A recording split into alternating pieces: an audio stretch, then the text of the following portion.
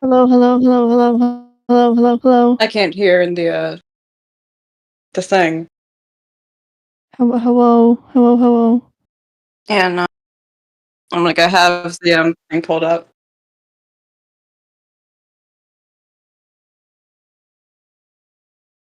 Hello, hello. Oh, I can hear it. I can hear it now. Yep. The thing. Yes. Yeah, we were just having technical difficulties. Yeah, no, don't worry. It's just OBS likes to Yeah, we're be here. annoying We're live. sometimes. Hello. Hello, hello, hello, everyone.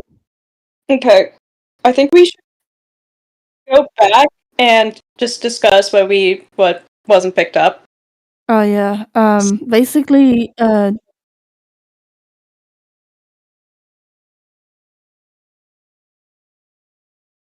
Yes.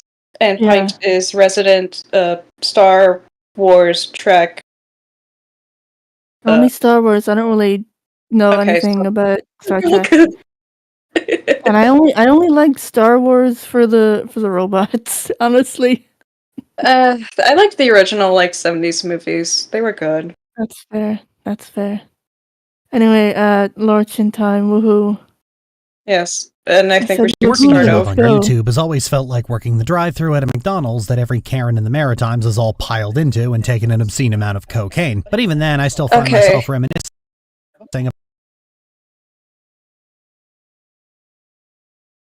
about 15. So,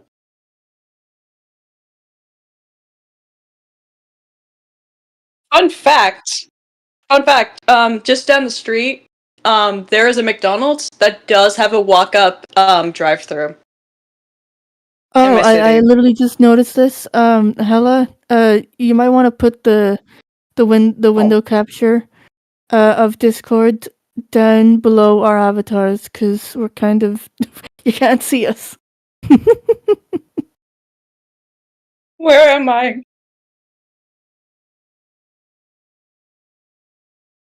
I've had to learn how to work OBS. It's fun. Man, when I was streaming, You can't I hear didn't have Hella? any struggle. Really?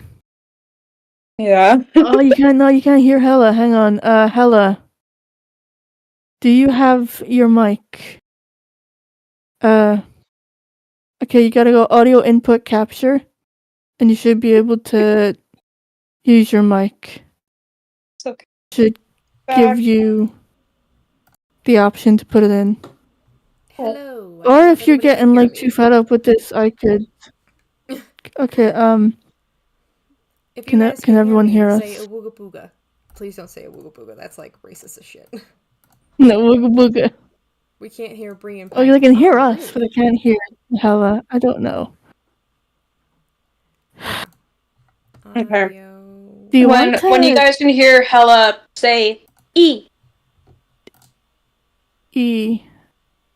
There we go, we can hear. Okay, nice. Oh, also, Hella, if you want to make the window fit the screen, you can right-click the source, and then it should give you the option to transform. Then you get the drop-down menu, you click fit to screen. No, she isn't. Huh? Hella's really quiet, though. Put more volume on your mic input. Bro, I am at max volume. I am just a naturally quiet person. Maybe me and Bree were too loud. Oh, maybe. Probably not, though. Just so right.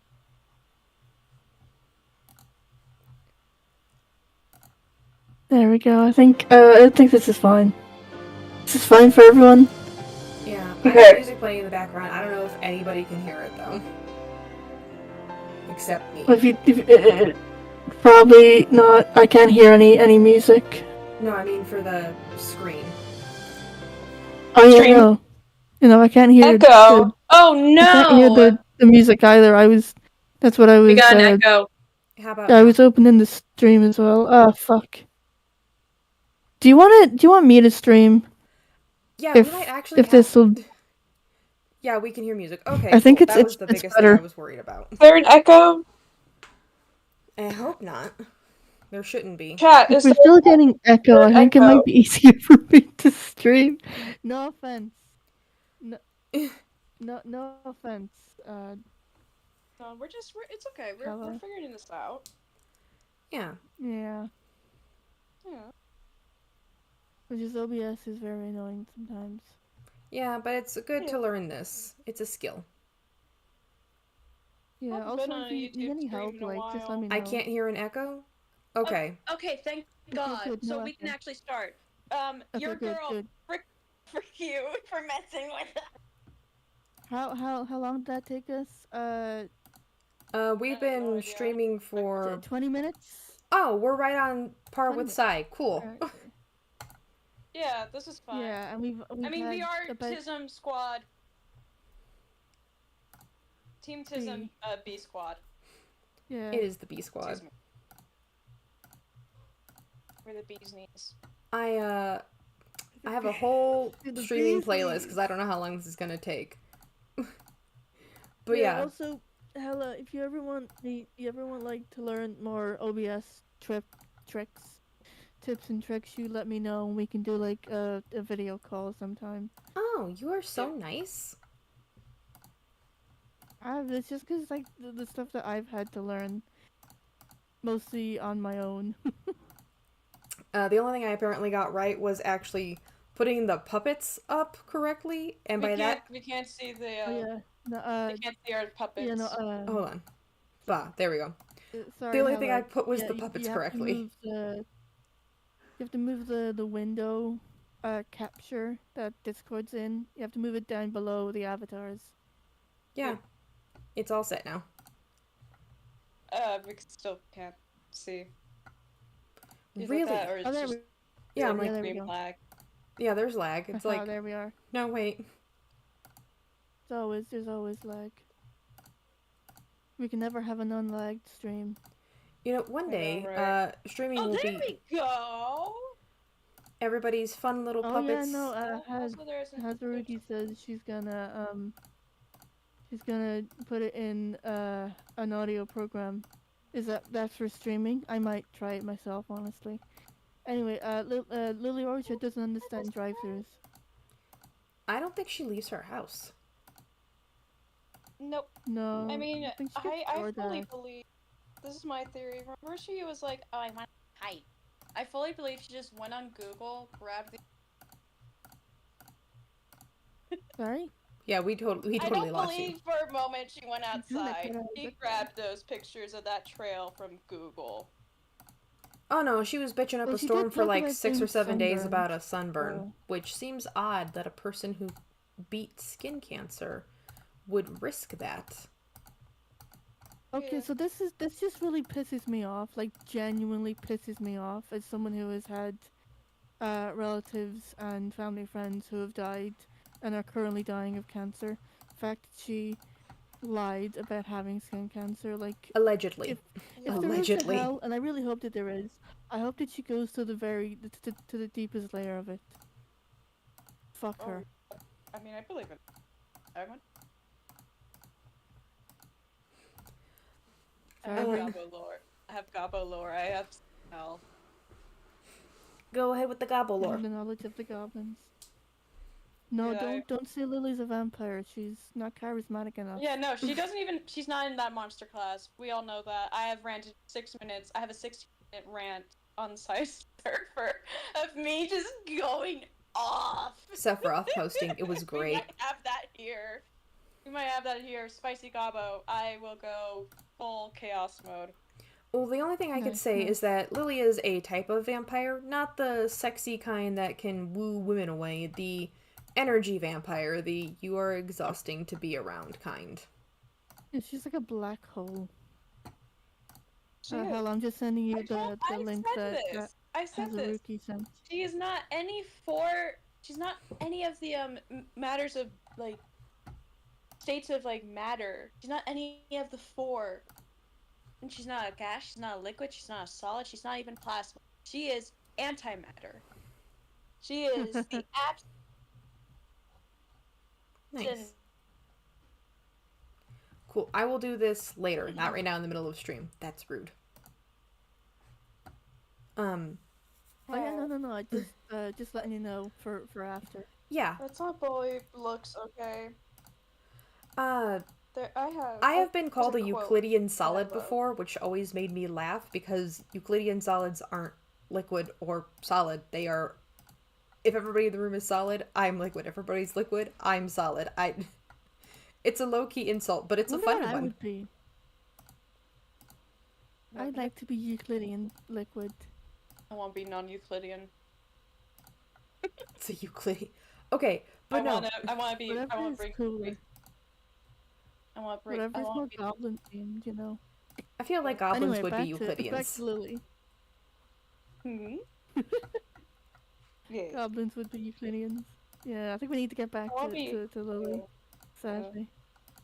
So McDonald's does have walking. Yeah, and, walk-up drive-thrus. That is a thing. Drugs. Yes. Yeah. Years ago, back when we all said butthurt, and the worst someone could do to you was.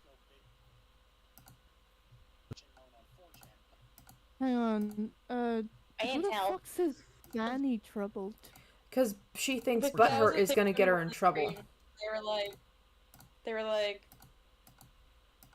like asshole, or asshole, or whatever, and they were trying to figure out a good insult, and it's like Fanny trouble. Cunt orifice. There we go. And then it's like, wait until whatever hears about this. No, Vosh, that's. Why the fuck are their grippers out? Put those grippers away.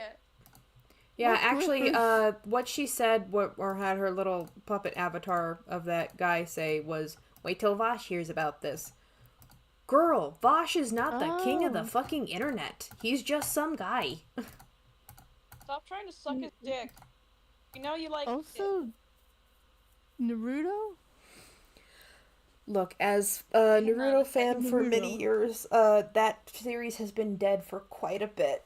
We can let it go. I tried to bring it back with like, oh my god, I was looking at Uzumaki on YouTube one day and I kept seeing Naruto Uzumaki. I'm like, what the fuck is this? Oh my god, Naruto Uzumaki.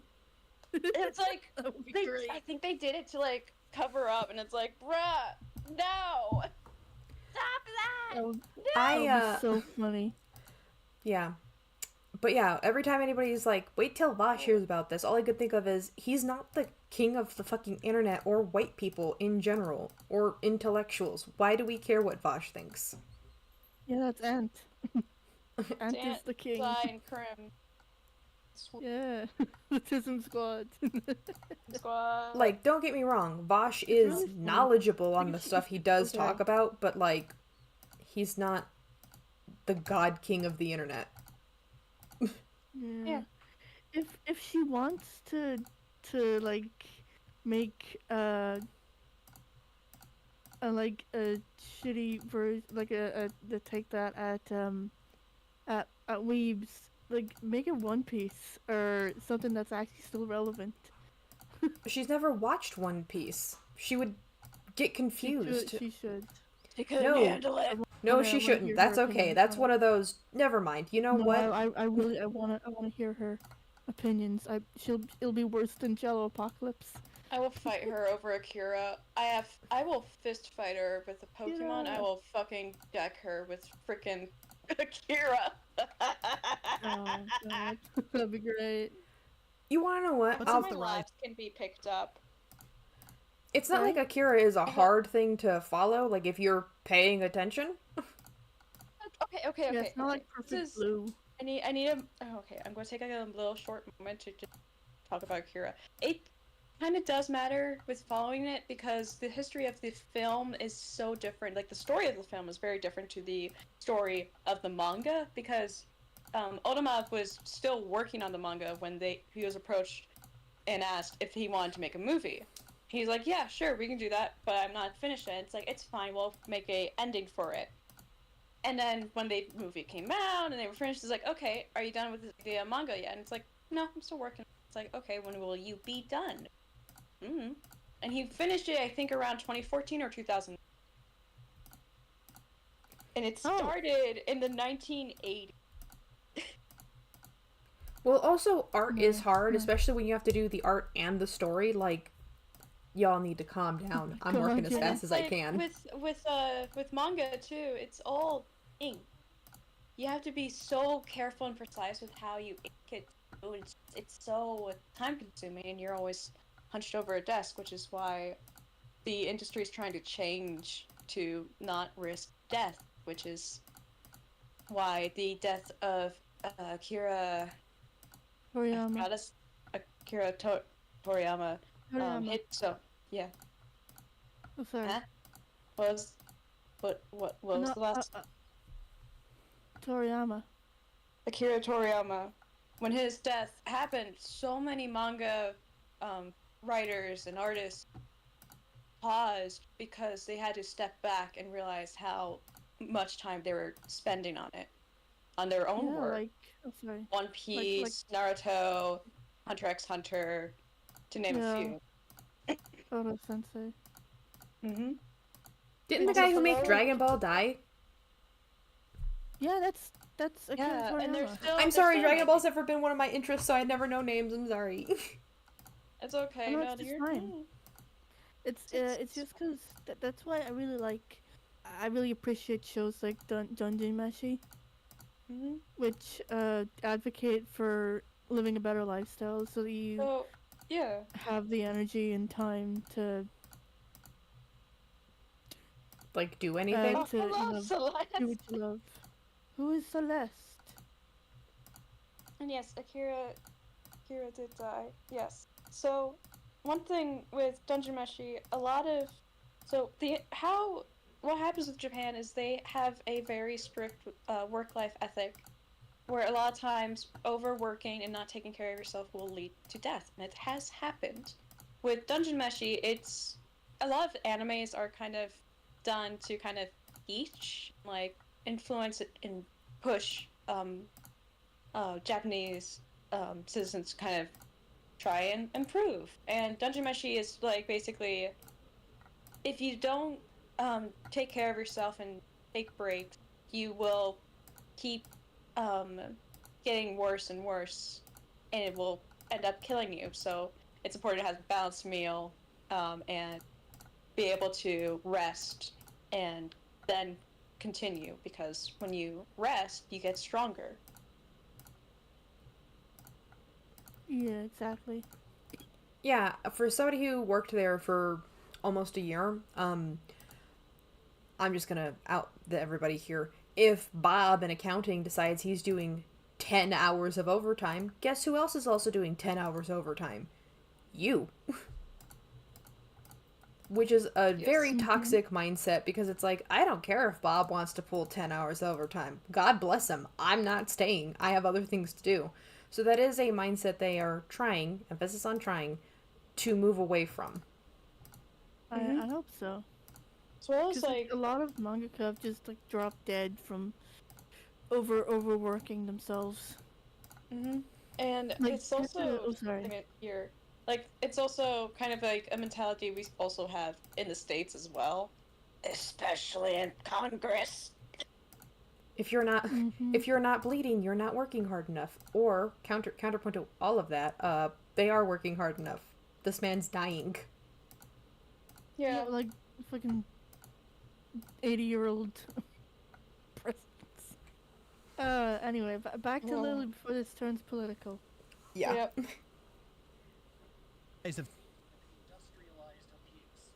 When was this made? Because when Keep Stars like relevant a few months ago. It's like a few months ago, I think. Was this meant to be Josh? It's always meant to be Josh.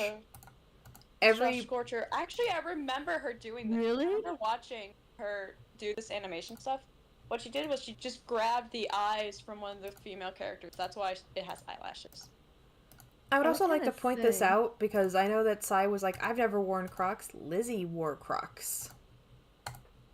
Oh no! Oh, yeah! God. Do you see what I mean? It's like, girl, let it go. It's been a decade.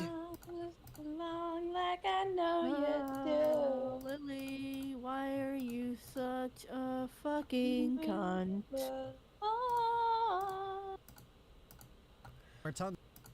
Also, the fucking trans woman ruining my everything. Yeah, that's definitely something Josh says. routinely. I follow him on Tumblr. I see him post that every day. Lily, I will God slap you. Please don't. I will God slap you, Lily. Also, the slops disgusting men you've ever heard of churn out things and rants of dubious credibility. Not every single human being who looked at them funny and if dubious. That's Lily. not what Josh's content is. He mostly does listed videos, like top 10s. Also, Lily, it's not your mentality that, it's because they think that our community was ruining everything. No, Lily, it's people like you with your mentality and your behavior. When you enter those spaces, you do things consistently and an absurd amount of times to where people who see you will make the assumption, make the guess that everyone in your community is like you. It's not that trans men bad. It's you're bad. Your identity and your label doesn't make you. Oh my god! It's not an excuse for you to be a shit person.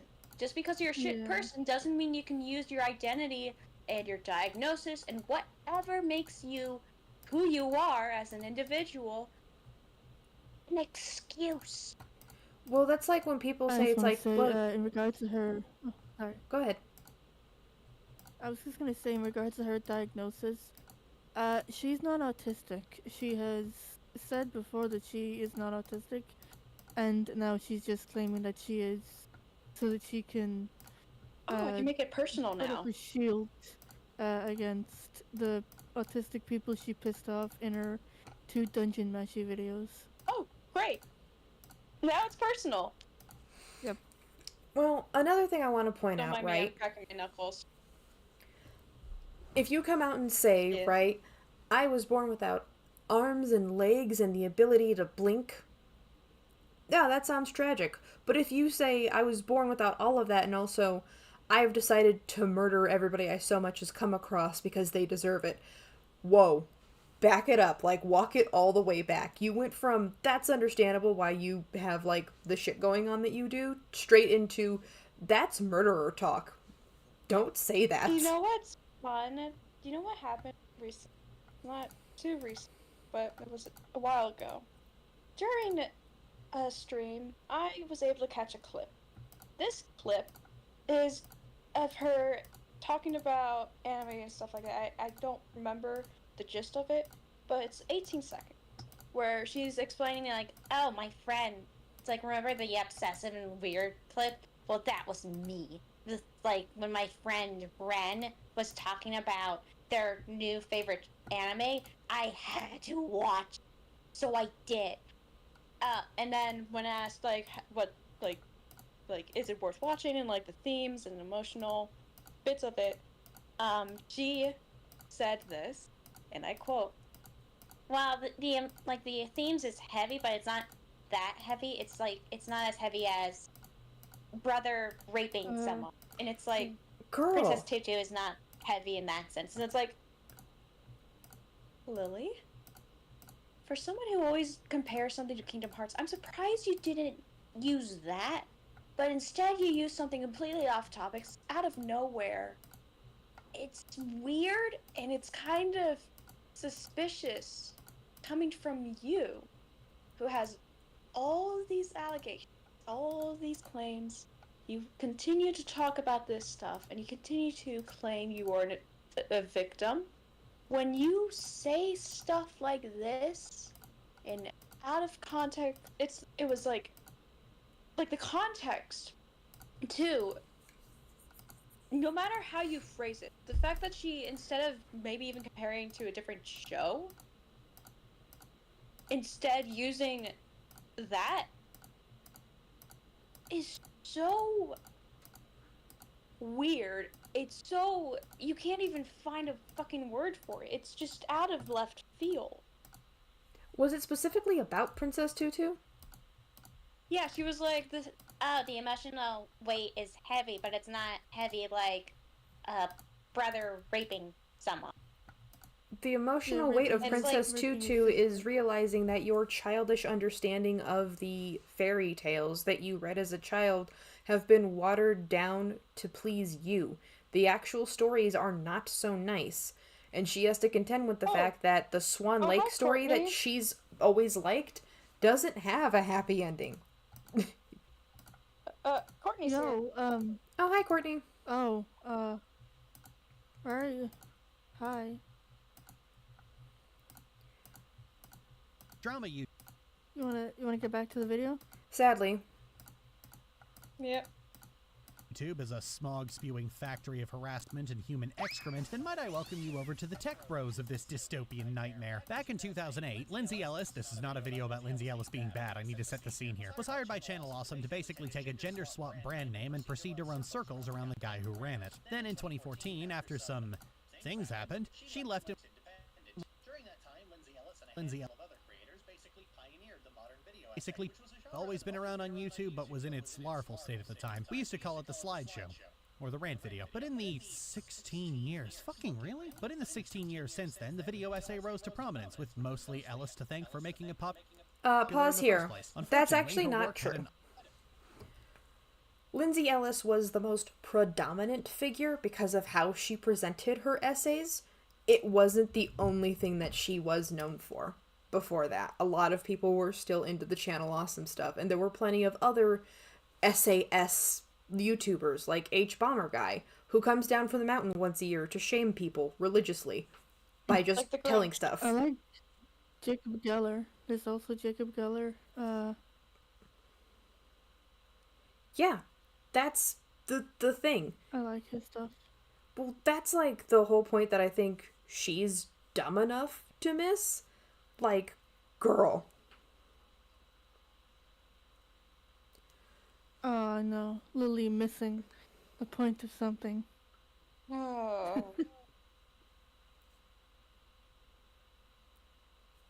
Let's keep watching.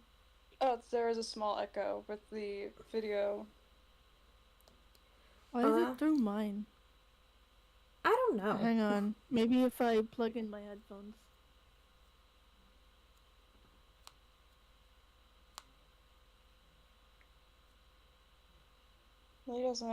Lily doesn't understand as a whole sentence since Courtney. Yes, that is very true. Exactly.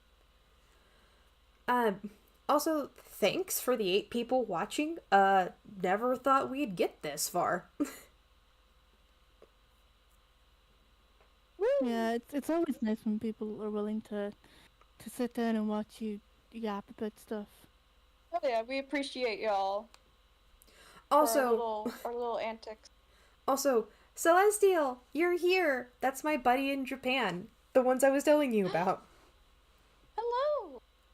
We have heard many good things. He was my editor for a lot of stuff, and then it was just like, you're busy, let me do it. But yeah, Lindsay Ellis and Bomber Guy are like the pioneers, but they're not like the OG pioneers. Video essays have been around for a long time because this thing called media literacy is a thing. Sorry. Yeah. I'm gonna share the live in my server if anybody wants to join. Thank you, Courtney. You are a god amongst men. Yep. Sorry, I got my chat on my phone now so that way I can actually participate. I'm also checking too. Also, is it not? Please, God, don't let Sabine come here. I don't have the mental space for that. I'll block them immediately. Oh, I do. Please, that'd be so funny. If Sabine does happen to come here, I'd be like, okay, no. I don't have time for your whatever you got going on. I think it's like Beetlejuice if you say her name enough times. Wait, can you guys hear my laugh? I can hear your laugh. Go. Yay! That's the thing that I hope to, because I have very funny laughs that vary, and some of them I hope you guys can hear. No, Courtney, please. I don't want to deal with the Beetlejuice that gives you money. I'll feel bad. What brings you here anyway, Courtney? Courtney and I are friends.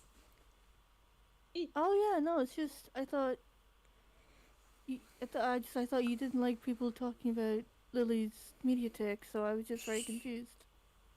Oh, she knows me. I'm waiting for her to finally say something that's incriminating enough. I'll pop off.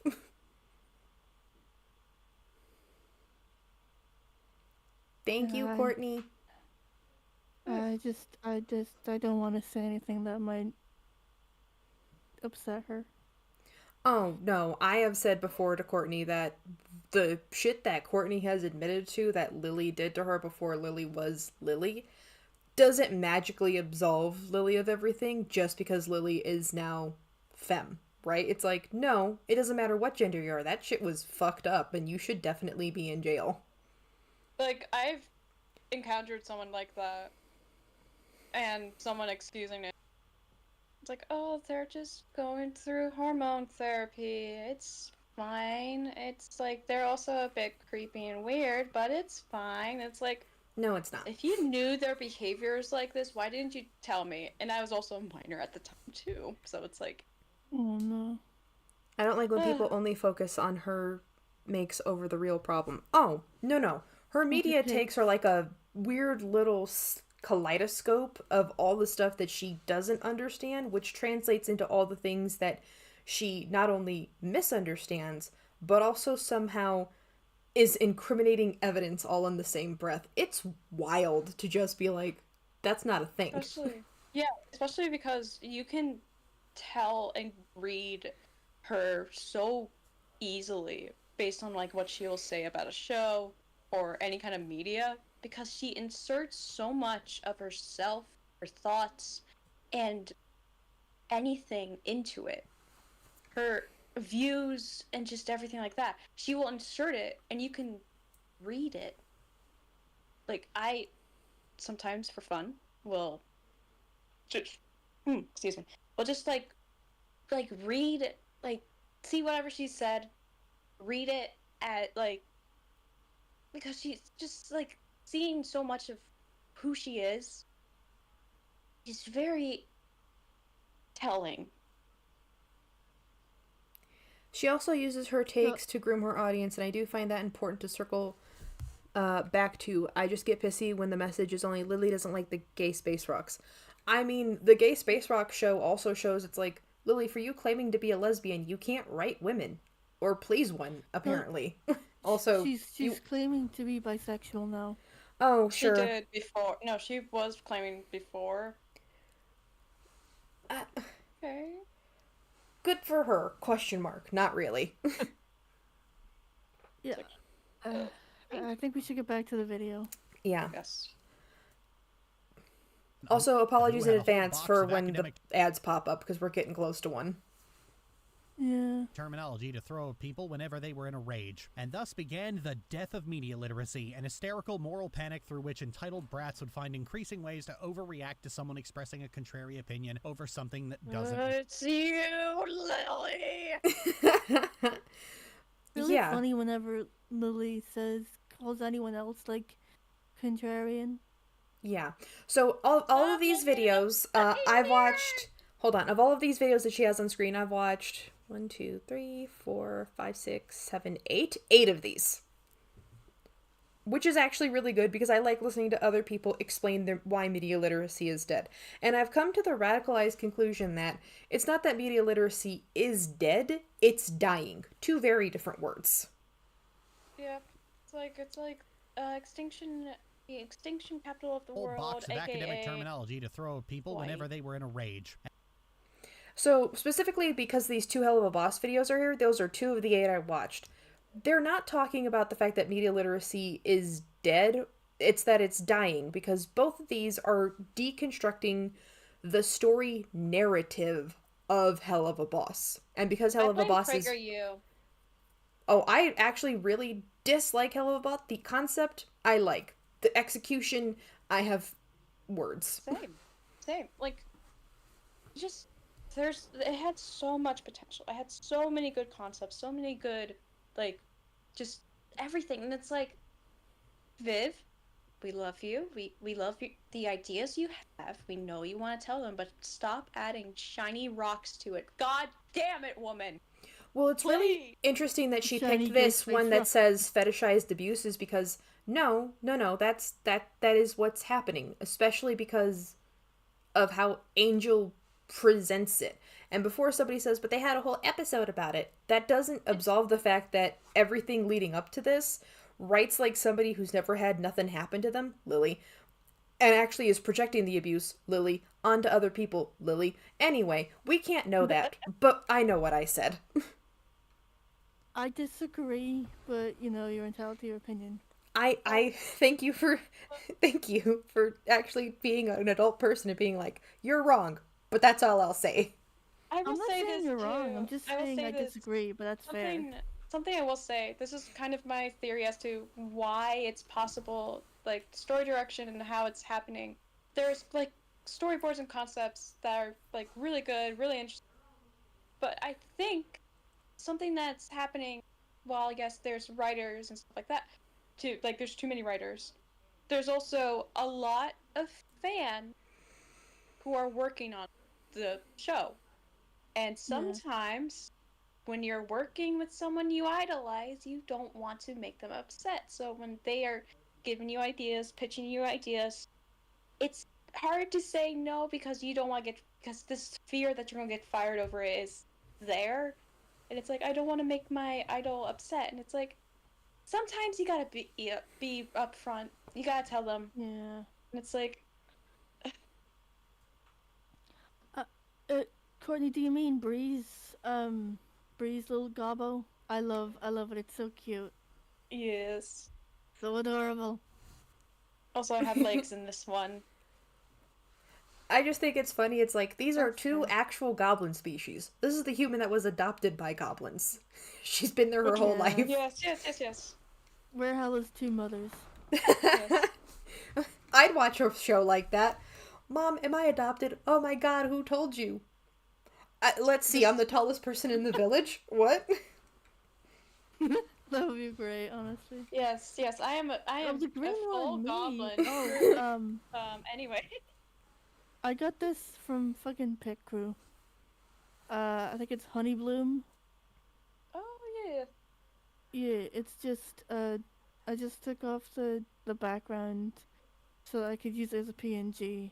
But Smart. it is just I'm gonna credit Honey Bloom for the art. It's very nice, and I will get it changed to one made by Liquid. That's dope. He's gonna be the my artist for my stream stuff. Nice. Also, now is a great time. Today's video is sponsored by us three. We decided that we were just angry enough for this. Yep. I wish I had some. Actually, no. Let me. One day, you guys will.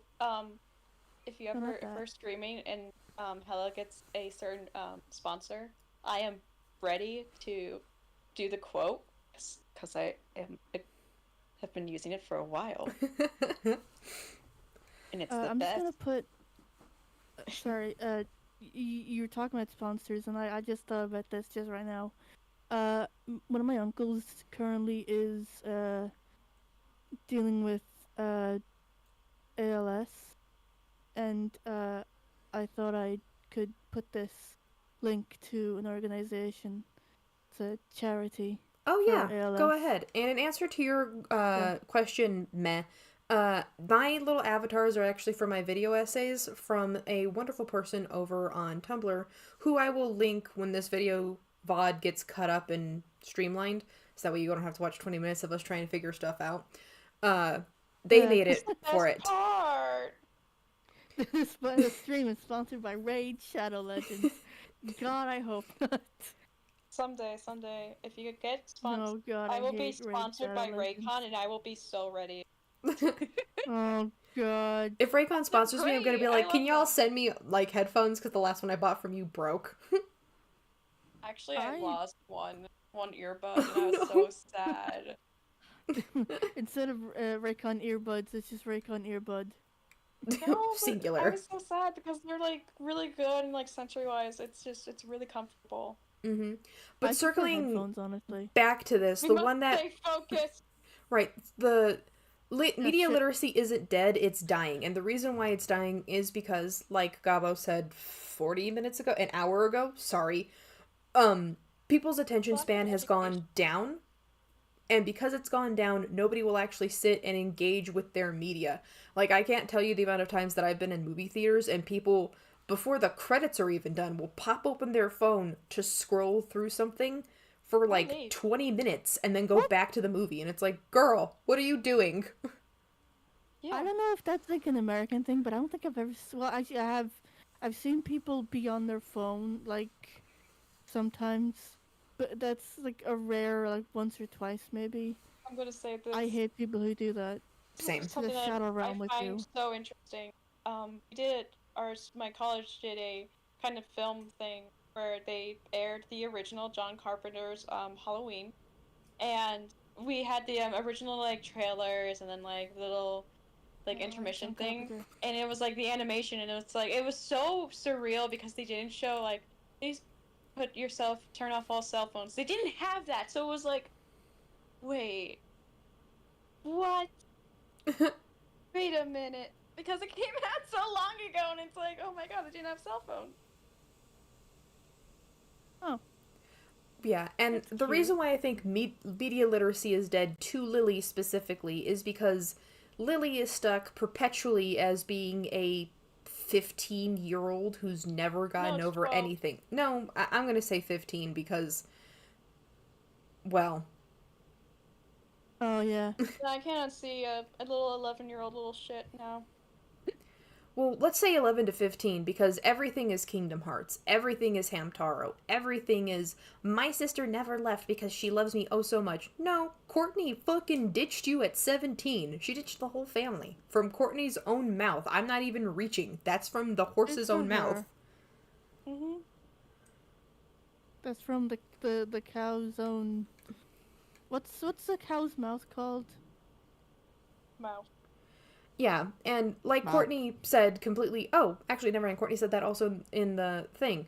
If Courtney's thing of Lily used to eat sidewalk gum, that's weird. That's gross, Bonzo. actually.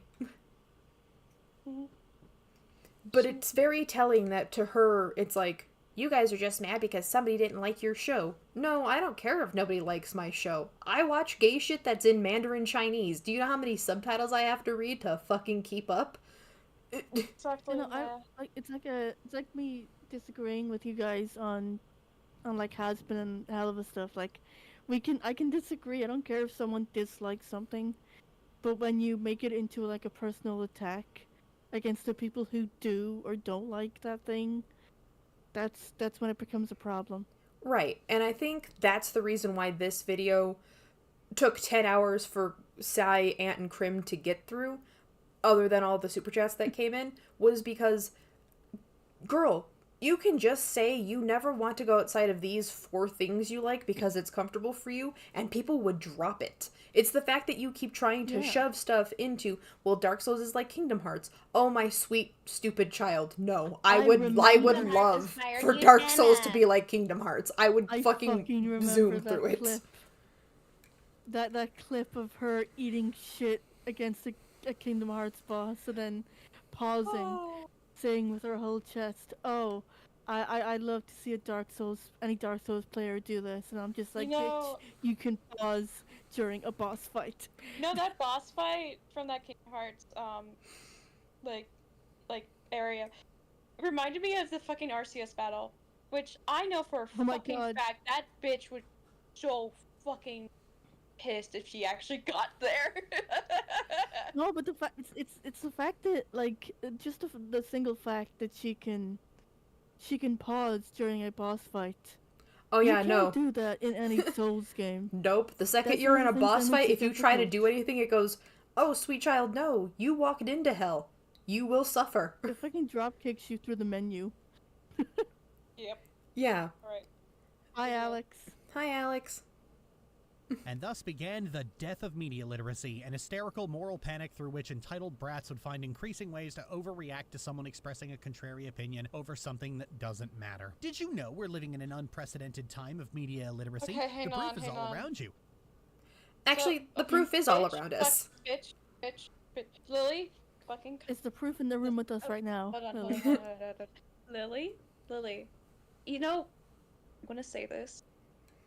Freaking the American education system is fucking flawed, and the fact that they are so fucking scared of children learning that there's another fucking country has been a thing for years, for decades, almost a century now, where they're too scared that children are going to be influenced and tainted by something outside of it here. Bitch, you guys freaking destroyed other cultures because you were like, oh, we don't want to deal with that, and now you're like, whoa. It's been a thing for centuries.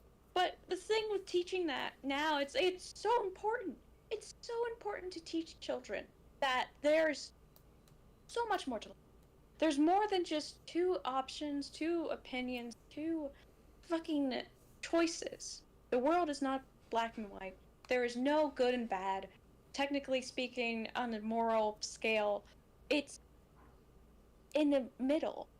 There's gray, and it's like the flawed system of there being two parties. It's so disgusting because when you look at each party, they're the fucking same thing. Granted, they might have different opinions, but they're the same thing and have been piggybacking and flip-flopping their political views for years. For years. Did you know Republicans were like the ones who were like against slavery? Did you know that? Oh, yeah. Isn't that what it's called, the Overton window? Yeah, the window keeps moving. Yeah. I would also like to bring out some stats here. Lily, there is actually recorded data to back up the fact that people are scared about media illiteracy, because media illiteracy is the ability to read and comprehend when something is fact. The moon is not made out of cheese, and story. The dark side of the moon has man brain-eating aliens. One of these is true, one of them is not. Being able to tell the difference is media literacy. That was just a random example I came up with. It's just common, basic sense. It's like being able to fucking understand that, which is why... Okay, I don't care if I'm judging the parenting style. If there are millennial parents in this chat right now, in the room right now, you guys scare me. You guys fucking scare me with how fucking just disassociative you are to raising your child. Because, frankly, if you're giving your child a tablet at like such a young age, they should not be on there because they're gonna be more freaking hard to manage because they're gonna be too attached to it. Because looking at a screen for too long is so soul sucking and time sucking because it takes so much energy out and then you're addicted to it.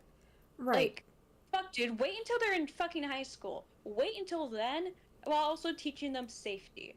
I'm thankful that my parents waited to give me a phone until I was in high school. I am so thankful for it. Because it probably would have saved my mental health. Yeah. It did. So the statistics, because I had to pull it up on my phone, shout out to being able to understand what I'm reading. So in the year of 2022, the Our Lady of the Dolly Parton, 79% of U.S. adults were literate, meaning they were able to read. However, 54% of that 79% were below a 6th grade reading level. Nearly 1 in 5 adults... Grade? 6th grade is primary school for you, not secondary. Yep. Oh.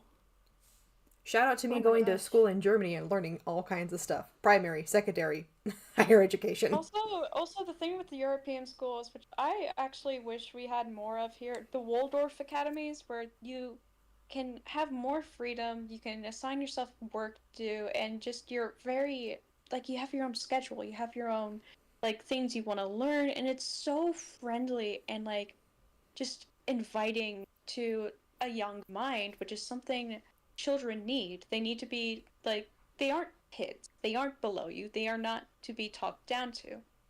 They're people. They're still people. And they just want to be able to talk to you. And you should be able to talk to them. And if they ask you something that seems like it's kind of you don't think is ready for them, well, look at Bluey. Look at how they handle it. Look at how they handle certain topics, which I wish Disney didn't censor, like topics of abandonment, miscarriage, ADHD and autism. That one episode was really good, actually.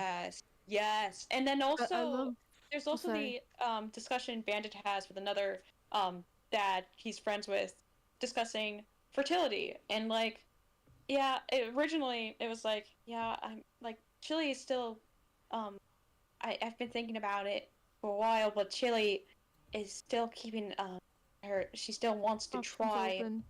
Yeah. And then it's like Disney redubbed it with like, yeah, I don't think I want my adult dog teeth. And it's like, what the fuck are you talking? Yeah, no, they completely make it nonsensical. And there's also like the episode where Bandit is dealing with weight issues. Yes. And like as someone who is like a men's rights activist, I really do appreciate the fact that they did something like that. Like, male body positivity needs to be more socially acceptable. I think men's just like emotional vulnerability. A lot of times, if a man is in a relationship and he's vulnerable and like shows his emotions, if whoever he's with, sometimes being a woman, and who's not accepting of that and will use it against him, he will remember, and he will be too scared to do it again because he feels like he got hit. He got like his own guts ripped out. Oh, it's almost like people are emotional-based beings, and we need to validate the emotion, even if I don't understand it. Okay, we're having a moment. Do you want to go get ice cream and cry? There, right? I don't have to understand why you're upset. I have to understand you are upset. What can I do to make it better? Even if it's something as silly as going to get ice cream, or just, can you just stay with me while I scream in the pillow? Can I play on my phone while you do it? Yes, cool. That's what I like. I like to do with my boyfriend whenever he's having a hard time. I ask him if he wants to vent, and I'll just be there and I'll listen to him. Mm-hmm. It's like, I wish it was normal. I wish certain people with the mindsets they do didn't fucking like bash someone. Oh, you're a girl for talking about your feelings. Fuck you. Fuck you. You're just too pansy to even talk about that because you're fucking worried that it's gonna make your dick shrivel up. That's your fucking fear. We know that. Let them be them. Let them express them. Let them not bottle it up, because when you bottle it up, it'll get so like, it will like manifest into something that is going to not only hurt you, but it will hurt others, because once it bursts, it forms into like a uncontrollable, intangible rage that needs to get out. Yeah. And this goes for everybody, gender, sexuality notwithstanding. Are you here on this planet, living, breathing, thinking? This is for you. You're allowed to cry. You're allowed to be upset. I don't need to understand it beyond you are upset, and if the answer is, are you good? And you tell me no, okay, let's work to a resolution, not the resolution. People need to stop thinking of the resolution as the final product. Yeah, because you, like, a lot of times people are like, oh, we need to fix you. You're broken. Everyone's broken. It's okay to be broken. It's okay to not be perfect.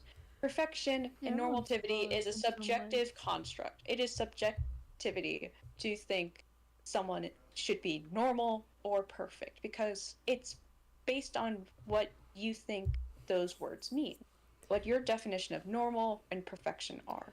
And this does mean, right, for applying it to people, it's just going to destroy them. And this also means when you have kids, you do need to actually do this thing called parent them. Like, actually sit down and do stuff.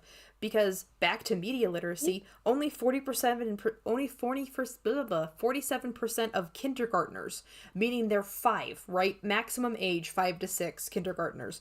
Only 47% of them can even read at their level as of 2022.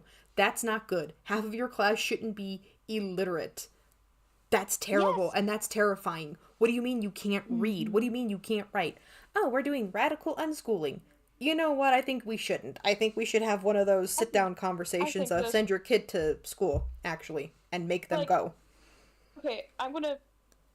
Don't take this the wrong way for any adults who find this. If you're doing that to your kids, I think your kids should be taken. I'm sorry, but you are not ready to be a parent, because if you're doing that, it shows that you don't want. It shows that you don't want to help, and that you're not going to be there. Sorry, Bria, I missed the first part of that. What I was saying is, if any of those adults that are like, oh, we're going to school, it's like, if you find this, I think your kids should be taken away, because it's clear and evident that you don't want to be an adult. You don't want to parent them. You're too focused on you to want to be there and be attentive and be just around your child. Is that when parents give the laptops and iPhones Give them and stuff? tablets, yeah. It's like, oh, we're just gonna give them tablets. We're gonna let them run around, not worry about them. It's basically like letting TV raise their kids. No, what's gonna happen is we're gonna get an entire generation of people like Lily. I like this thing from when I was 7, 8, 9, 10. Therefore, it is the pinnacle of everything that everything should be based off. And if it's not the thing I liked when I was 7, 8, 9, 10, then it's not good at all. And I will make it fit into the hole, or it's not worth my time. That's like something from the 80s. Like, if you're growing up during the 80s, both parents would not be home, so you have to raise yourself. And a lot of times, you would be watching movies that were now featuring teens and kids and very relatable stories, which a lot of teens and young adults saw. Were like, hey, that's me. I should do this rebellious stuff. Bro, no, think. I think we should get back to the video. Right. Yeah, sorry, we kind of tangented here, but it's really important to know that when Lily's like, the stuff is all around us, sarcastically, no, the stuff is all around us. And if you got your head out of your ass for 5 minutes, you'd notice. Yeah. Also, we're getting an ad about to pop up here, so we'll suffer through it when we get there. I think But I heard that someone doesn't like your favorite show. I also heard that they think it's bad. Okay, so this isn't anything new, if we're being honest. Hardcore fans of basically everything have always shouted down contrary opinions with shit like... Okay, so this isn't anything new, if we're... Yeah, Lily, the problem is that you don't watch shows, you don't watch things. You only watch it. You only watch things out of spite. You know, she doesn't even watch it the full way through. She has 50 tabs open while she has the video playing and another one. Yeah. I know for a fact she doesn't watch anything. She doesn't engage with what she watches or what she plays. I've seen the way she plays visual novels. She fucking skips dialogue and shit. And she even once said made a Tumblr post where she said that there should be a button to skip dialogue. You can skip pages in a book, and I'm like, you fucking shouldn't. You can, but you don't get to claim to be a media critic, and then pull that shit. You want to know what? I have YouTube video essays. I'll out myself, right? Yeah.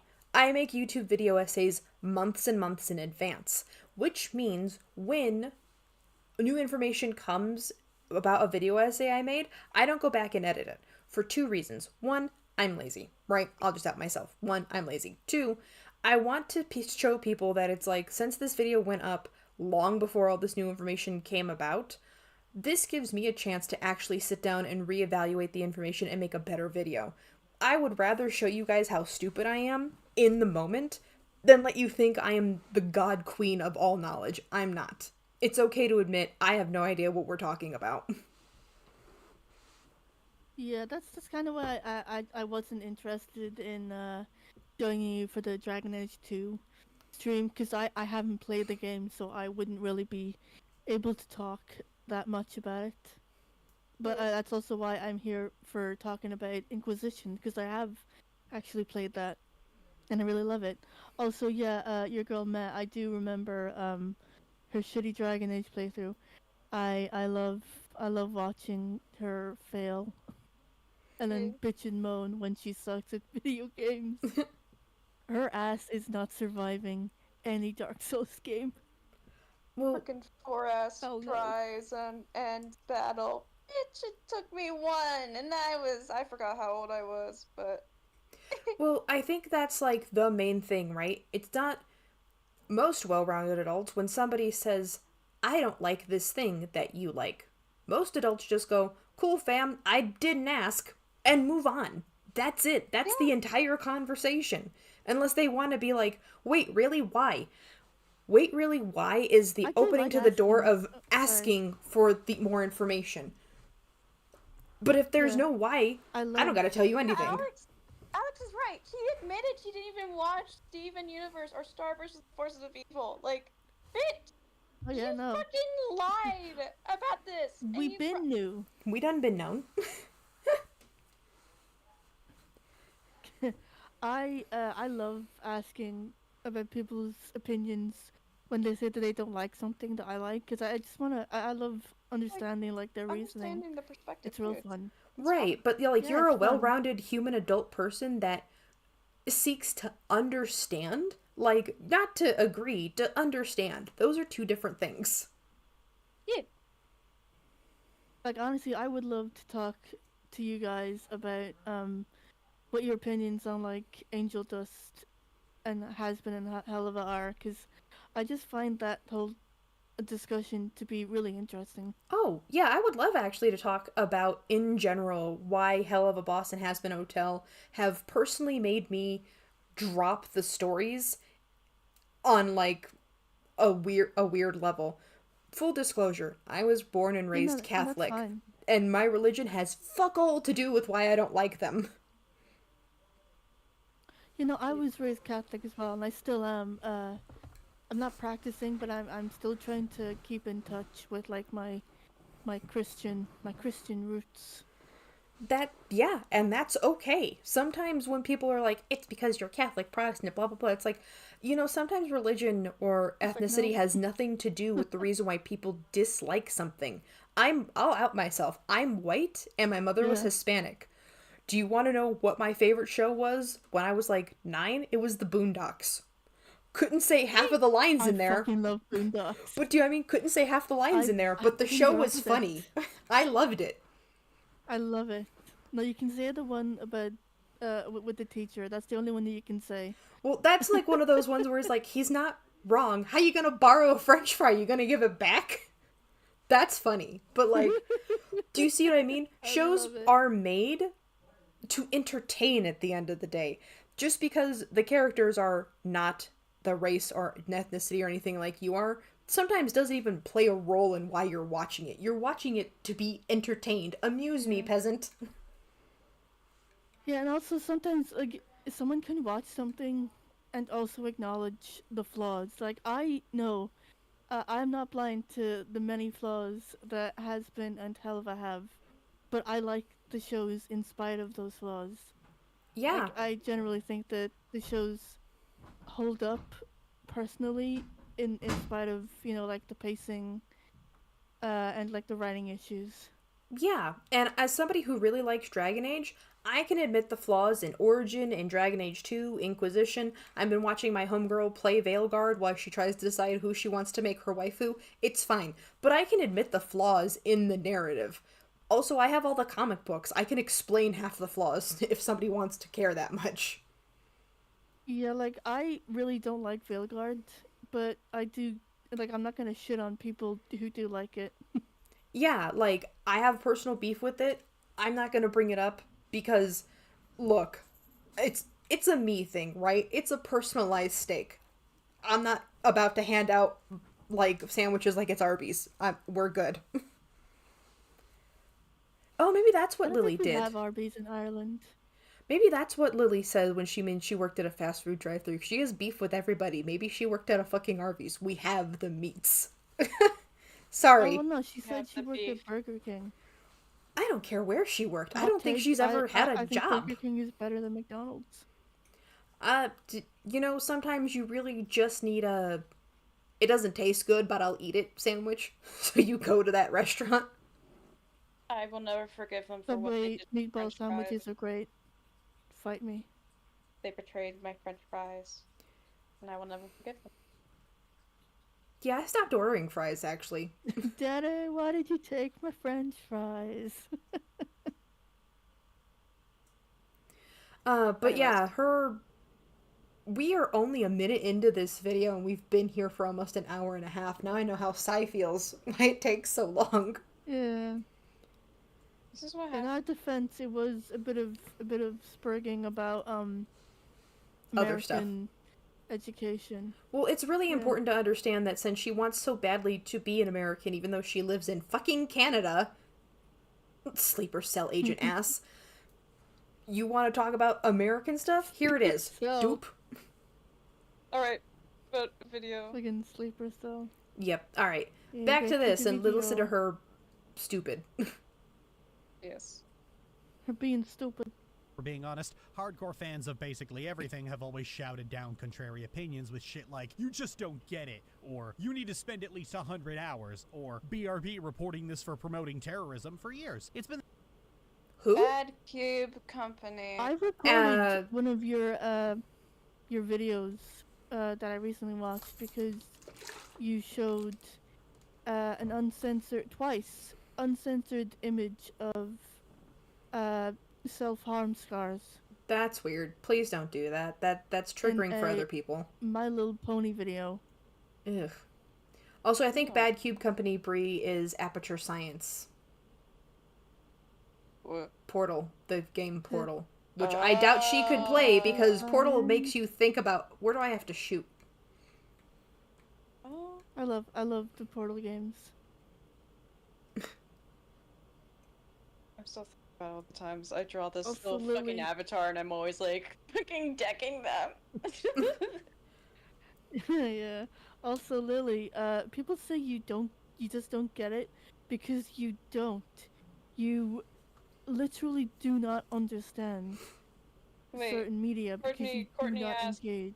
Courtney just asked, are they my scars? No, they weren't. They were, one of the people on the on-site server looked them up, and it was from, a Tumblr blog, of someone who was trying to raise awareness for, self-harm, and, you know,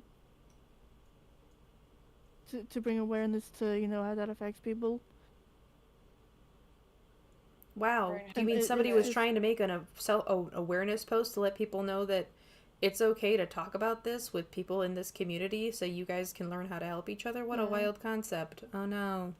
Also, no link to the actual source of the image. Lily never fucking And she sources did it links twice, anything. by the way. Mm-hmm. She does it twice, by the way. It'd be bad enough if she only did it once, but the fact she did it twice. As someone who has dealt with self-harm, like, kindly fuck off. I still have the scars. I still have one from my junior year in high school. I still have a few. I never did cutting, but I did scratch my knuckles a lot. One of them is from me just anxiously scratching myself using my thumb. Oh, I'm sorry. Nail. Yeah. Yeah, I remember we had me and us in the server. We were going, just talking about our own problems with self-harm and all that. So at least something good came out of Lily's bullshit. I'm at a point where Yeah, I good. haven't harmed myself, which is good. That's good. I have a piece I wrote explaining kind of just paying response. I wrote it and I have it on my blog. And it's a personal essay. Thanks, Alex. Oh yeah, sorry, Courtney. Thank we you can guys change for the being Yeah, let's- thank you guys for being open and honest enough to feel comfortable enough sharing that with me.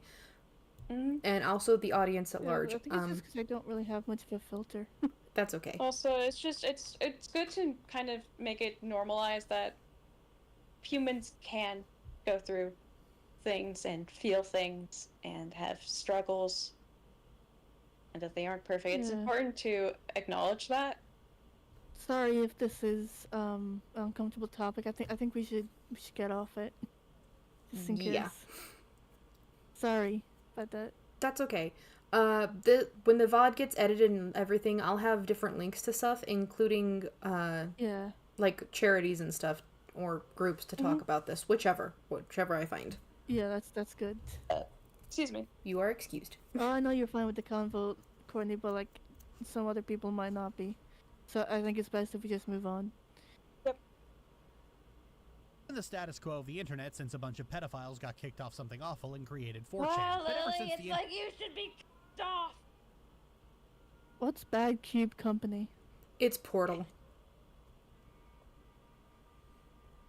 What does she have against Portal? I don't know. I feel like that's what this is going for. That's a speculation on my part, but that's all I could think of is, do you mean Portal, Aperture Science? Here's the cube that'll die if you take it through the barrier that you're not supposed to go through. Companion Cube? No. Yeah. The Portal 1 and Portal 2 were fucking great games. Like, fuck off, Lily. We gotta keep playing. Yes, we do. internet the Rage comics in favor of Wojaks, apparently, there's been an effort from the biggest punch. It's Lily, guys. It's Lily. I'm not owned. I'm not owned. That's Lily. Girl. Bags of the internet to rebrand themselves as intellectuals, and thus all the usual flame wars have been replaced with hysterical moaning about media literacy. Well, media literacy ain't dead or dying, and I can fucking prove it. First speech censored, the first Oh boy, this is where Pint is about to pop off hard.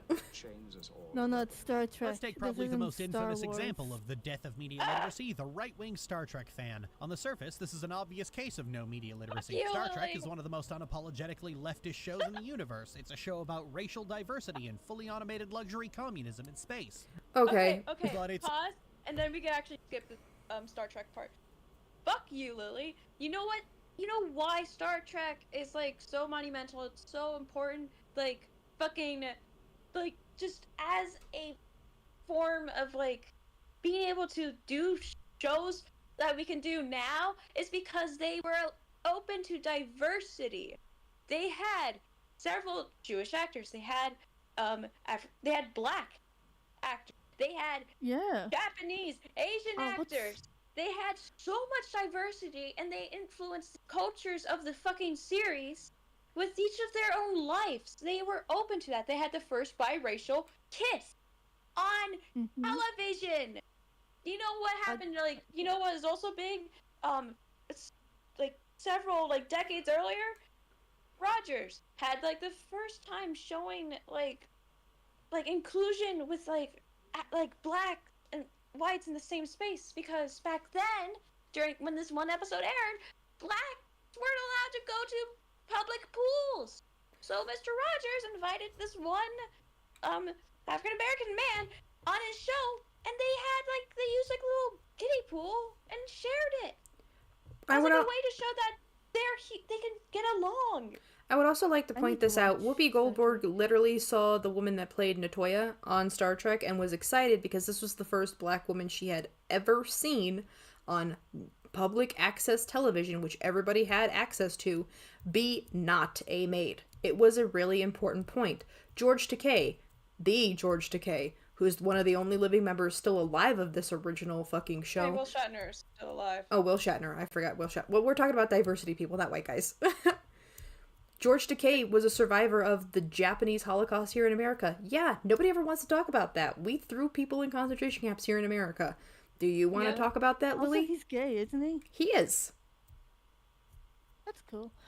The closest that most of my knowledge about Star Trek is that Data is headcanon to be autistic, and also that like a lot of Star Trek actors were in gargoyles. Mm-hmm. Yeah. Shatner is Jewish? Oh, yeah. Yeah. Yeah. William Shatner. Shatner is a Shatner Jewish and, last name. Nimoy are Jewish, and also the Go Forth and Prosper is in Jewish Oh, yeah, it's belief in like religion. It is an actual. It means what it says. Like that hand sign means that.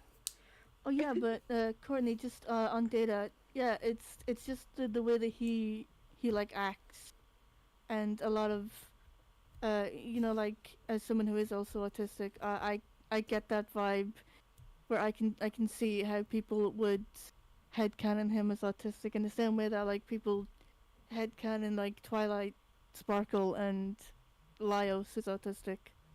It's just how it's presented, and people that are neurotypical miss it, but other people that are on the spectrum go, "Hey, same hat." Yeah.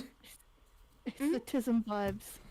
I would also like to point this out, because they had the first biracial kiss on screen. They had a Jewish man, William right, the Jewish man, and Nimoy, right, Jewish men, sorry, on there that did the Jewish little hand sign and everything, right? The entire show was deep fried double in all of this stuff. So yes, Lily, it is in fact very much a, oh wow, this is super not what was on television. And you know who kept it on television? The Housewives. The Housewives. The Desperate Housewives of Star Trek. We gotta skip this Star Trek part, because this is like a big hang up from like the last time it was covered. Okay, I will just need to suffer through the Star Trek. God. Okay, so I just want to. Oh, go fuck off, goat. Pint lives in Ireland, so there are random goats. Mm-hmm. No. We don't have goats in Ireland. We have sheep. Oh, sheep. I might stop if there's like text on the screen. That's fair.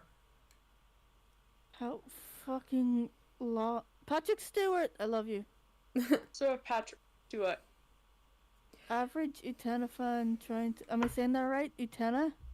Yeah, Utena. Wow, I just decided to stop. Utena, because I know the word that. Utena? I don't want to summon Sai. I guess it depends. Are you a diehard fan or a filthy casual? Oh, I need to let her know that. The sheep demons, yeah. Holy, yeah. Like in a very. God, could you imagine Lily as a fucking housewife? No, she wouldn't cook, clean, or do anything else. I mean, she is. She is just a. Oh, it's Utena. Okay. I think it's just a lens flare and some dust. Just tell me, Carl! Another example of this can be found in All in the Family. Oh, hey, fun fact! All in the Family got a reboot, and it's all on fucking Twitter, and it's fucking woke skull bullshit! Yeah, also, it's so bad! I did not know it got a reboot. I love that show. Animated. Okay, so I actually had to watch the show because my parents really liked this show, because, of course they did. They were autistic. That show is better. That 70 show is better. So the reason why this show always makes me mad is because, Lily, you bring up the same 4 fucking talking points because you haven't watched this show. Are you ever going to talk about the fact that Archie Bunker actually has a whole episode where he has to deal with the fact that his child doesn't want kids because of the state of America? Do you want to talk about that episode? Oh, what about the fact that his son-in-law actually has a crisis over whether or not he is progressive enough, because in one episode, he makes a snide remark about a woman across the street who is Lutheran and they're Christian. Do you want to talk about that? Do you see what I mean? There's a lot more than just the racial tension episodes. She never talks about it. Like sorry. There's an episode, like I think a few, where fuck, I'm forgetting all the characters' names now. Edith, she befriends a trans. I don't know if he's trans or if he's just a drag queen, but I loved him. And also, the joke is that Archie is in the wrong for having his ass backwards opinions. You know what's better? You know what's better than All in the Family? Because Hank, unlike whatever his name is, he's able to learn. He's able to not just learn, he's able to, like, his own perspective and understanding is able to change. Like, yeah. and for a Texas man, a Texas Republican man. You know what able to be episode accepting. You know what episode I loved the most of King of the Hill? When Luann joins the cult, just for that line. We're looking for the cult. Oh, we're not a cult. We're the Sisters of Mercy. Yep, this is it. And I'm like, yeah. When you're not in it, you see it and you're like, this is a cult, right? Yeah. I think it's really funny that Archie's actor Carol O'Connor wasn't he liberal or he was a Democrat, I think. I actually don't know, but yeah, King of the Hill is actually a better version of All in the Family because Hank actually has to like learn that you and your wife have been married for like forever, but she still loves you and you should take her out on like dates and stuff. And like your kid's old enough, fucking ditching him at home, he's fine. Peggy, I think you need to try and reel it back in sometimes, and I don't think you should insert yourself. Well, Hank, it's fine. I can do this. I need to watch that show. Yeah. King of the Hill. Oh, King of the Hill is such a good show is because there is completely side tangent, then we have to get back to this. There's a Native American man who's been sleeping with the married wife of one of Hank's friend Dale. And everybody knows it except Dale. And I'm like, no, he probably does know. But he just loves her too much to say anything. Even Hank's dad is Cotton? What? Yeah. Cotton is Hank's dad is Cotton. I didn't know. No, Redcorn. John Redcorn is the Native American man, and then freaking Cotton is Hank's dad. Right. And in one episode, because Joseph, right, Dale's son, not really, it's John Redcorn's son. Everybody knows it except him. Is getting more uppity and everything, and literally John Redcorn is like, no, he stole what was mine, and it's like, hold on, hard pause, back up, stop, rewind. He didn't steal anything from you. You ditched that kid with the woman you're having an affair with. For all intents and purposes, intents and purposes, I can speak English, that kid isn't yours. By blood, yes. By actually giving a shit, that's Dale's kid. And that's like a sticking point throughout the whole fucking thing until like the final episode where John Redcorn just straight up tells his son, Joseph, and Joseph just goes, yeah, I know. I don't think of you as my dad. You're just some guy that comes around to hang out with my mom. Right? Just, he cuts him off. Like, kids aren't stupid. I love King of the Hill. It's so good. I heard it was getting another installation, just like Beavis and Butthead. Gosh. Also, fun fact, one of my professors worked on that show. That's cool. Oh! Storyboard artist. Are you attempting... Back to Lorch. Yeah. She doesn't understand shit. More at 11. Yep. Is a very old-fashioned, set-in-his-ways kind of bigot. He's pro-segregation, he's anti-gay, he's patriarchal, pro-war, pro-government, and pro-military. And he always gets into it with his son-in-law, an out-of-work hippie who represents all the anti-capitalist and anti-racist talking points you've heard from BreadTube. But the thing about Archie is that by virtue of being the main character, you end up seeing way more sides of him than just the caricature. It's a progressive show. He's not just the main character! Also, the son-in-law isn't out of work. He works part-time. It's an ensemble cast, Lily! Fuck! Yeah, it's called All in the Family, not Archie and his family. Yeah! Yeah, also, the son-in-law wasn't unemployed. He had a part-time job. Mm-hmm. Which to him was like, no, that's not good. You should have a full-time job. It's like, he's trying to do stuff, my guy. He's an activist on top of going to work. Chill. 1 second. Me about to punch Lily. This frame right here. Quick, take a picture of it. Oh, good. What did I miss? I told Bree, because she was like, duh, this frame right here. I was like, quick, take a picture of it. You can use it for reference. Oh, yeah. Nah. Also, I mean... the interesting part of Archie is that, well, for one thing, he's pro-war because he was a veteran of World War II. Yeah. Also, and there's like an entire episode. Sorry. This show also came out, I believe, around the time of Vietnam and the Cold War. So it was also like because around this, a lot of rich, privileged kids were seeing these clips, and that's the hippie movement. All these rich white kids were like, hell yeah, let's make a change.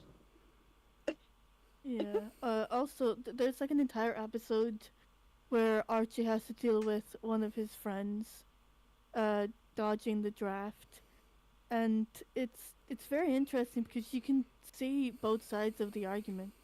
Oh, you know what's also better? Sorry for cutting you off. Oh, it's okay. Go ahead. You know what's also better than All in the Family? F is for Family. I've never watched. During the same time, and it's so much better because it's actually not like dramatized. It's real. It's kind of real. Doesn't that star Bill Burr? Yeah, Bill Burr. Bill Burr. Yeah, Bill Burr. I forget who else, but a lot of Michael Price. Yeah. Oh my God, they're Irish American. I have to watch this now. Yeah, I've heard about it. I've never watched it, but now because of your recommendation, I might after I finish watching Arcane for the 5th time before I make a video on it.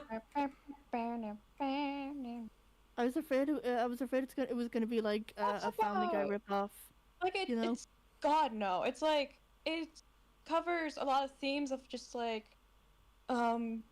rebellious kids, being a middle child, when a new baby comes in, domestic violence and abuse, and then women in the working force, and then also the fact that the wife is an MLM. Is what? It's a Tupperware thing, but then she's like being independent and finding herself because realizes that I wasted my youth and I had to drop out of college after getting pregnant, which is a thing that can happen. Yeah. It's a good show. It's sad, and towards the end of the series, there's a lot of in memory stuff because again, this came out around the time of COVID. Oh yeah. Yeah. But it's good, and I love Bill Burr as a comedian. He's great. Yeah, he's also great in The Mandalorian. There's also parts where it talks about being Black in America around the 70s and these struggles and the treatment of people around this time. Wow. There's also generational trauma and abuse and just acceptance as well as mourning and stuff. It's so good. Man, it's almost like other people that write shows that were not in the middle of growing up in this era were like, hey, by the way, this was kind of fucked up, we should talk about it. Yep. Yeah.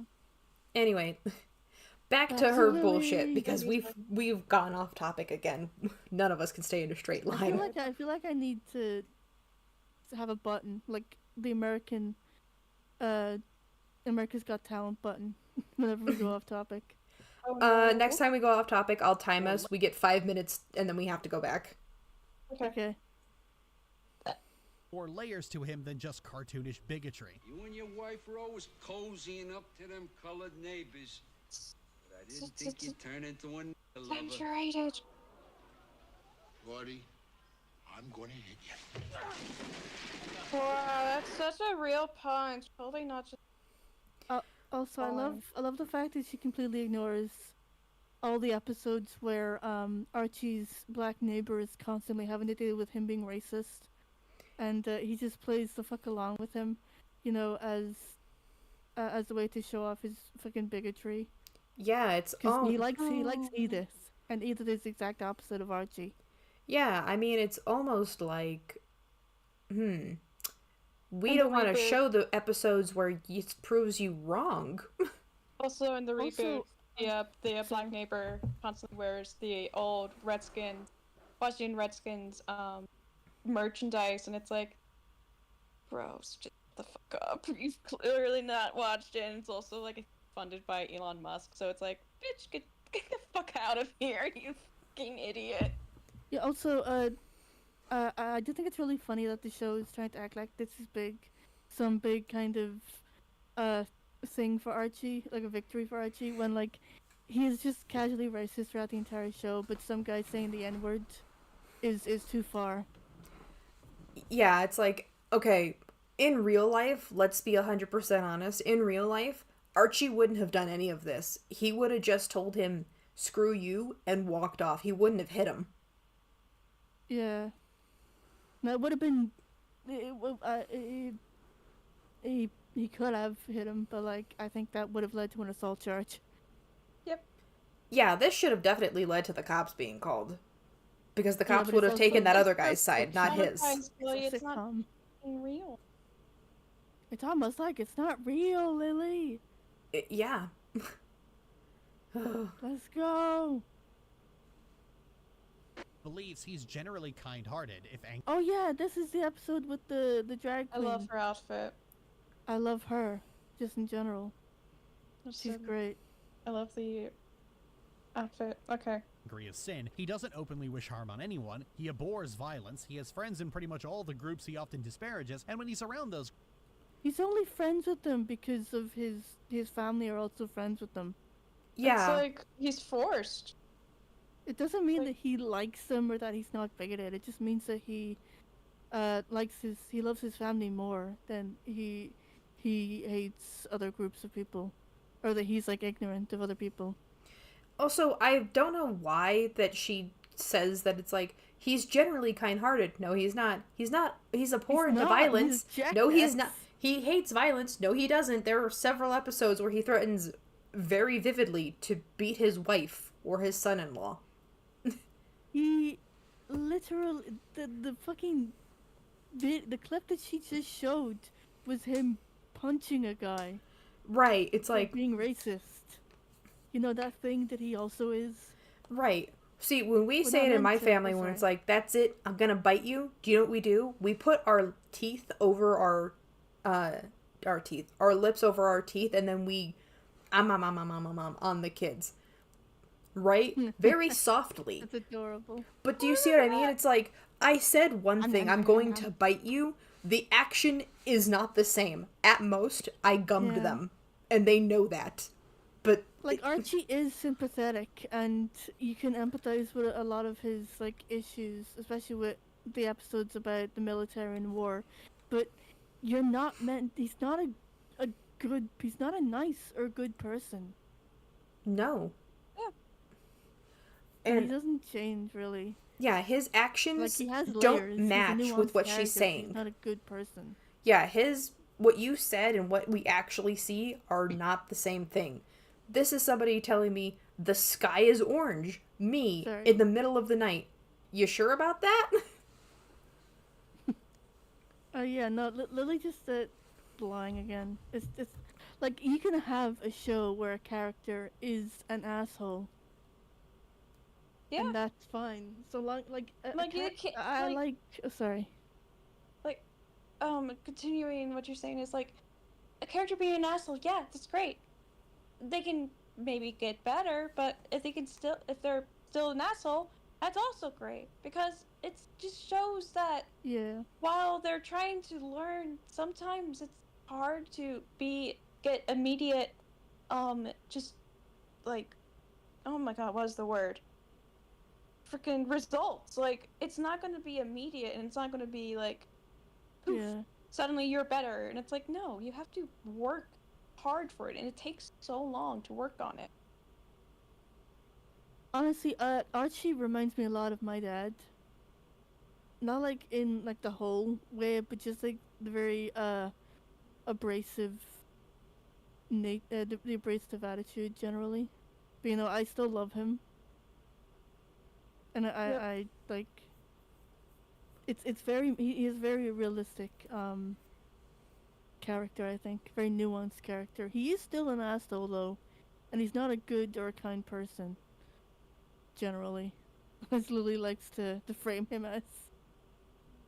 Anyway, back to Lily. Sadly. Down quite a bit. Even when Archie is on a stint of bigotry, it doesn't usually take much to calm him down. Who the hell wants people like that? Kids are not kids. I'm sure God sitting in judgment. She didn't hurt you, so why should you want to hurt her? Archie, I can't believe you'd do anything that mean. We've got passion, we've got determination. Off. Why is it always the same goddamn ad? I don't know. We will not abide by them. Archie may be pro-segregation, but he balks immediately at the idea of joining the KKK. Oh, okay, stop right here. Right? Stop right here. Lily, I know the most right? All of us have known the most racist ass motherfuckers in the world. All of us have known them. Do you want to know what the difference between racist ass motherfucker and genocidal maniac is? The KKK, right? Some people are super mega racist, and then the second that they get offered, hey, do you want to join the death cult who wants to kill people based on something they have zero control over? Most normal people go, nah, fam, that we'll both go to jail. Yeah. That's okay. Me being rude online is not offensive. You guys are a whole different breed. There's a difference between like being ignorant towards a group of people and wanting to kill them. Yes. So no, this is not what a win you think it is. Right? It's not the win you think it is. It's like, nah, y'all are different than me. We can't be friends. Yeah. It's what cool about punk culture. Usually when they're at like a punk exclusive place, they don't allow neo-Nazis. They don't allow that because it's like, dude, just because we look this way doesn't mean you can join our thing, because we know what you're about and we don't like that. We don't allow that. Being punk is just like, you are basically like, you're an activist, you're also like anti-capitalism, consumerism, and just you're a leather hippie. You're a leather hippie. A leather hippie. Yeah. Which is, I love the punk aesthetic. Yeah, the punk aesthetic is nice, but every punk I've met, I've always been like, I think you need to take a shower, please. You're a little smelly. You're smelly. It's a little smelly. You stinky poo-poo. Do you see my nose up like this? Yeah. Melting out my ears. All right. Do you see my nose up like this? Yeah, you stinky. I have a shower. Would you like to take a shower? Anyway, but no, it's not the W she thinks it is, right? That, well, he won't join the KKK. Most people won't join the KKK, you fucking twat. Also, did you know that tradwife culture stems from this? It stems from the KKK. Because the wives, actually, trying to push this, white, fricking, whatever. Shit? Yeah, no, just like the average white household, traditional, archetype where the wife does everything and takes care of the children and makes all this stuff, while her husband works and does everything else while she just sits and waits like a little inanimate robot. That sounds terrible. I know, right? I don't want to be a pet. I want to be productive. I mean, yeah, honestly, but I don't really mind women who do, like, being like housewives. That's... Yep. Okay, back to the thing. Sorry. Yeah, as I say, we reached our 5-minute mark. Stop spurging. Go. Sorry. Is actively palling around with a Jewish militant who wants to crack some Nazi skulls. And throughout the entire series, Archie is constantly the one learning the lessons and growing as a person. The Archie of Archie Bunker's Place is a very different person from the Archie of Season 1 All in the Family. Archie has never really been above self-reflection. When his friend Stretch Cunningham died... Why does the yarmulke look like that? Because the people that played the Jewish people were not really Jewish. Yep. So progressive, Lily. What? Yeah, sorry, Courtney's saying she's a trad wife by the fact that I stay home and pamper my mans by choice and he pays the bills for the most part. And that's fine. Like, I mean, yeah, so long as you're not forcing that lifestyle onto other people or making them feel guilty that they don't want to be a housewife. Like, I don't mind. Or it's like you give up. Okay, a trad wife is someone who gives up their bodily autonomy to be subservient and obey what their spouse, usually a husband, says and does, while also doing all the homemaking and all that shit, raising fucking bajillion kids at the same time, cooking, cleaning, laundry, and never having to have help from the husband. Oh yeah, no, the husband does have to help, but like it depends. It would depend on like what kind of work he had. Like if he had one of those labor-intensive jobs, I would understand if he wasn't able to like help as much. but cleaning washing the dishes sometimes would be good. Yeah, that's not I feel like I'm getting too political. Sorry. Yeah, also, the show wasn't progressive. It was made for the audience it was made for. The conservative, no, I'm a good person crowd. Yeah, you can be a good person and still behavior. Right, you could be a good person and still be terrible to other people. You know that, right? Yeah. Yep. Like Lily. You're not a good person and you're terrible to other people. What a winning combination. No wonder nobody except your wife who's gaslit loves you. She's not just gaslit, it's beyond gaslighting at this point, where it's battered wives. And I will say this again, and there are clear signs, and it doesn't have to be physical abuse, it can be psychological abuse. Yeah. Alright. Anyways. Back to her bullshit on All in the Family that has nothing to do with fucking Star Trek. Yep. Has to seriously sit there and wonder why Stretch would keep something like that from him. Can't believe this. If he was really Jewish, why didn't he tell some of his closest buddies? It wouldn't have made no difference. Maybe he thought it would. You would think conservatives hate Archie because he's just a guy taking all the L's, but no, they love him. This whole "I'm not evil, I just have opinions" shtick is how every conservative likes to see themselves, regardless of what their policies and beliefs actually are. It's the Poor vision of Gabo themselves losing they've her built up in mind. their head. In fact, conservative fans of All in the Family are the real-life expression of Mike, a guy who builds himself up as this bastion of intellect and morality, only to be none of those things. In the constant conflict between Archie and Mike, Archie might have to take the L time and time and time again, but he ultimately takes the biggest W of them all when Mike abandons his family to join a commune. That's not what happens.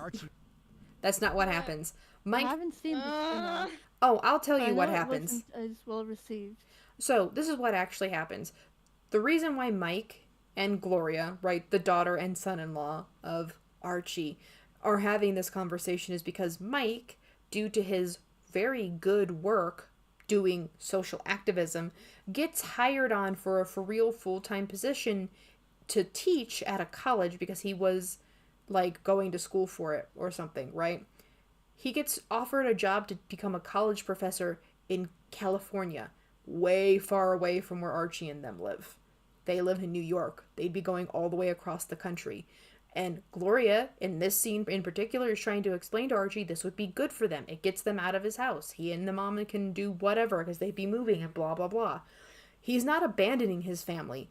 Mike has to go there first because he has to get everything set up. He'd be gone for like 2 or 3 months getting things prepared for her to come follow him. It's not abandonment, it's getting everything set up. Like moving. Yeah, it's almost... sorry.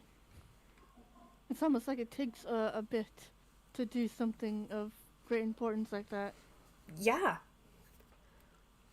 Like, when I finally got accepted to my college in Germany, right, the entire, like, half a year leading up to me even leaving was paperwork upon paperwork upon paperwork and a lot of moving bull honky, right? Because I had to get everything that I needed because I was going to be gone for the next however many years. I only came back like 2 years ago to the States. So do you see what I mean? It's like, it's a lot to go to another place. It's not just all right, I'll just pick up my bags and walk on over. Tee-hee-hee. It's not a TLC movie, you fucking dumb cunt. Sorry, that was rude. No, I know what I said. Well, that's fine. It's fine.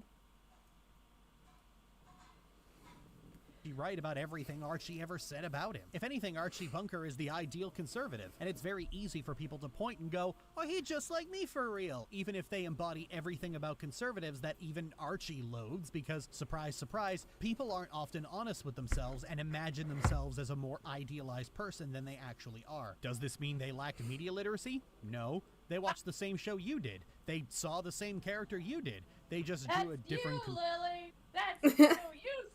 You're the great pillar of intelligence, and wow, look at her, so progressive. Bullshit! You are so fucking dumb, and you have this fucking idealized fictitious version of that only use. Well, you are a fucking horrible, disgusting waste of matter. You are basically a synthesis of nothing. You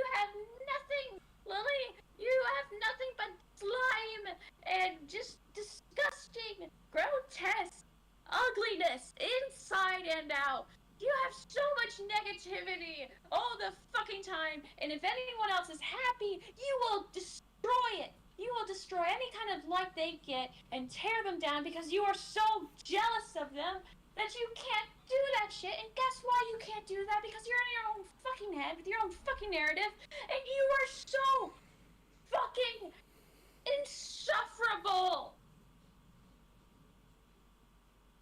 And now a word from our sponsors. Do you have high blood pressure? Going outside and touching grass has been recommended by thousands. You should try it, and if that's not going to work, bury yourself in the dirt. It also helps. But what if I get the dirt in my mouth? Don't eat the dirt.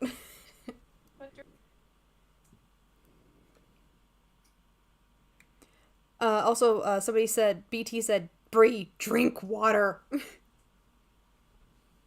I have water with me. Yeah, real quick, let's all take a quick sip of liquid and then pretend we care about her not understanding stuff. Yeah. I actually think I need to get some more water. So I think, yeah, just BRB gonna go get some more Wawa. Mm-hmm.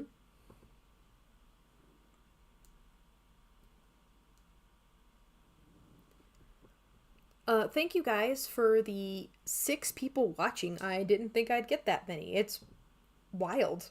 But thank you. In answer to your question, Court, I actually didn't know that you guys had an opportunity like that, but then you do understand what I was trying to say of it's a thing that if you're moving to anywhere, not even just across the country, to a new country entirely, that's a chore. And that means somebody has to do the intermediate part of getting things done.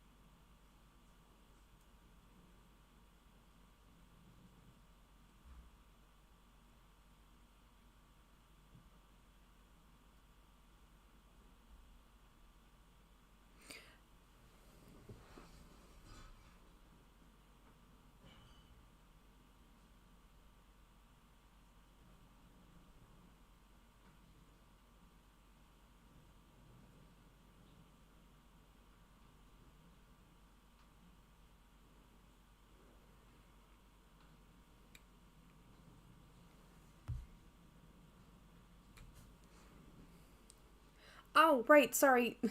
I was busy reading something. What do we talk about? Oh, I got done writing my gothic horror book. I am waiting on my alpha readers to get it done. So, like, do the first read-through so I can edit it. That's gonna be fun when it finally gets done. What else?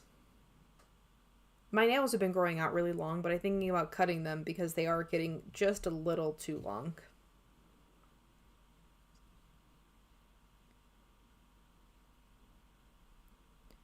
Ayo, ah.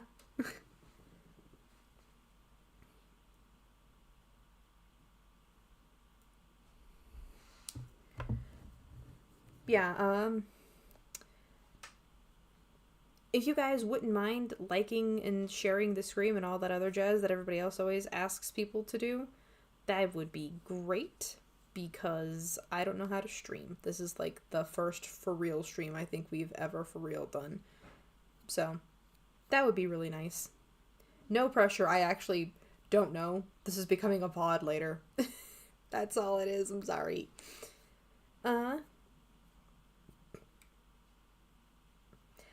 Oh, Mortician Parents. It was weird.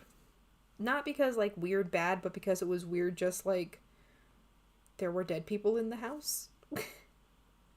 And I don't mean that, like, serial killers or serial murderers. It was literally just, they had dead people literally in the basement of one of our places. So sometimes we would be having dinner, and then all of a sudden through the pipes you would hear, and it was them just decompressing. So it was a weird house.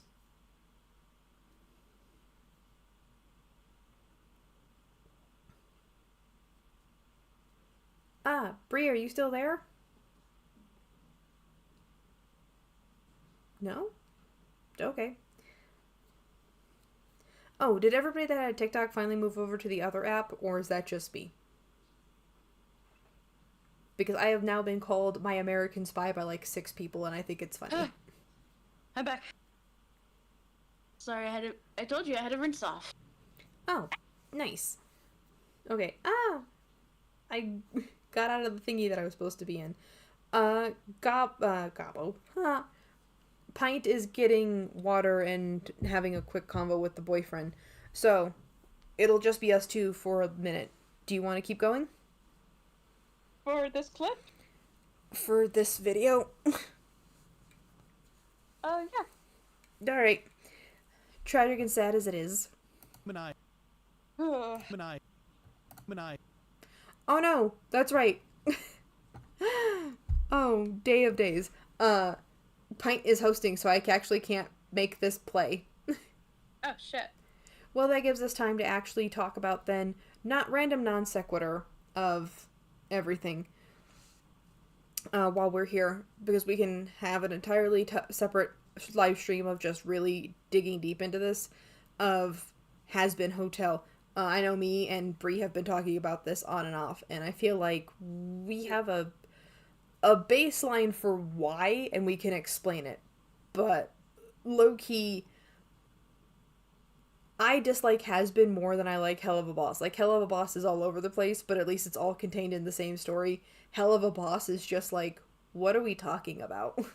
It's, okay, this is my gripe with Hasbin Hotel, because the concept is there, the story is there, but certain rewrites in, like, the relationships. Okay, first, in interviews when describing Lilith and Lucifer, their relationship was described as Morticia and Gomez.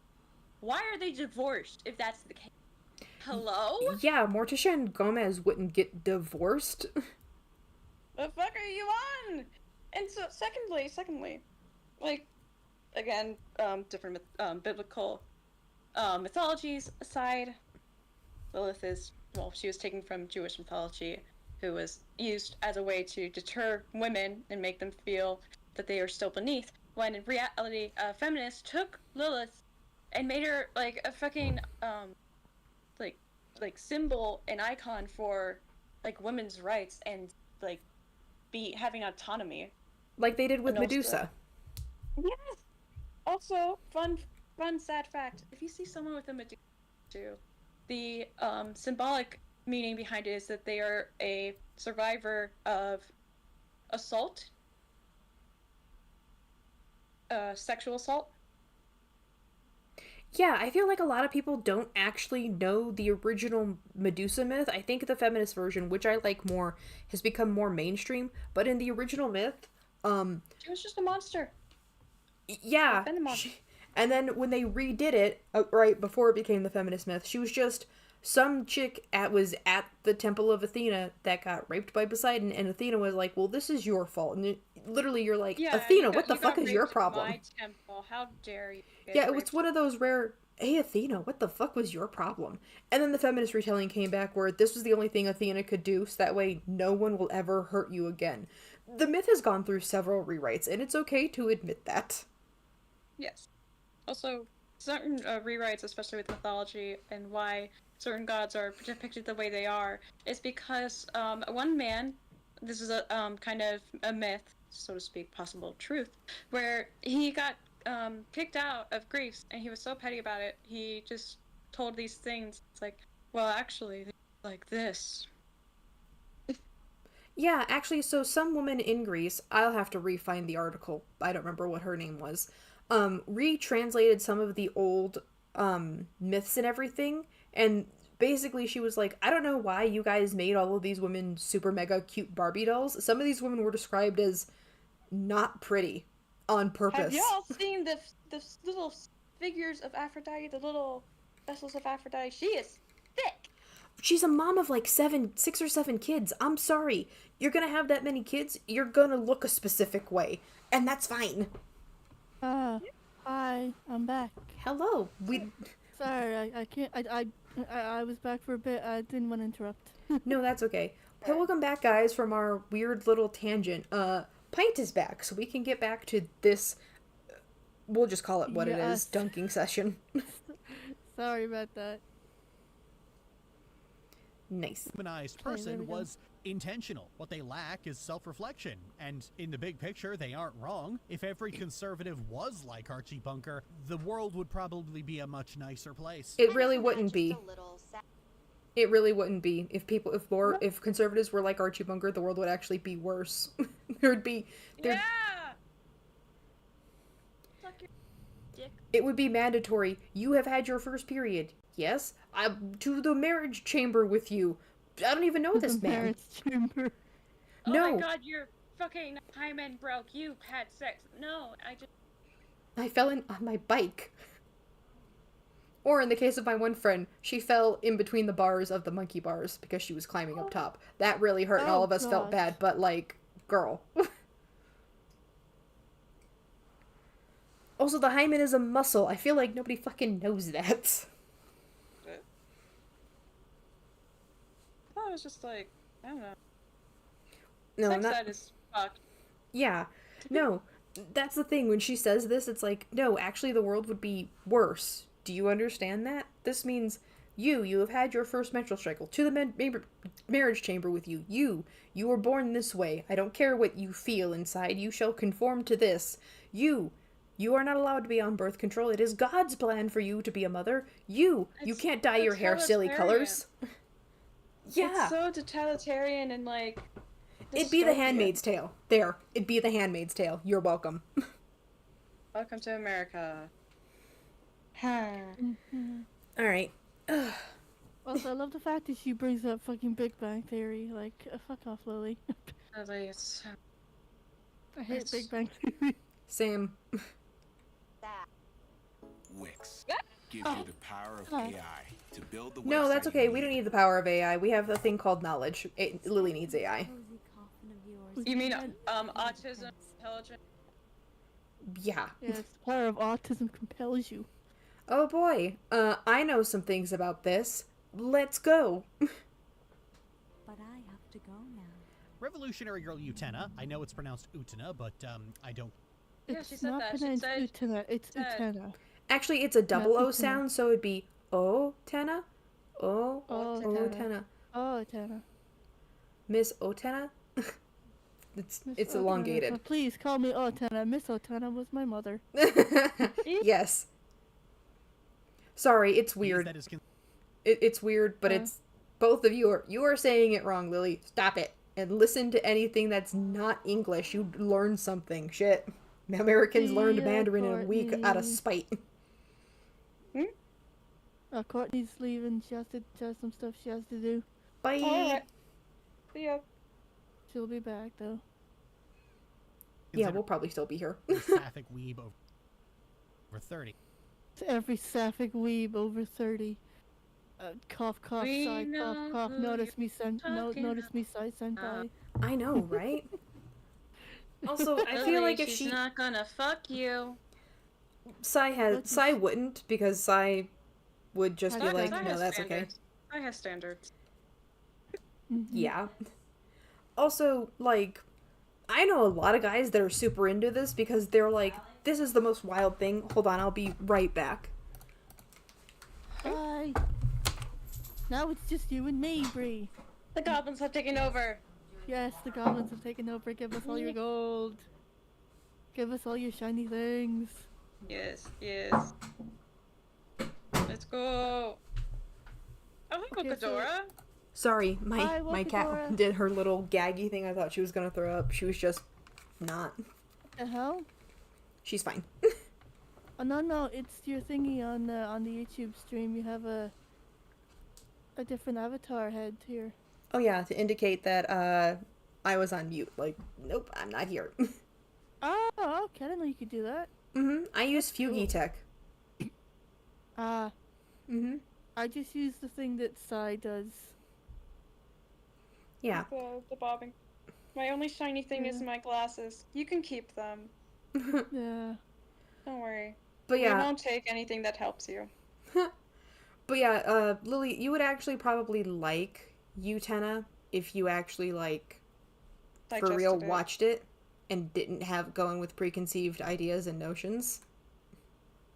actually did watch like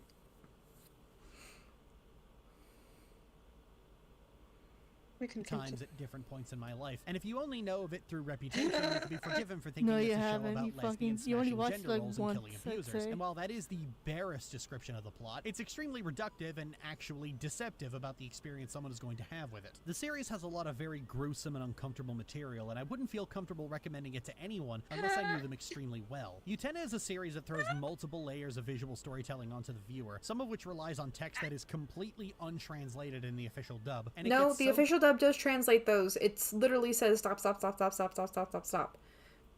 Yeah, doesn't like dubs have subtitles in English? Yes. When they show like kanji. And I think she's thinking of fandom dubs, which, yes, fandom Yeah. dubs often can't read as fast as the original source material is given to them, especially in a visual medium, so a lot of fan dubs miss stuff, but official dubs... Yeah, because they're made by fans. Right, the official dub, though, which is on YouTube for free, you guys should go check it out, does have all of the dubs that you need. It even explains to you ball and egg sound similar. That's why she's getting confused. Yes. Yeah. I'm sorry, Lily, that you were too stupid to read the 1.5 inches of subtitles that prohibits you from enjoying this medium in its natural format. Lily, you need to get glass. I think she is supposed to wear glasses. Yeah, I really need to... Oh, sorry. Oh, no, you go. I usually watch things dubbed if the dub is good enough, but I do like rewatching and subs just to see the difference. Stop. That's a word Lily don't know. You're right. Yeah. She's a hikikomori. There, I said it. Oh, she fucking is. She definitely is. She's the kind of hikikomori that doesn't even get like the isekai treatment. No. She you know who she reminds me of? Huh. Okay, so you know Konosuba. Yeah. She reminds me of Kazuma. Oh, Jesus. You're right. And just in case Lily does find this video, hikikomori is somebody who won't leave their house. It's not a slur. It's not derogatory. Hermit. It's just a hermit. It could be taken as a slur because it's not healthy to be stuck inside all day. But it's not officially a slur.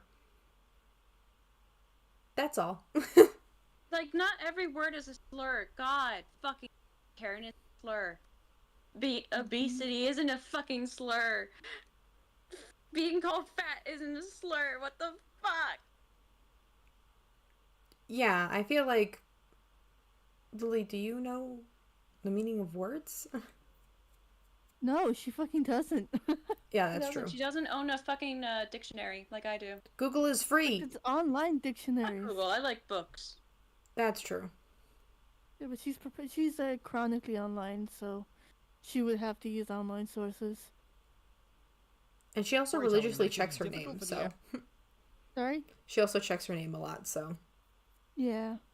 Average Dwayne to parse through it all in one watch through, especially if they aren't familiar with a lot of the symbolism the show loves to use. Worse even, it's a series that likes to deconstruct certain anime tropes, but it does this by playing them completely straight for the first 2/3 before getting Kingdom Hearts is, Lily! Shut the fuck up! That's what Kingdom Hearts is! It's all anime Also, tropes. it You know didn't... what this is? It also didn't deconstruct any anime tropes. It went hard into it.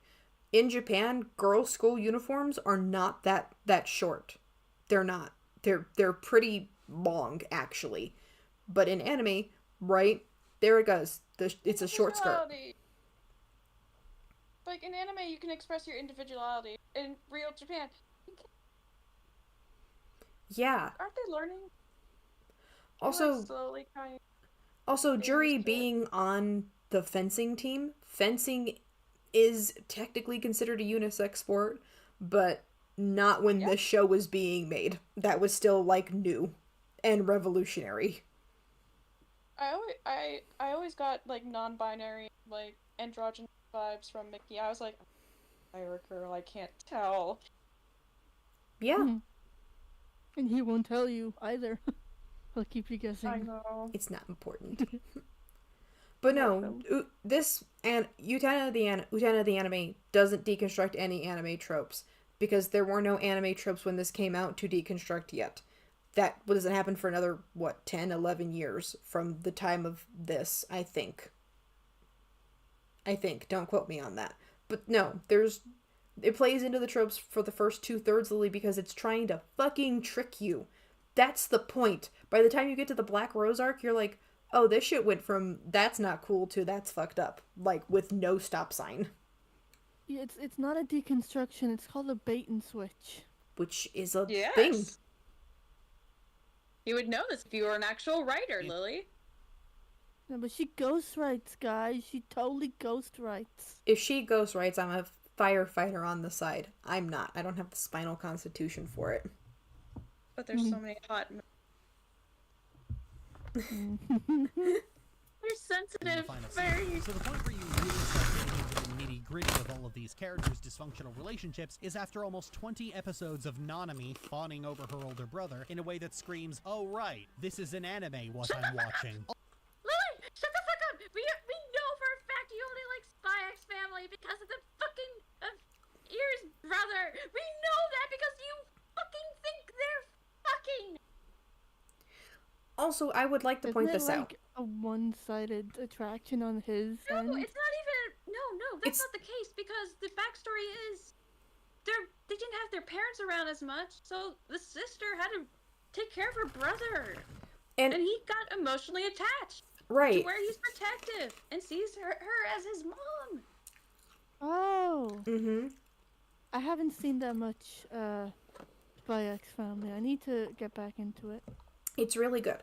So the reason why Yuri and Yor is a really good storyline is because a lot of kids in Japan are latchkey kids because both parents are usually working, right? Like, it's a thing.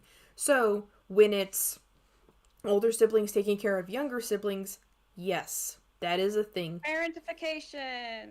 It is, and it also means that the younger sibling will look to their older sibling as a parental / other interest, because in their mind, this person takes care of me, therefore they must love me the most, not realizing that's not what is happening. They're not your literal parent. You didn't crawl out of them. So it's a matter of this relationship isn't set up in the way it's supposed to, so it's causing a conflict. Yor does love Yuri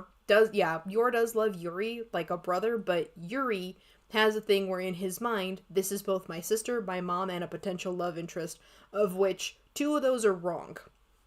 But because he grew up in a post-war fucking economy, that's not how he views it. And Yuri was never told otherwise, and Yor was too busy to tell him, no, that's creepy, don't do that. So it's been just a thing that they never got around to because she assumed he'd grow out of it.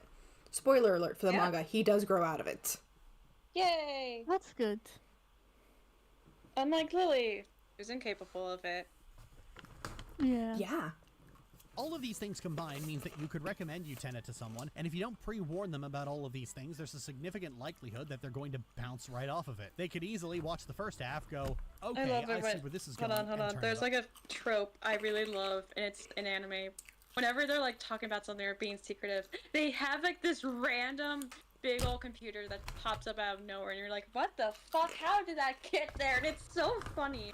I love it. It's like one of my favorite little gags. Also, something to really point out in Utena, when you're watching it, whenever you see everybody in shadow except for their hair, no matter the scene, no matter who's talking, this indicates that this scene is not only being misremembered, it is being misremembered through a lie. So, whatever was actually happening probably isn't happening as you, the viewer, are seeing it on screen. Which is important to remember because that happens a lot in the fucking anime. Like, there's so many scenes of, why are we all blacked out? What is happening? I haven't seen it. I need to watch it. It's like, I'm gonna add it to my list. I've watched... Huh? I haven't seen Utena. It's okay. It's on YouTube. I have other things I need to watch. Like gargoyles. Yes. And F is for Family. Yes. And JoJo's. Yeah, I mean, I've already watched Gargoyles like 5 times already. but I've never watched it with someone who hasn't seen it before. So that's why I'm really excited.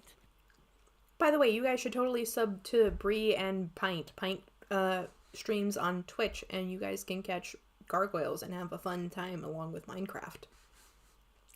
I think I'm trying to get like a Minecraft server going. So hopefully we can have like Minecraft stuff on the server. On like my Discord server. I have another goblin fact. Every time I'm on Minecraft, I will become a little mini capitalist. Nice, nice. I form monopolies and I make little little businesses. Like I made a Hot Topic, I made a garden shop, I made a fucking real estate company, I made a fast food place. Several things. Yeah, Alex likes to fuck with me with the stickers, cause I made the stupid decision to make all the stickers free to use. Well, most of the stickers. And now I'm getting harassed by BT and Alex. And me. I'm being harassed. This is ableism. Oh, hi, Mohammed. Mohammed!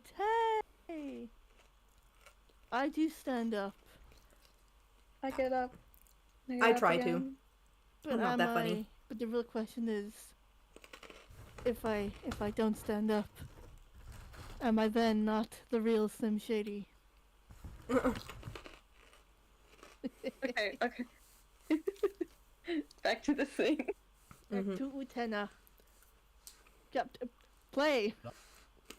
First, people at the end, but I think on a critical level. Yeah, you should stick it out to the end, Lily. There's more.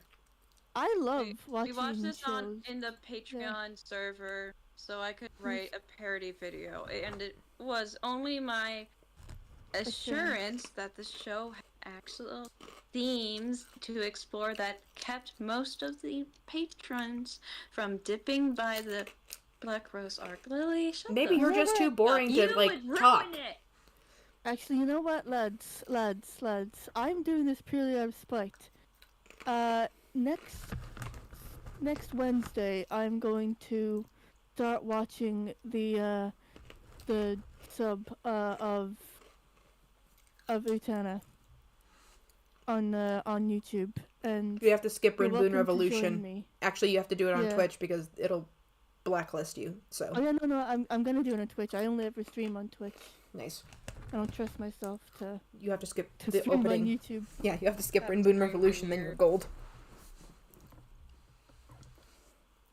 Oh shit! Sorry, I went to my Twitch channel and I forgot that it autoplays the most recent stream.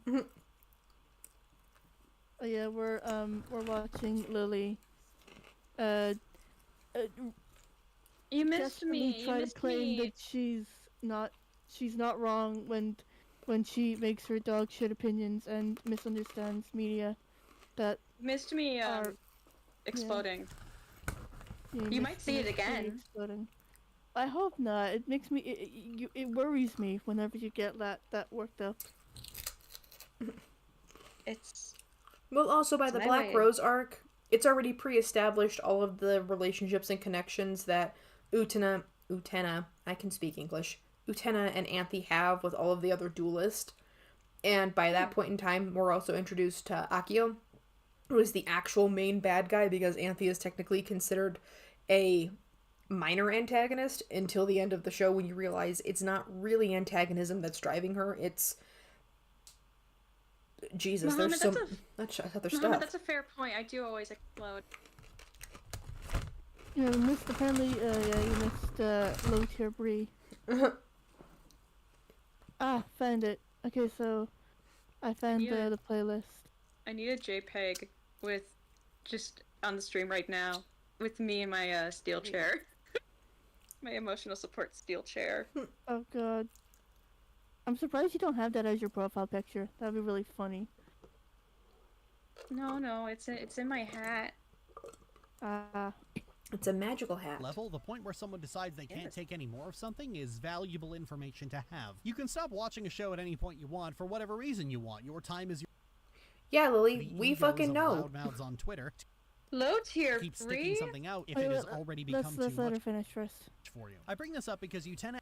Okay, yeah, you're allowed to stop watching media whenever you want, but you don't then get to talk about it like you have watched it all, like you have any opinion, any like concrete opinion on the matter. You don't have authority of opinion. Lily, you don't have the authority of opinion. You know what? I remember watching Gargoyles as a kid, right? I remember vividly watching Gargoyles as a child. Gosh.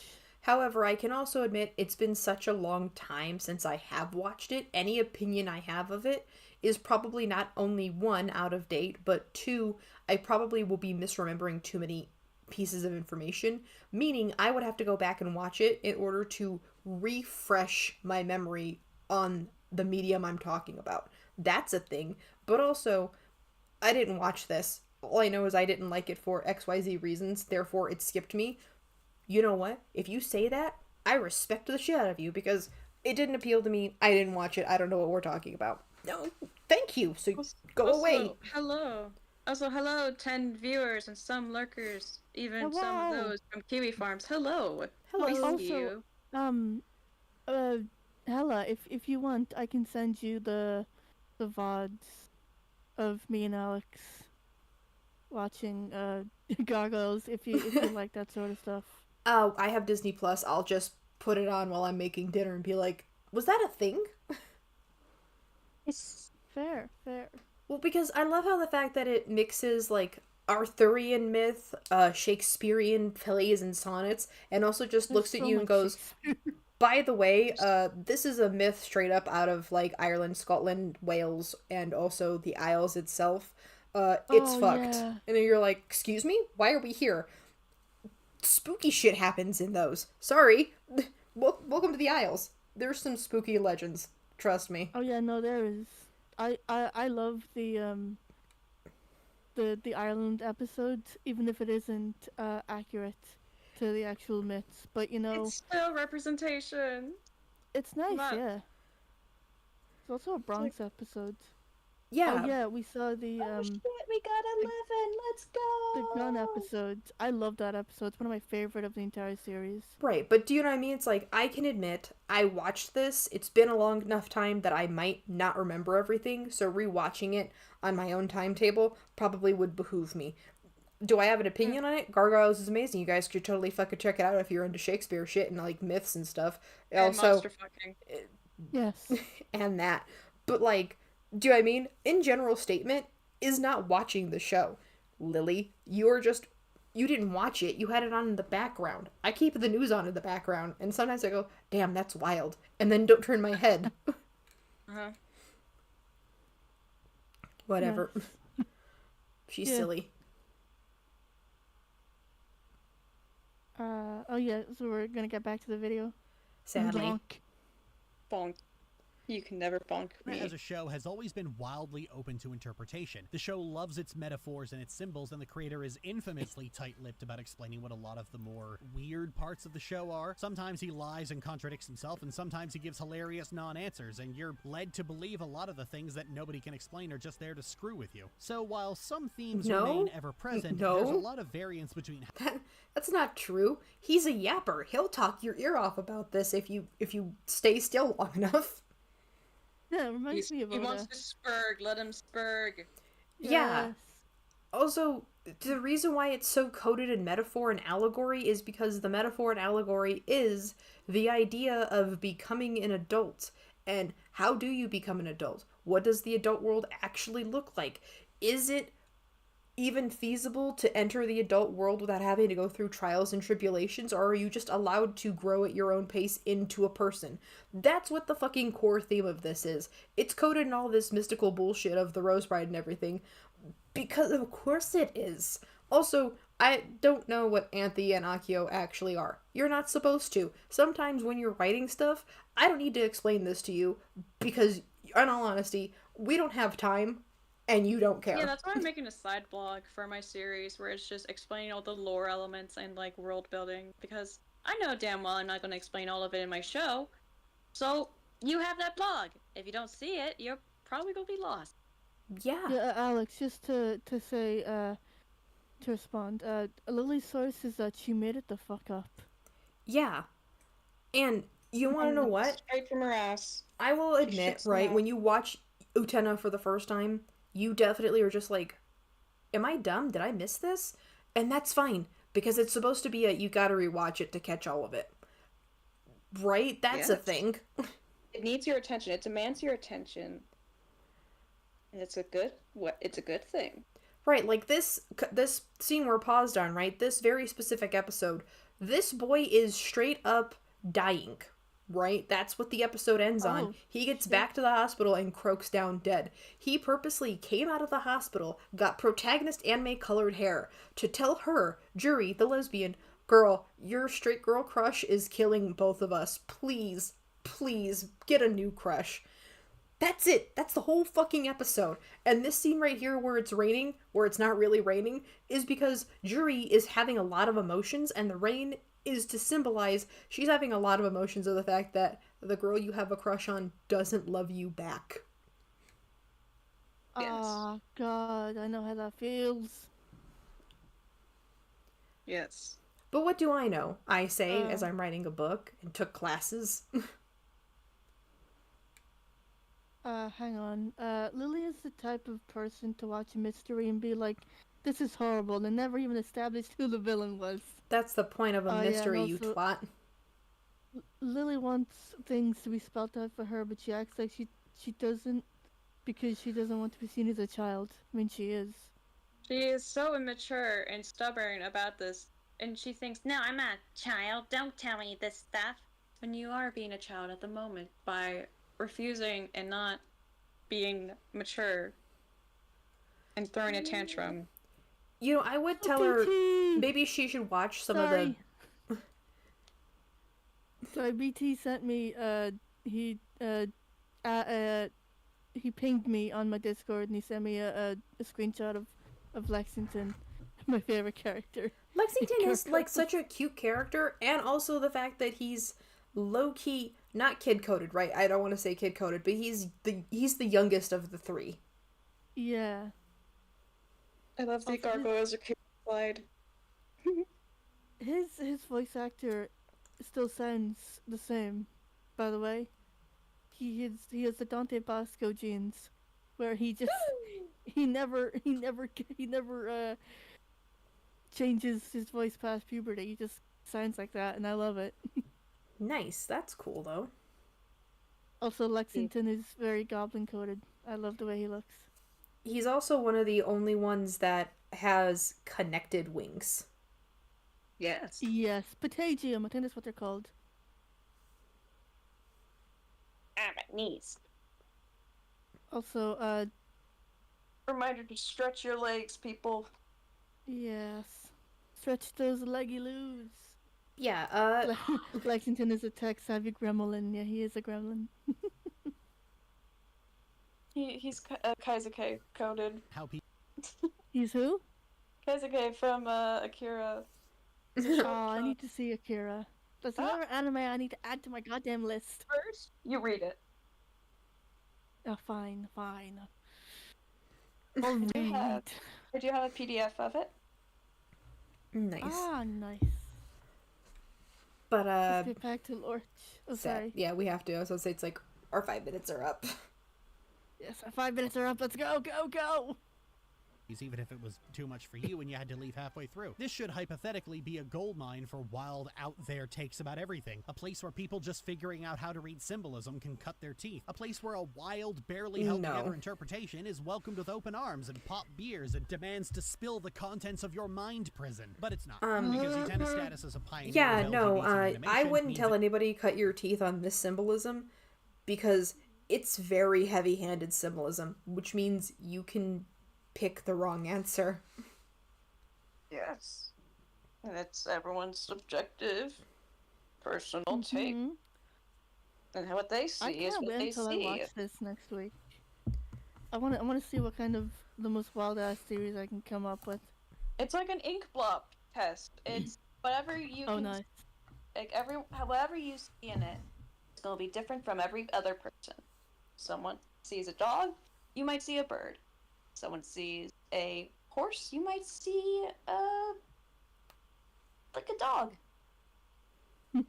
I do love their hair colors. The fact that they're similar colors. Also symbolism. They're color theory. Yeah, purples and pinks are very complementary. She's holding a chicken. But no. Like symbolism, like in cultures, color has so many different meanings. Especially in Japan. While white is usually for weddings. Oh no, white in Japan is. Japan, it's bad. Yeah, I was gonna say it's like white in Japan is a funeral color. That's what they put dead people in. Yeah. Oh god, and then like you have Utena wearing the black outfit. Black's a common color. Utena? Yeah, the pink one is Utena. Okay, yeah, sorry. I will need to remember all these names. Also, Muhammad, me when I'm in subjective class and the professor is up to interpretation. Yeah. That's great. But no, it's also the reason why when we do meet Akio, when he's sitting there prattling on about the stars, astrology in ancient Shintoism was really important. Like, people picked their wedding days off of the astrological signs of the two people getting married and to pick the most auspicious date for a long and happy marriage. It didn't matter what fucking day you got married. Either you are or not going to work out. The stars have fuck all to do with it. Yeah. Don't tell them that. Let them believe. For colors. Don't worry, I'm looking up color symbolism. Don't get up. Okay, violet symbolism of nobility and strength. The flowers. There's this. Please, I'm not trusting this one source. You know what I might do after me and Alex finish Gargoyles, like the season 1? I'm gonna do like a little bit of a talk on what Alex thought of it, you know, as someone who is new to it. Yeah, that will be good. Okay, so red also has a meaning of self-sacrifice and passion. So that makes sense. Also, what is the green though? Is that like a turquoise or like a teal? Blue on the uniform? Yeah, Auntie's uniform. Green says restful and fresh. Color symbolism is one of those. Your mileage may vary depending on what area you're from. Pink is popular color and is an off color and no strength. I love color theory though. Femininity, youth, and good health. That's that. Purple is considered symbolism of warrior, symbolizes strength, and is also whatever. What was? Oh my god. Art and contrast. Let's try this. So OBS, I just realized about like 4 songs ago, logged me out of my YouTube playlist, so I keep getting commercials randomly. I don't know. So there's commercials randomly playing in my ear. Weird. So this is why I don't go on YouTube, because I'm afraid. I trust Twitch and OBS. OBS slightly less than Twitch, but you know. Okay, so with red, it's passion, strength, self-sacrifice, authority, prosperity, and happiness. White, that black, popularity, mystery, formality, night, morning, elegance, and anger. Blue is fidelity, coolness, cleanliness, and purity. It is also a lucky color, described as the word Midori. Midori is green. Green. It's a lucky color. Youthfulness, growth, youthfulness, fertility, and vitality, which makes sense. Purple, associated with royalty, nobility, and common folk were not allowed to wear this color for many years. Purple is also seen as a color of warriors, as strength. The color was difficult to come by and rare and expensive, unavailable. Different from heredity, positions, and internal frame. Orange. Represents happiness and love. Color. Symbolizes knowledge and development. Okay, yellow. It represents nature and is a sacred color. Maybe not as significant as red and white. Yellow certainly has a place in hearts of Japanese people. In the past, chrysanthemums was courage. Real costume, children wore red crafts for visibility. Pink.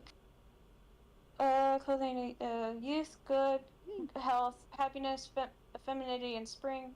Cute, childlike association, but considered a color of romance and love. Sakura, cherry, the shade of pink. Okay. Excuse me. That's really good. My tongue hurts. I blame Lily Orchard. No, it's from having to rapid fire read that. I still blame Lily Orchard. My stomach hurts, I blame Lily. Oh, sorry. My stomach hurts, I blame Lily, said Gabo. Yeah, my tummy hurt. My tummy hurt. Don't talk about color theory to JoJo fans. We're still waiting for the sky to turn piss yellow when we're serious. I mean, it's the sun. It's the setting sun. I love it. Woo! Sorry. It is still piss yellow though. You have to admit, they're not wrong. Yes, because they drank the piss. Okay, back to the video. Yeah. Oh, and I got. There we go. From that title. So beware what you say, lest some ambitious idiot come by and piss in your mailbox. Multiple people have discussed. I have a question. Why is everything piss coated? I'm sorry, I know what I said. Like, what wouldn't you shit in someone's mailbox? Why would you piss in it? Like, no, you shit in a paper bag, then you set it on fire in front of someone's door, so they would you stamp it out. You Kobe that shit. Yeah.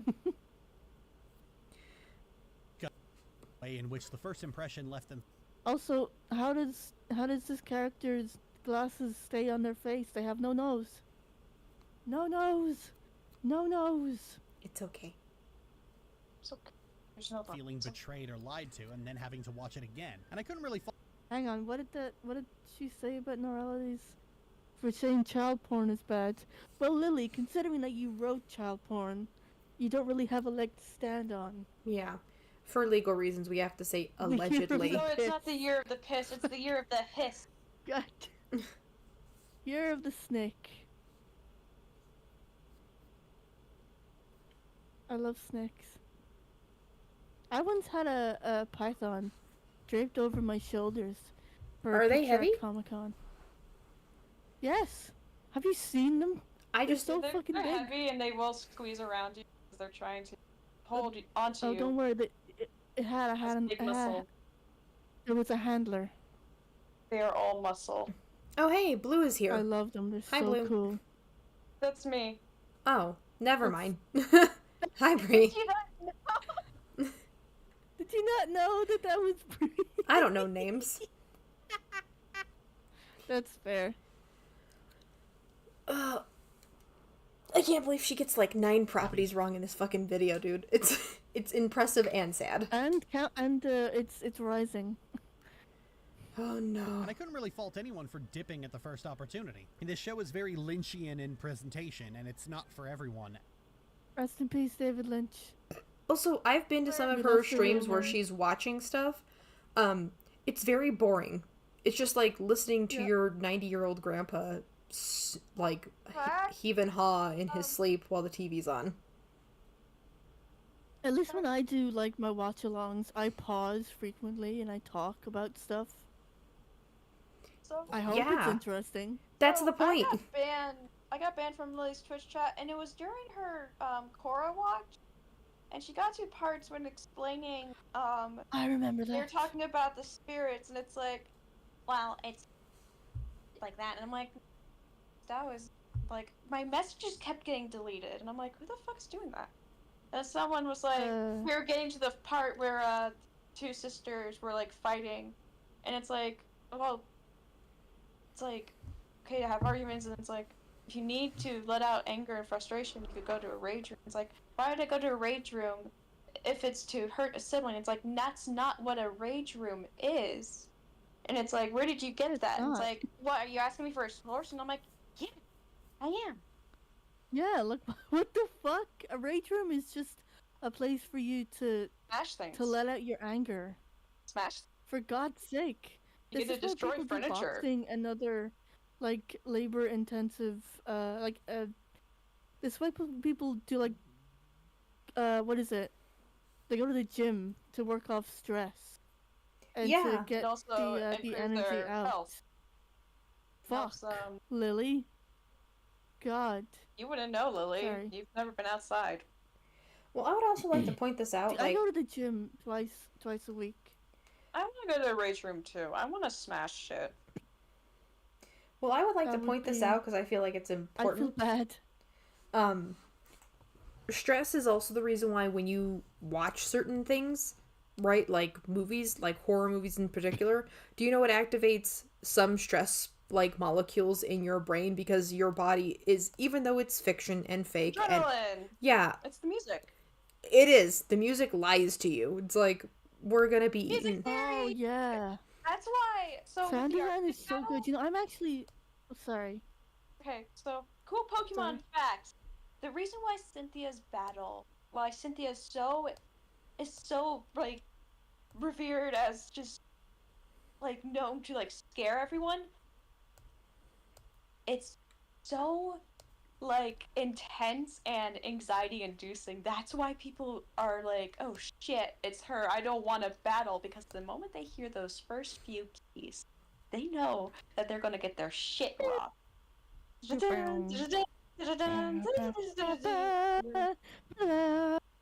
I'm learning music theory, actually. And then so also with certain battles and tense moments, especially in Legends Arceus, the reason why the freaking totem Pokemon are so difficult is because the battle theme. It's why the Arceus battle is so intense, because you're listening to the music, and it's why I found turning off the music helped, and playing my own music helped, because having something on a rhythm worked, as well as doing ogre ousting. I turned off the music because it got stressful, so I would listen on repeat to Rihanna's Shut Up and Drive. It really helped. Yeah. It's also the reason why certain duels in Utena also can cause your heart rate to start to pick up, is because certain audio cues are played in the songs, and that's what your ear is catching. So you're like, yo, what the fuck is this song doing? That's it. It's stressful for her, it's stressful for you. Yes. I love music, and that's why there's two reasons why I'm learning music theory. One is that I love music and I find it interesting, and two is that I'm trying to make a magic system based around music as the idea for it. Nice. Also, we're past our 5 minutes. Yes, let's go. Kicked you in the stomach with codependent incest. If somebody told me, well, I tried it, but it was gross, I'd probably just gently inform them that it's a story that condemns abuse and patriarchal systems. But the way in which the series immerses you in abuse and takes as long as it does to get to the point is something I would consider a fair criticism of the show to make. You can't douse people in this. Big brother, you really are the only one for me. But Mickey's heart is slowly drifting further and further towards that girl. What the fuck is this dub? What? Nobody knows how to talk in the dub. The dub is not good. That's why I'm gonna watch the sub. Yeah, I was like, what is happening with the audio in this? Did she just get AI? Nope, that's real people. Oh. 4 kids dubbing, I got it. I think we can all agree that the best possible dub is Ghost Stories. That's the only good dub that exists. Because they did have a translation for it, and they were like told, just do whatever something. the fuck you want. It was the first legally paid, like, abridged series, and everybody loved it. It's not because... Of course they loved it. It's great. It's fantastic. It's the best thing ever. Hi, I love it. Hi. Hello. Here's the thing, though, right? It's like, Ghost Stories is funny. In today's social political climate, maybe don't watch it with people that are not at the same age as you, because people will get mad. fucking or just get like, people bro. who are fun to be around. Yeah. Yeah, Lily probably would. Because I listen to that shit. It's so funny. My favorite line. Why are you still crying? I told you I'm gonna be fine. These pajamas are gay. Bro, why didn't you say that when you were out shopping and picking them for you? It's just because of how insane it is. It's random bullshit. Go. Like, Lily ignores the fact that she's watching a job and... Jesus Christ, you're right. Run, like, she's a damn, that's a Santa nice bitch. ass. And I was like, you must have used the Lord's name. Jesus Christ, you're right. Right, I love when it just randomly... She spoke Spanish to the lady and she goes, no bandeja, and I'm like, oh, okay, so that was one person who knows Spanish and one person who doesn't, and that's all they've got. Gracias! No corn in the hospital! Corn... Like, okay. Get the donut out of your mouth. It's like, yeah. But no, Lily is just... It's like they got... Oh, sorry. She's just wrong about Star Trek, All in the Family, and this. It's like, girl, just admit that you fucking watch the same 2 shows. We should do a Ghost Stories watch. Oh my god, that would be so funny. I think we'd just be us pissing ourselves with laughter. It would be us just being like, what did he say? We disavow most of the stuff in here, but like, out of context, it's funny. I think I will get Run, she's a bitch. Sorry. Run, she's a bitch and a ghost. She's not just a bitch. She's a ghost and a bitch. She's a ghost bitch. Also, what's really interesting too is the story. Like when you watch like the dub, it's like, God, what was the actual thing like? And you go watch that, and it's like, what the fuck? Yeah, the dub didn't actually. I'm kind of glad that it's not. It was it's its own thing, honestly. It's like. It's so funny. It is. But yeah, it's just like, girl, what are you talking about? I have supposedly had a message waiting for me in Discord for like 2 hours, and I keep going to Discord, and I have nothing, actually. So, I have Schrodinger's message. It's lying to you. I have Schrodinger's message. I guess we'll find out when we find out. Yeah. Back to this. I want everyone to know this. To recuperate from Lily's bullshit, I am watching a pangolin puppy be groomed by his caretaker. Oh, that's soft. Very calming. Also, thank you guys for all the likes on this video and showing up. I know, it's amazing. Wild. It's great. Thanks, guys. Comfort you as I always do, little mouse.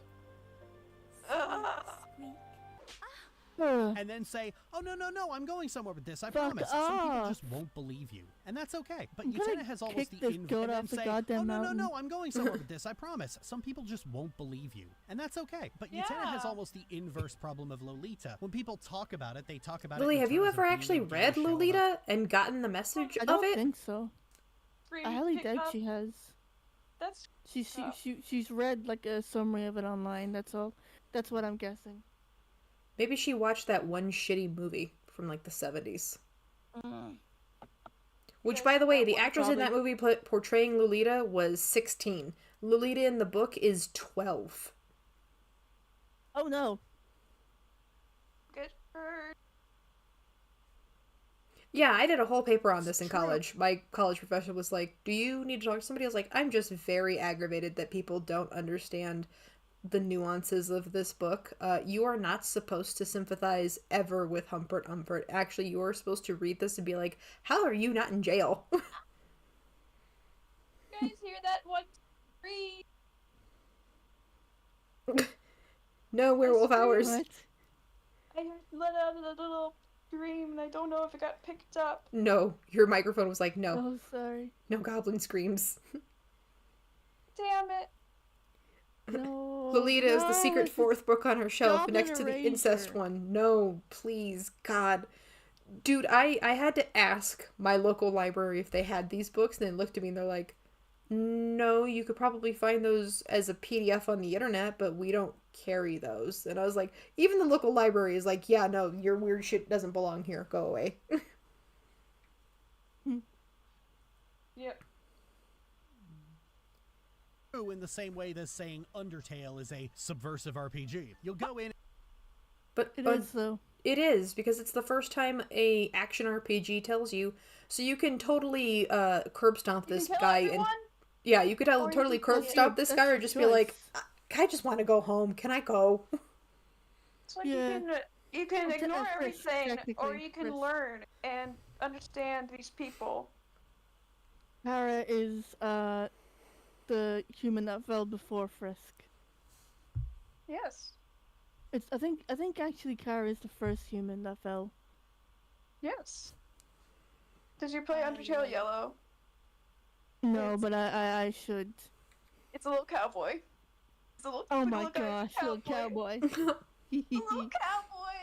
Also, I do like the fact that Undertale is technically a subversion, is because when you get to the coffins of all the other humans that have tragically passed, there's a lot to deconstruct in that scene without even actually having to, like, deep dive into the lore of the games. But it does set a precedent of, you are the only person before, right, all the others that decided, if you pick the pacifist route, to be kind, and it's benefited you because you're the only one that's still breathing.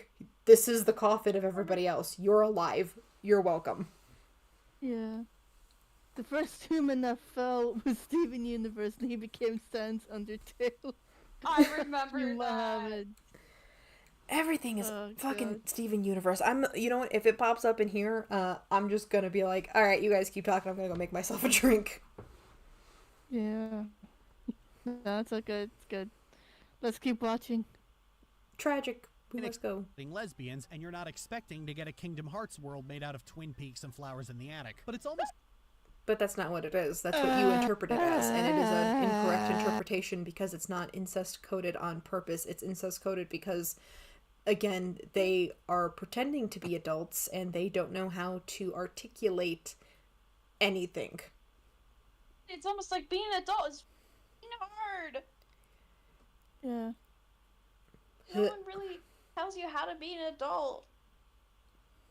And then, like, other adults can't even adult. Shit on they kind of shit on you for not acting like an adult, even though no one knows how to act like an adult. Right, and if you interpret Anthe as being one of those rare adults that look like they're perpetually 18, right, for the sake of my mental health, all of these kids are ranked up in age instead of their actual canonical ages. Oh yeah, no. Then you can totally interpret that because Anthe is a little too wise for all the shit that's going on. So her and Akio actually being close or around the same age makes 100% more sense, and it makes her complicit in all this other bullshit that's happening. But we don't have time to talk about that. I mean, I could, but we're not going to. We don't have time to unpack all of that.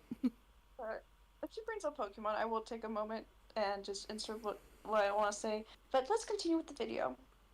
Yeah. We're halfway through, actually. We're making good time. Yay. Well, also, you have to go to bed soon, so it's like, we don't want to keep you up.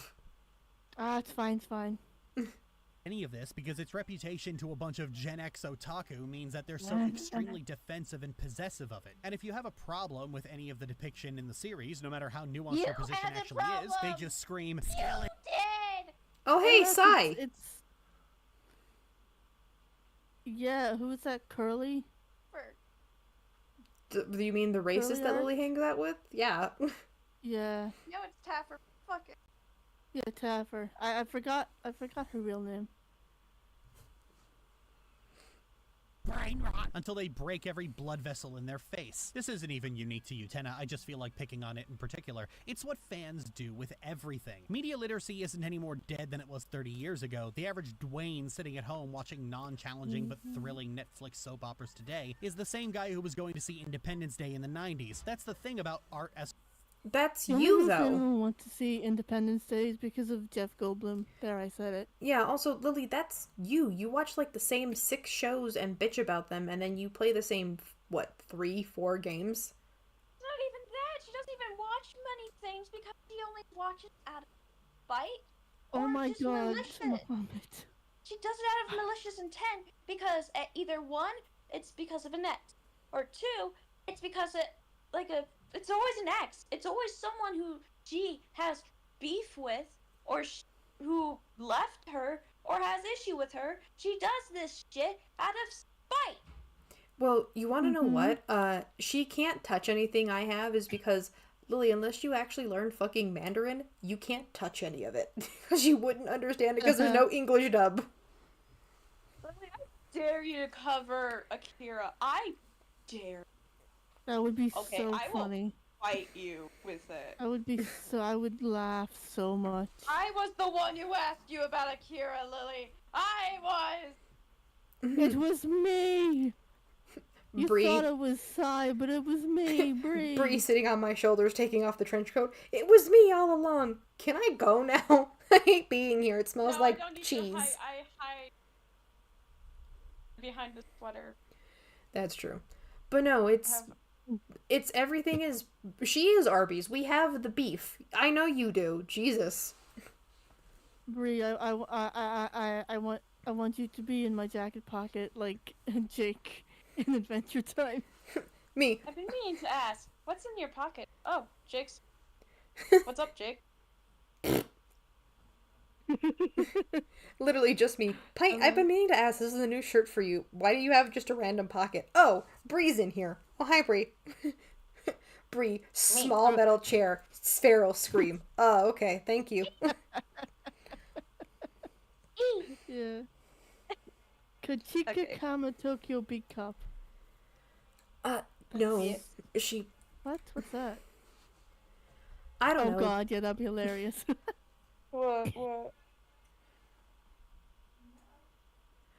But yeah, back to this, because we are almost halfway out. We're halfway there. Oh. People don't like to think too critically about the media they consume. They don't find that fun. And if they don't find it fun, then they shouldn't have to do it. I find critical thinking and analysis fun, so I do it. But you don't. Also, I don't know about you, Lily, but I do sometimes seriously critically think about the stuff I consume.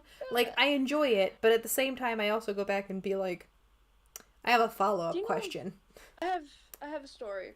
So, at the time when this show was talked about a lot, U-Force, I thought it would be like what I saw these videos on it were going to be like. So I did this one thing. I sat in a chair and I watched the whole series in one sitting through a critical lens without really reacting to it, just to get a feel for the whole thing. Then I rewatched it, letting myself be fully honest and react to the whole thing. And I loved it. I thought I would hate it, but I actually loved it. It's so funny and it has so many references to like a lot of like gay media. And it's funny. It's so funny, and there's a fucking princess like diary reference, and it's so good. I like the Princess Diary. The Princess Diary is good. Also, total non sequitur, but like the Venture Brothers. I don't know if anybody remembers this show from Adult Swim. A real quick synopsis: it is a show deconstructing the old Hanna-Barbera like Johnny Quest. Yeah, Johnny Quest and everything, and like the Batman superhero, right? It's poking fun at these because the question posed is, what would happen to these air quotes boy adventurers when they grew up after living through all the shit they lived through? Spoiler alert. None of them are really well adjusted, including Rusty, who is our technical main character. Because of course they wouldn't be. They don't know how to live a normal life. And like, nope. You want to talk about deconstructing media, Lily, and actually like analyzing it. That's a really weird show to try and deconstruct, is because you have to understand the mediums they're making fun of. You have to understand Batman, the Hardy Adventure Boys, Johnny Quest. The Hardy Boys. Yeah. You have to understand the original mediums to understand how they're making fun of it, and why them making fun of it is actually an intellectual discussion, because at what point... Yeah, because there's an episode in the Venture Brothers where the boys, right, air quotes that, they're like 45, 47, go to therapy, and the therapist keeps saying boys. And at one point, the Johnny Quest character, called Action Johnny, right, they weren't even trying. They were very on the nose with it. is role-playing with this little puppet, and the therapist goes, "Boo, I'm an angry native. What are you gonna do?" And Johnny goes, shoot him with a gun, and the therapist goes, "You don't have a gun." The very next sentence out of his mouth, "Get a grown-up to shoot him." I'm like, my brother in Christ, you're 47. How much more of a grown-up do you need? You are a grown-up. But that's kind of the point, right? They've never moved past that mentality, which I think is really like, oh, wow, that's a lot to cut your teeth on. That's Lily. You've never grown up past being an angry 12-year-old. You should try it. Yeah. I don't think she's capable, but people who are like this, who are mentally that age and immature, they are not capable of growing up. Because they think that they are still that age, and they think the world is going to work that way. And they won't change. Well, even look right here, right? Fandom ruined the fun of media analysis. The fans aren't... Right, it's like the fans are not the God-given gospel of what the creators are doing. The creators finished this shit 6 years ago. You're just now seeing it because it's finished. Yeah. Yeah. Mm-hmm. We've always had is a problem of bitchy little drama queens acting like disagreeing with them about something or thinking their favorite work is bad is some kind of moral failing. We've had to deal with fandoms acting like shit-flinging gibbons since the dawn of the internet. They have been the punching bag of everyone for as long as humanly possible. You know that spot in a YouTube video where the sponsorship usually goes? Well, we used to put this... Who's so stupid? Stupid little fan brat making the site unusable for people who can cross the road by themselves. Yes, you are. Yes, you are. You fucking bitch. Lily, I don't know about you, but I actually like crossing with the larger group if I can get away with it across the street. Just because I don't trust people to stay in their own lane without using an indicator. Right? That's just survival. What I do is, when I'm crossing the street, I will turn my head back and forth, and if I see someone coming my way who's being a little shit, I will stare them down, like, unblinking, like, yeah, you better slow the fuck down, bro. If you don't, I'm gonna probably fucking sue you. Well, that's the point, though, right? It's like, you got a lot of nerve, Lily. I don't know where the fuck you live, like, with 9 people and 6 of them are dead. Most of us live in a place called, suburbia. It's crowded. I have to be careful. Get that bootleg me out of your video, Lily. That's not you, Alex. Trust me. You're much better looking than this. I'm pretty sure. Yeah. Ugh. Long diatribe reassuring the dumbest motherfucker in the audience that this was only our opinion, and if you had a different opinion, then that was totally okay. And we always said it like that, in that really patronizing tone, because we knew who we were talking. Hold on, real quickly. Lily is the type of person who would think that you should talk down to children. Well, no, that's not how you should. That's how you never talk to children, because that's gonna make them not really feel good about themselves. It's going to lower their self-esteem. It's going to make them feel like they can't be themselves and they aren't seen. When you make them feel small, you make them feel invisible. You make them not taken seriously, and that's what happens with a lot of crimes and situations where children are hurt, and some adults and some police will not believe them because, oh, you're a child. Why should I believe you? Like, that happened with a kid whose mom died because the police were like, sorry, we need your parent to come answer the phone or else we won't come and help you. When this kid was doing what he was told to try and save his mom, and it was this police responder who was in the wrong, it's their fault. The blood is on their hands when they could have helped. Mm-hmm.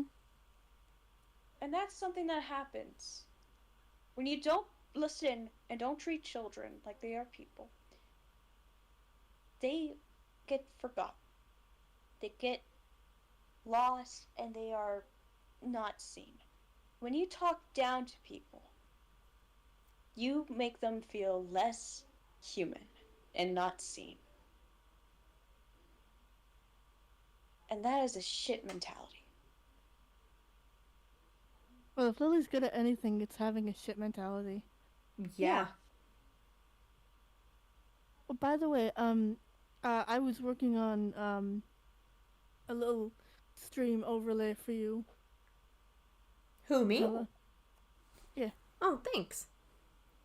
I'll send it to you after the stream's over. Yeah, I do have one. It's just we've been live, so it's like I can't cut to commercial break because we're not there. Yeah. We'll be right back. After these messages. Yeah, let's keep going.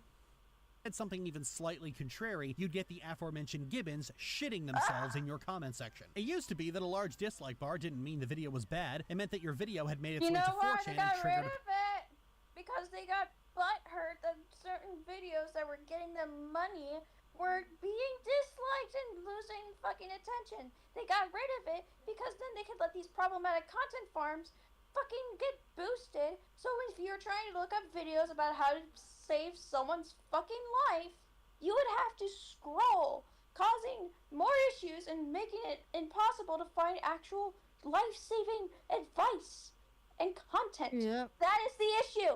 That is the stupid issue. And by allowing these kinds of farms keep running, it makes shit worse. Not just for intelligence, not just for attention span, but for life itself.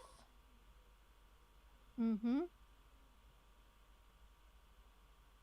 I think the streamers that are deconstructing her are probably the ones that sit through her videos the most instead of just putting them on in the background and walking away. No, yeah. I just turn off my brain. Whenever I have to record her fucking streams, I have to turn off my brain because it's so unbearable. I don't like turning my brain off. I like being engaged. But what if it's a Lily stream? Still, I can't turn my brain off. I have to. I'm just like. Have to lock in. Phone off the ringer, just like. Yeah. Mohammed says Lily spends more time insulting people for acting like man babies rather than actually expressing her opinions in any given video. Yeah, exactly. She thinks she's insulting people? Oh, she thinks she can roast people? That's so cute. That's such a little baby thing to do. Meh, meh, meh, meh, meh. I hope she makes a video about gargoyles because we're shitting on her. And gargoyles is one of my I hope she does more stuff about animation. I hope she does more stuff about writing and animation and about the industry because I will fucking destroy her. Not just you know the way she's tanking her channel just to talk about Dragon Age because of Psy. I would love it if she talked shit about gargoyles. Please, Lily, do it for me. Come on, Lily, talk about my fucking industry. Do it, bitch. I will destroy you. Back to the video. Back to the video. A pack of very stupid, very angry people whose mothers were keeping them away from small animals and children. That is still... Like you, Lily. Like you, the one who fucking threw her pet gerbil around. Threw her gerbil, suffocated and tortured her fish, threw rocks at cats, molested her sister, tried to kill a teacher who was pregnant, and many other things. Mm-hmm. You have no sympathy for any creature, you have no empathy, and you probably don't even have apathy. You have no apathy in you to probably conceptualize that things have feelings and can emote. You probably don't even think animals can feel things. You probably don't realize that things can feel. They have nerves. They have sensory organs. They can understand and freaking process what you're doing. And the fact that you are so out of touch with that is concerning. And the fact that your parents didn't give any less of a shit about what you did is so heartbreaking. Because the fact that you are doing these is signs of sociopathic behavior. Signs of someone who's either going to turn into a killer or going to be a serial abuser. And we know which lane you went in. We know. We have evidence. We have seen you actively and live abuse, gaslight, and freaking brainwash anyone who tries to get close to you, and you forced to get close to you. We have evidence of you berating and putting on blast Lolo and Michaela, and you switching the blame. We have evidence of you saying some very specific, out of pocket, and just oddly personal shit. And you claim that it's all transphobic, it is all out of a conspiracy, when no, Lily, you have always been putting this out. You put this out in the universe, in the world, for everyone to see, and you're too brain dead to even to be fucking cognizant of what you're doing. It is baffling to watch, and it is fascinating to study your habits and your writing mannerisms and all that shit. It is a spectacle, and it is so important that we do not forget what she has said, done, and continues to act on. It is so important to be aware that she is an abuser, psychologically and hopefully not physically, but given the fact that you got so angry at your own wife who was visiting you for the holidays makes me worried. And the fact that you use her to voice your concerns and push the blame and criticism off of you and onto her is so immoral. It is so disgusting. The fact that you do this on pattern is disgusting. You are an ugly person, not physically, but internally and on any other level. It is not your appearance that makes you ugly. It's how you act and think that makes you ugly. The fact that you are like this at all is so... it's sad. It is sad. It shows that you had issues and you never got the help, and you weren't given proper needs that any child could actually has to have. It's just so monstrously baffling that you are like this. Both hard to believe, but just not shocking at all. It's not surprising that you're like this.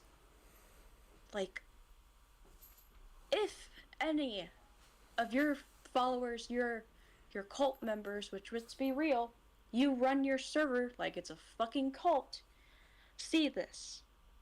Ask yourself, is there anything you are getting out of this relationship? Are you getting anything out of it?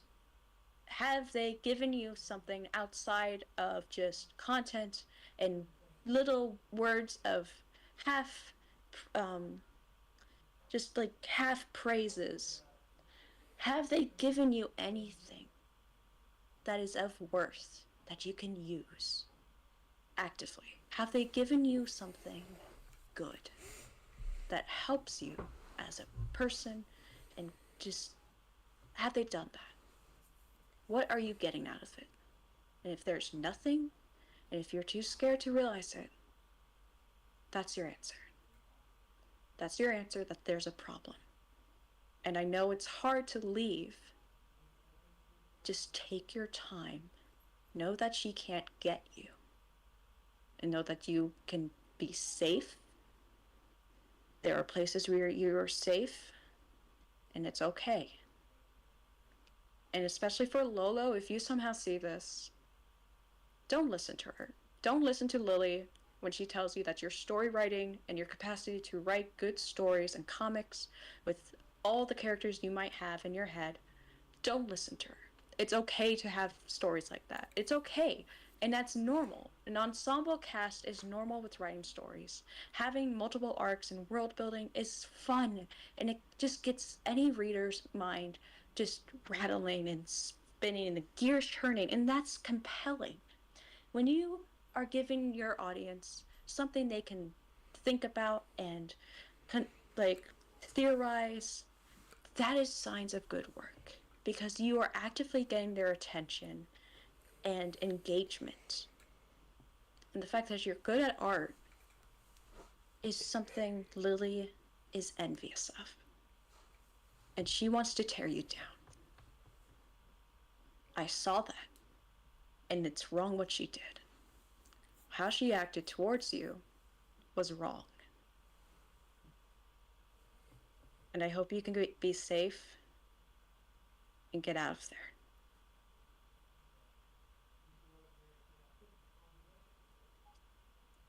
That was really nice. Yeah. You okay, Bree? Yeah, I'm good. I'm gonna give you a hug. Chat, can we get a hug for Bree? Hug Bree. Where's the hug Bree button? Right? It's like that video I showed you last night. The hug him option. just do it repeatedly. Yeah. Also, this is, I'm gonna be 100% honest. The ears on this always made me like go, that's a little bit too much detail on an ear. Like at all. Yeah. Like, it looked traced. It looked like she traced the "my yeah. students are all morons" meme. And I was like, Taffer, did you trace it from there? Look, there's plenty of people that just are like, I'm lazy, we'll trace the meme and put my own characters in it, which is fine. All of us get lazy, but like, yeah. Girl, what is happening? I was looking up that meme that you talked about, "my students are all morons," and one of the first images is a fucking One Piece meme. Yep. Jesus. Nice. Also, it does look like the fucking "my students are all morons" meme. It does look traced. Yeah, that was my first thought. And then I learned the ears are way too big. That's what I'm saying. The ears are the only thing I can look at, and then I'm like, why are the ears so big? Like, the ears are bigger than what they... Got them Dumbo ears. Right? I was like, are you Dumbo's mom? Like, I know this is supposed to be a Psy, right? Like, Lily's not slick. But, like, it doesn't look like her, number one. And number two, it's... ugly? Oh, yeah, it's definitely ugly. It's baldy. I also, not gonna lie, I do love the little wings and how they're like plush and stuff like that. It's really cute. I just wish it wasn't like hate art. Yeah, also it's really stupid hate art. Anyway, there is a difference. There's a difference between fan art and hate art. Yeah. And most of the time it's shit posts. That's the difference. Fan art is not shit posts. If you're making a shit post about someone, that's not fan art. It's a fucking shit post. Dunk on them. I love shit posts. They were great. Right. Let's get back to it. It's called Twitter now. See, media literacy wasn't in people's vocabulary because back then they would just call you a retard and report your video for promoting terror. But media literacy... He said the Riri word. Oh, okay. Oh my gosh, he said the Riri word. Also, I would like to point out, media literacy has been a thing. It's had its name changed over the years, but media literacy is just, can you read and understand this sentence? It's basic sense. I was gonna say, like, that sounded, like, wrong, the way she said it. Anything sounds wrong when she says it. It's like, it doesn't sound like it sounded wrong. Like, obviously, fucking media literacy has been a thing since there was literacy, since there were stories. Also, media literacy is generally taught to people as a way to make sure that you know the difference between this is a story, a myth, a work of fiction. This is a historical reenactment being told to you.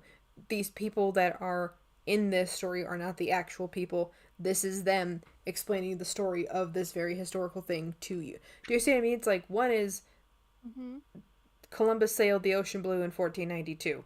This is known. This is fact. Pocahontas. Did you know Columbus was Jewish? I know he fucked a goat. Yes. He's also Jewish. Around the time, there was a lot of sailors and stuff like that were escaping. What's the word? Prosecution and stuff like that, and because of religion and stuff like that. Religious I forgot the word, but yeah, that's something I learned. Wow. The more you know. Yeah. But no, Lily is wrong here. Media literacy has been a thing for forever. The name has changed. The articulation of being able to understand what's being told to you has not. Yeah, now we call it media dyslexia with you, Lily. Muhammad says, Lily, people are allowed to have opinions that oppose yours. Die. I can't have an opinion that opposes your opinion. Lily, shut the fuck up, stalker! Exactly, Wow, Lily, exactly. you're calling other people stalkers when you're stalking Ren, who's married. Ew. What? Yeah. She's stalking Ren?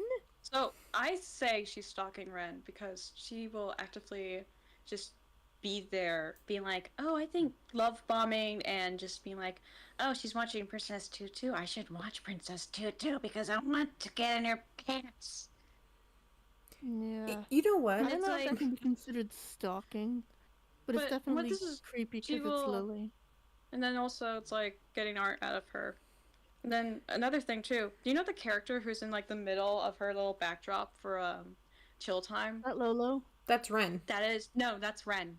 And then in the cut art, then also in the art where she's getting fucked, with the Gardevoir in the other room, listening. I think that's supposed to be Ren as well. No, that's Lolo. No, because blonde hair. Oh, fair. Oh yeah, God. No. Yeah. No.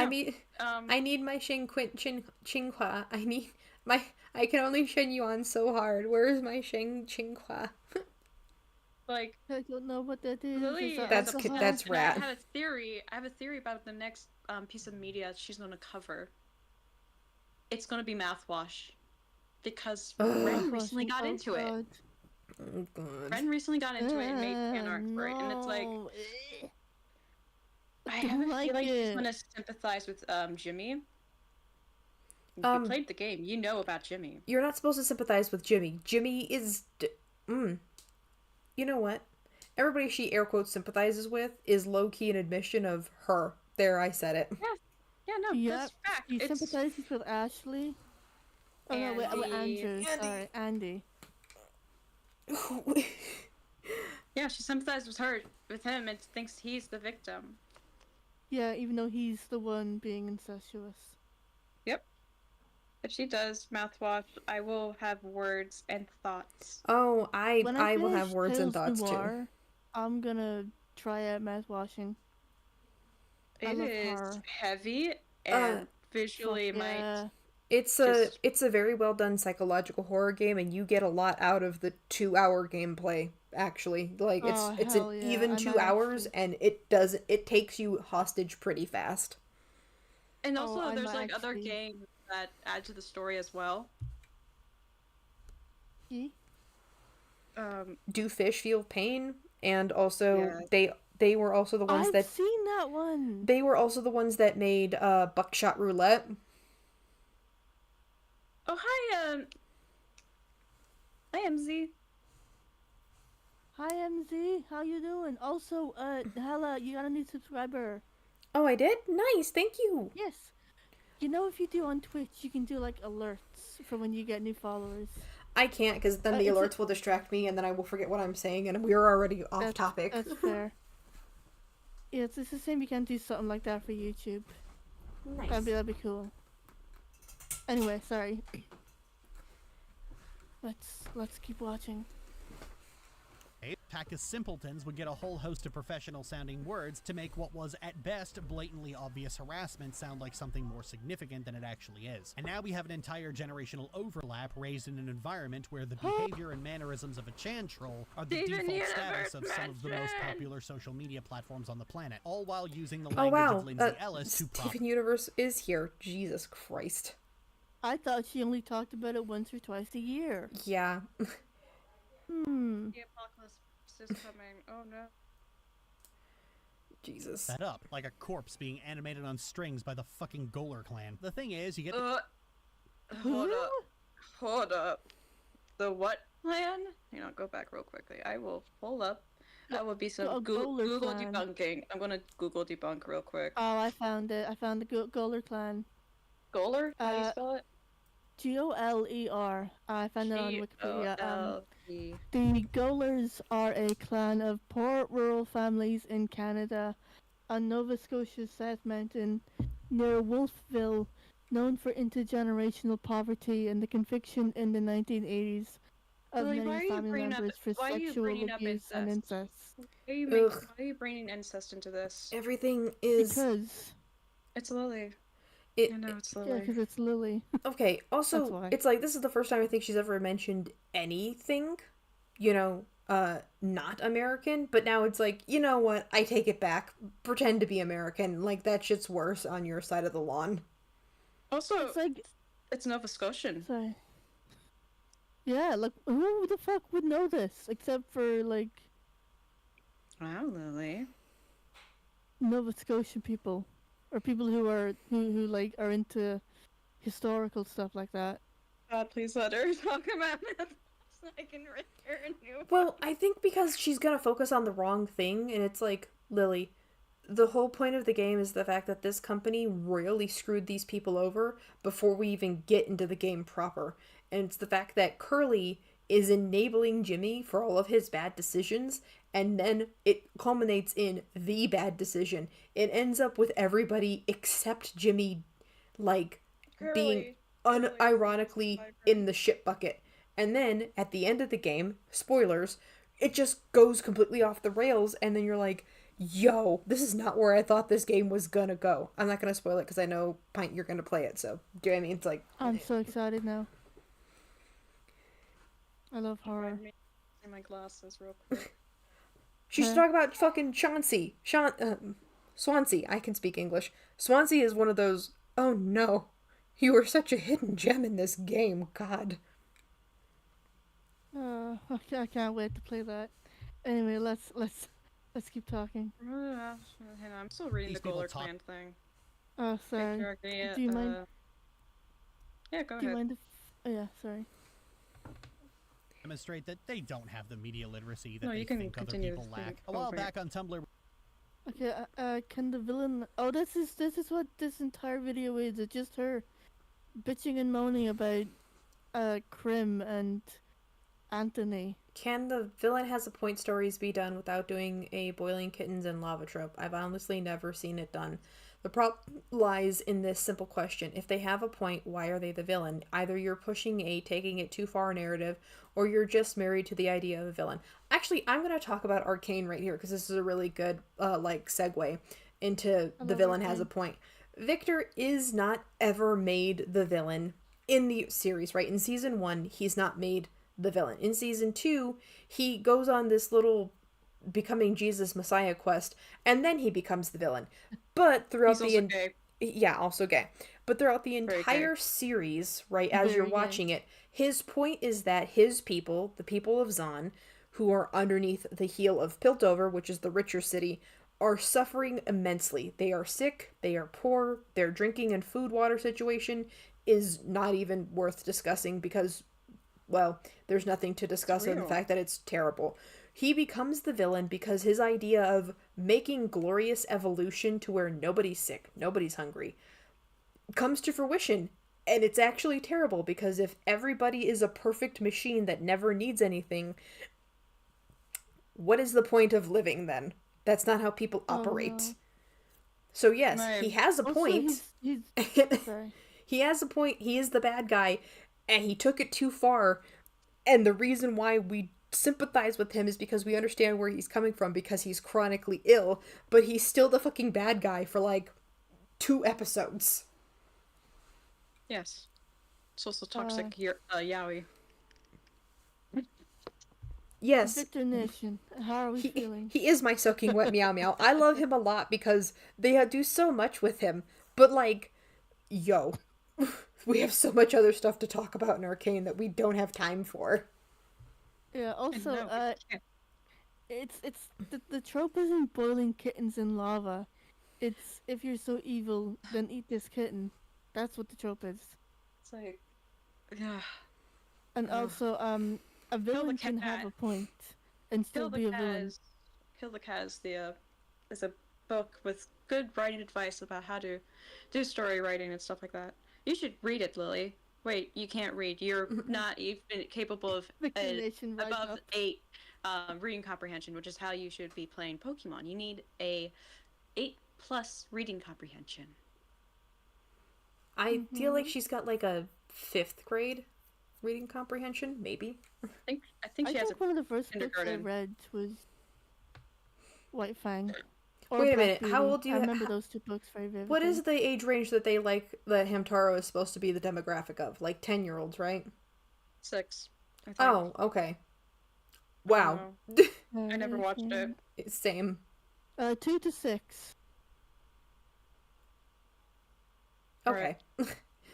We don't have time to deconstruct all of that. We'll finish this and then we'll take a break. Yes. Yeah. My video is lagging. Whole villain that has a point trope and how it often simply devolves into centrist or conservative proselytizing. And someone came in. I hate that. Okay, hold on. Prince Boy Sal. Proselytizing? Hold on. Prince Boy Sal. He's a little bitch. I did a post back in September when we learned that James Earl Jones died, and I did a post calling out Lily. This motherfucker went into my comments and replies, was like, well, he's actually a fucking misandrogynous racist. It's like, misogynist. Bitch, that was 50 years ago. You really want to go? And it's like, well, you fucking cunt. And I'm like, wow, that's so feminist of you. That is so progressive of you, calling me a fucking cunt. Wow. And then he blocked me. Counterpoint. Villains can indeed make good points, and the better ones often do. They aren't just there to foil the hero, and sometimes, especially if the character is someone like Hannibal Lecter, they're the main character that we sympathize with. As far as the story being they've gone too far, who says? They can rationalize this from an amoral point of view that accounts for more shades of gray, and they aren't ever going to be a hero, but that doesn't mean they didn't have a point. A good villain makes the hero, if there is one, or the audience think about what they are doing. So no, there are stories that absolutely do use this, and to good end. I have examples of characters who are like this. I have several different antagonists that range from misunderstood, and they have a reason to... They have lost their humanity. They have lost themselves. They are not them, and they just want destruction. It's fun. Yeah. I'm watching the final season of Dragon Prince right now, and the main character of that, right, the main villain of that is a star-touched elf called Erebos. And I remember this. Yeah, I finally got further into the series. I'm not done, but from what I've watched so far, his main reason for doing all of this is because they took my daughter from me and they killed her for a simple mistake, so now I'm going to tear down everything that they ever did. And you're like, you know what? It's an understandable reaction. And then you're watching everything and you're like, hey, my guy, we went from understandable reaction to are you good? This goes way beyond what you're trying to do. You can't have both. Fun fact, I have a character who you'd think would be a villain. He's actually a red herring for a majority of my series. And he's not a villain. He's lost his entire life, his childhood, lost family, friends, his own culture taken away from him. And he doesn't go ape shit. He doesn't go Rambo. He doesn't go on a mission to take everything else from them. He grieves and he takes it all in strides and has a goal. He just wants everyone back home. He wants to try and reunite everyone that was once a part of his family and try to bring just a clear understanding of his own people and not fear. And there are times where he's about to lose himself, but he has to pick himself back up. And he's still able to compose himself and keep his integrity and honest, being with him. He's never a villain, though. Yeah, you can have, characters like that. It's called writing and complexity. It's not the same sisters fucking each other in the coffee shop AU that we get with Lily. I want, if I am ever able to get this series out and done, I would like Lily to cover it, so I can lambaste her. Yeah, just no. berate her. I would like to destroy her. Yeah. Alright, we gotta finish this. Yep. Really? Well, because Paint has to go to bed soon. About how it can be really good if it's done well, and I had quite enough of that mealy-mouthed vague crap where they gesture to some hypothetical good version of a bad... Meanie Mouse? What's that mean? I don't know. It sounds like a 5th grade insult. It sounds like fucking preschool insult. What the fuck? Mealy mouth is a way of saying that somebody is mumbling their words when they're trying to answer you because they're nervous. Mealy mouth meaning... Just say mush mouth. Just say mush mouth. Yeah, say mush mouth. Also, this person isn't being mealy mouth. They just answered you and you didn't like the answer. Yeah. Yeah, it was too big. It was too smart for you to fucking comprehend. Well, remember, Aunt and Crim answered this, and then she changed the rules because... You know the rules, and so do I. Say goodbye. I love that meme. Name 50. Well, 2 of Twitter's biggest cockroaches, Crimson Ender and Anthony Gramaglia, rose to the... Hang on. No, that's not how you pronounce it, but these scriptures can eat my ass. They don't want to. And, yeah, remember when Lily called Sai slow for not being able to pronounce her last name properly? I remember. Pepperidge Farm remembers. Yeah, I am Pepperidge. You copyright strike. Oh, if she... Oh, if she does copyright strike me, I'm gonna be like, okay, fine. 50 examples. Bear in mind, this discussion was about villains who had a point being done well, which meant that 1, the villain had to have a point, 2, the story had to make them work as a villain, as most of them suffer from the main issue of, if they're right, why aren't we siding with them without straight up making them a genocidal murderer out of nowhere? Because that's not how morality works. Right, that's kind of not the point. Yeah. Also, here, like, I'm gonna go back to Victor from Arcane, right? The idea of us being taken out of a body that would need food, water, and, like, would never feel pain again because it's a mechanical body, that sounds nice. But when you really start to think about it, you go, does that mean I can't feel anything? That means everything you like. Hot showers, comfortable clothing, that nice blanket you have, the plushie you cuddle with. You can't feel it anymore. The pet you have, you can pet it, you're not gonna feel it. Thinking about it for more than the sentence it's written in makes you go, yo, you know what, it sounds cool, I don't want to subscribe, no thank you. Got my nice blanket here. For my feetsies. For the feetsies. But yeah, Louie, that's not how this works, you're dumb. You're stupid. I mean, you're basic. She's not basic, she's the Midwest mid-tier middle-aged woman. Oh, yeah.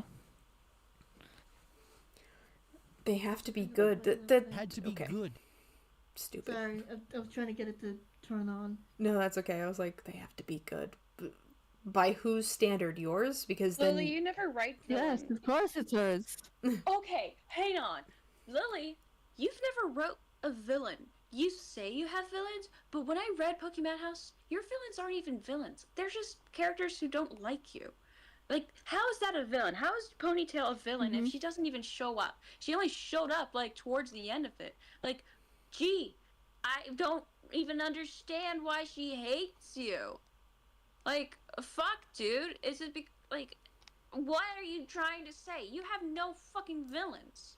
You have no antagonists. You've never written them, Lily. Because you are the bad guy. You're the worst person here. You know, if I had a nickel for every person like Lily, I'd have 3 nickels, which isn't a lot, but it's concerning it's happened 3 times. Lily's saying, like, if I had a nickel for every time something happened, I could buy the U.S. presidency. Which, no, you can't do that. That's not I'm pretty how sure she it has works. made that joke. I'm like, that's not even, that's like, you can't, that's not how it works. That's not how it works, Lily. Well, Lily doesn't understand anything. Bottom line. Yes. To be villains in the first place. That might go without saying, but just bear with me here. So with all that in mind, did these two men rise to the challenge? Well, most of their examples were anime characters from anime that I had never heard of, but here's the list of the ones I did recognize. Crimson opened with Josh Kiryu, who is technically an antagonist, but whose point is largely directed at Neku's personal failings. Then he moved on. What is Kiryu from? I don't know. I don't know enough about it, so I can't. Wasn't it freaking... I don't know. One of you guys knows. One of you guys knows, and I don't. I know where it's from. I just can't remember. I feel, you know what, based on the art style, it looks like Kingdom Hearts. It's not. It's not. Okay, chat, we need you. Chat, we need you. Do you know? Use your Google foo.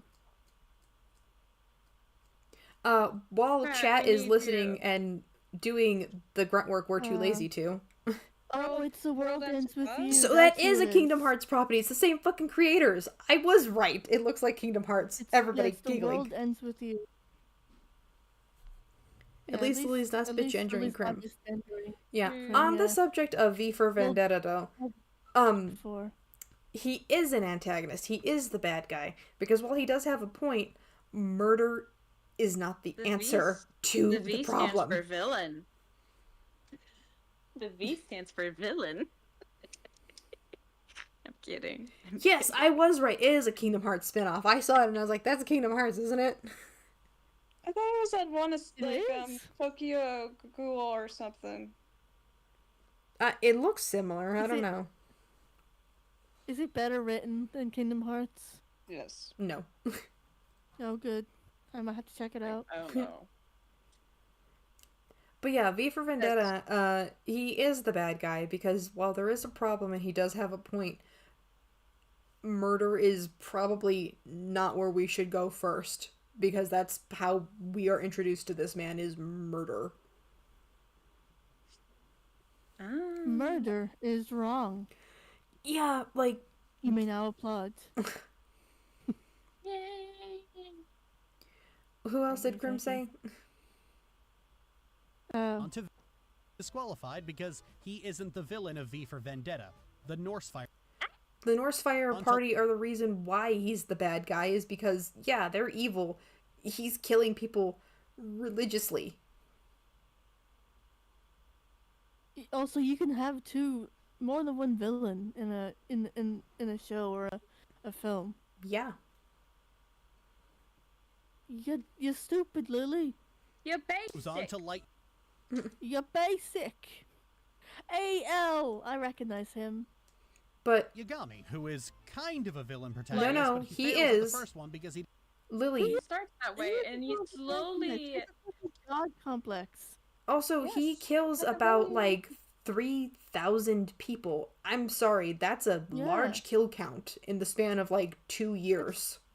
What a great protagonist, everybody. He's the bad guy, and you were supposed to sympathize with him up until the point that he killed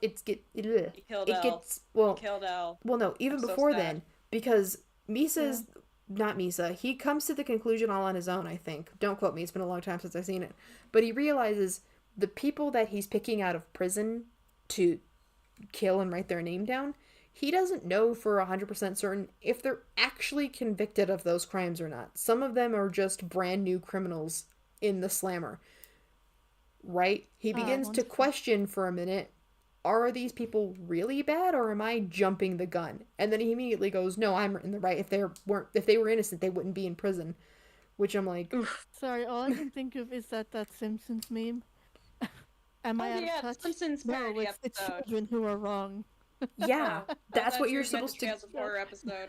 Right, and he spawns a cult around him. Like, dude, when you spawn a cult and kill 30,000 people, I'm very confident in the nah, you're the bad guy. Like, he has a point. The justice system is flawed, and people are not punished for their wrongs they commit. Killed my boy. But he killed my boy Light. L. Right, and it's like, but he's still wrong. Light also, isn't meant to be.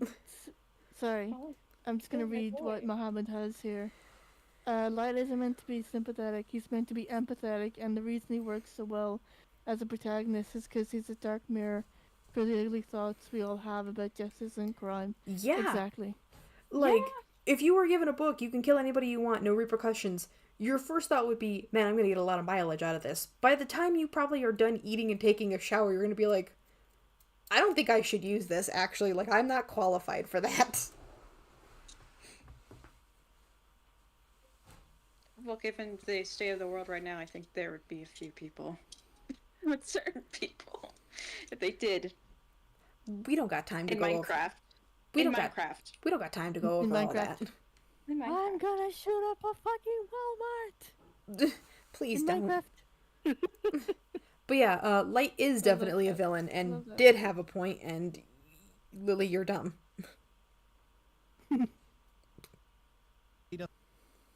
God. Point.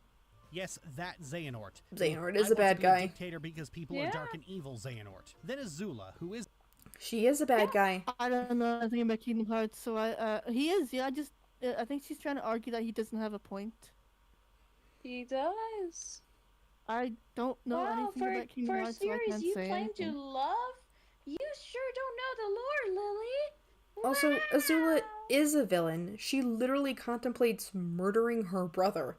I don't know about you, but I think Fratricide is right. It's like I think she's mostly arguing that Azula doesn't have a point.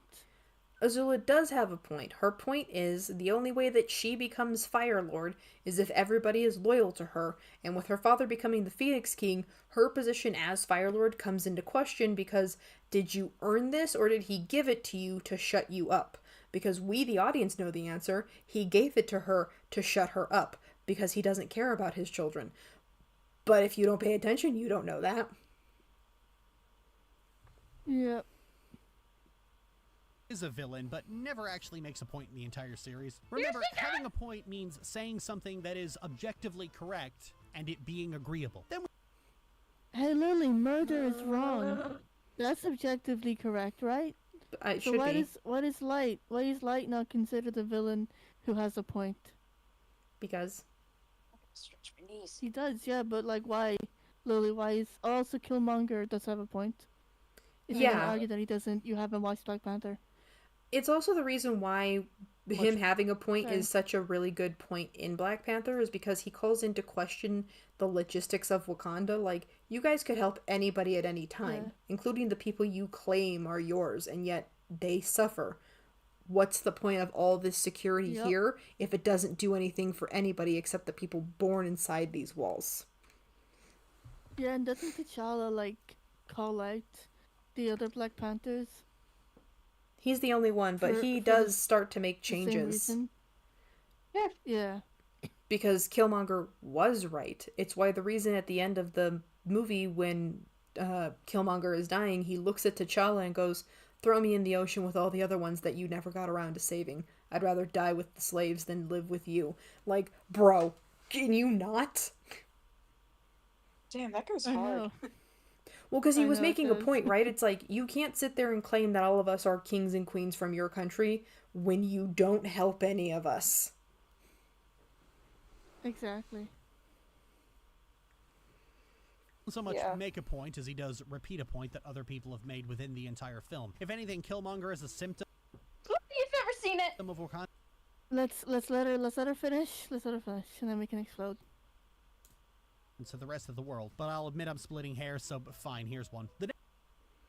But it's not. Everybody is repeating Killmonger's point, not him repeating points they make. Yeah, that's the fucking film. Like, it sounds like you didn't pay attention while you were watching it, and you had like 50 tabs open at the time. Probably didn't even watch it. You probably watched a movie, Bob, retelling of it. You probably watched someone else's fucking opinion of it, Lily, because you have no fucking original thought. You have no thought. Like, you think that Killmonger is repeating someone else's original thought. No, you don't have the thought, Lily. You're just parroting what you think sounds smart and what makes you sound smart, because you're a dumb fucking cunt. Bree, we're American. We have to say cow. Fuck that. No, I'm from Ireland. Bree, I give you the cunt pass. I mean, I am of Irish descent too. Yes, she gets the C-word pass. I got And 5 Irish names in me. That's fair. How many? 5? Yes. Oh my god, that's a lot of names. Yes, and I won't disclose them because I don't want to be doxxed. Oh yeah, no. Okay, yeah. Instead, Bree, can you give me your social security number? I think I'll leave that out. Oh, I remember this. Bree told me it. It's 999-99-1111. No. You Okay, gotta run. just write that down. It's just 9. It's 9. No, it's just 800-813-5. There we go. For anybody, if that was your social security, we don't know you, so it doesn't count. Yeah. Let's see what else Lily has to say about Crim stuff. Swear this is true. Was Ashley Graves. She is the villain. Ashley fucking Graves. She is the villain. Oh, look, more fucking psychopath who's only What the fuck did that say? She had text on the screen. I couldn't read that fast. Hang on. Admit I'm splitting hairs, so fine, here's one. The next one, and I swear this is true, was Ashley Graves. Ashley fucking Graves. A self-hating... We could just end the video right here. Media literacy ain't dead, and the ones who claim it is have fucking sandbags in their skulls. Like you? Yes. Sandbags? I think she has salt. I've never heard of that phrase before. Lily makes like the weirdest fucking insults, and it just confuses me. Also, Ashley is the bad guy in Andy and Layla. Like, both of them are objectively bad people, but Ashley is worse because you're the one that killed the guy. You're the one that suggested cannibalism. You're the one that summoned a demon. You're the one that wants to fuck your brother. Objectively, right? Andrew's just a murderer. You've got a lot more on your plate. You know, there's a better story that every time I think of Andy and Lele, I know this one series made by this one artist who had a similar concept, except they weren't sold, they weren't locked away, but it has really fucking intense scenes and moments, and there's demons involved.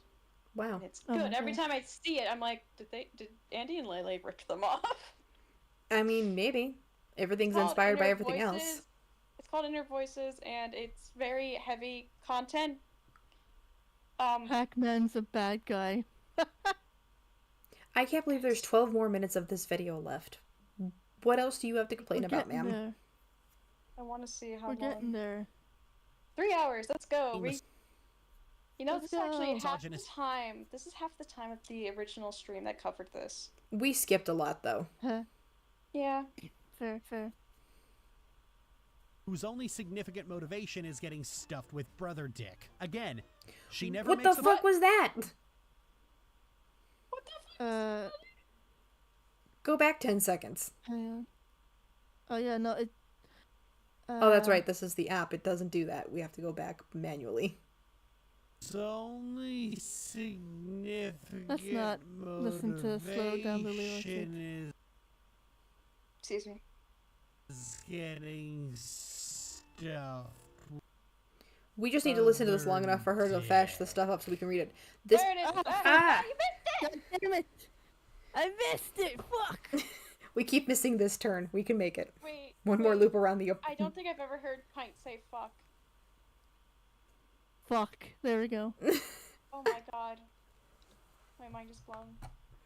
I thought I have sworn before. Oh, No, well. I don't think I've ever heard you say fuck like that, and I'm like, I am shook. Well. I am shook. It's the Irishness, I think, in me. Yeah. With brother. I feel like I have to... Yeah, that might be the best way. There it is. That is the worst possible way I could have described that, and I'm not sorry in the slightest because, oh my god, what idiot thinks this Brocan nutcase... I have it. I'm reading it. This Brocan nutcase has a point. Please tell me you don't have brothers. Mohammed, you're, thank you very much, Mohammed. Mohammed sent me a screenshot of it. Yeah. Thank you, Mohammed. one too. There we Thank go. you. If you can't Lily, see it, Bree, there we go. Shut the fuck up. Shut the fuck up. Just because you didn't have a normal fucking childhood with your siblings doesn't mean everyone else isn't like you. Okay? Me and my brother, you know what we did? We would yell at each other and be fucking annoying siblings. We would also sometimes get along and goof around. Play Pokemon. Play with our stuffed animals. Have little stories for them. You know, like normal brother and sister behavior. We don't fuck each other. Oh, sorry. That's what you did. You know what my brother used to... Sorry.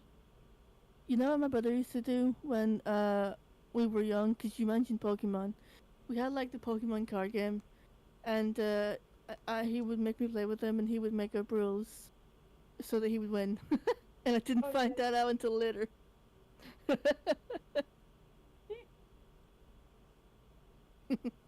Yeah. My brother's evil. Yeah, my brother... my best friend's 16.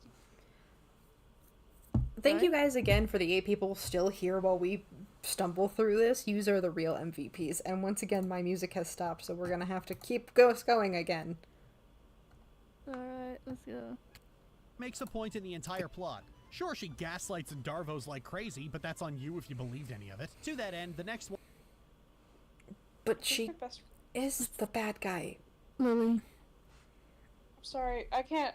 Lily, you're not important enough right now. I'm too busy focusing on my friend who sent me a really cool looking bag. That's awesome. Honestly, that's great. Oh, I'm sorry. Thank you to the 9 people watching. Wow.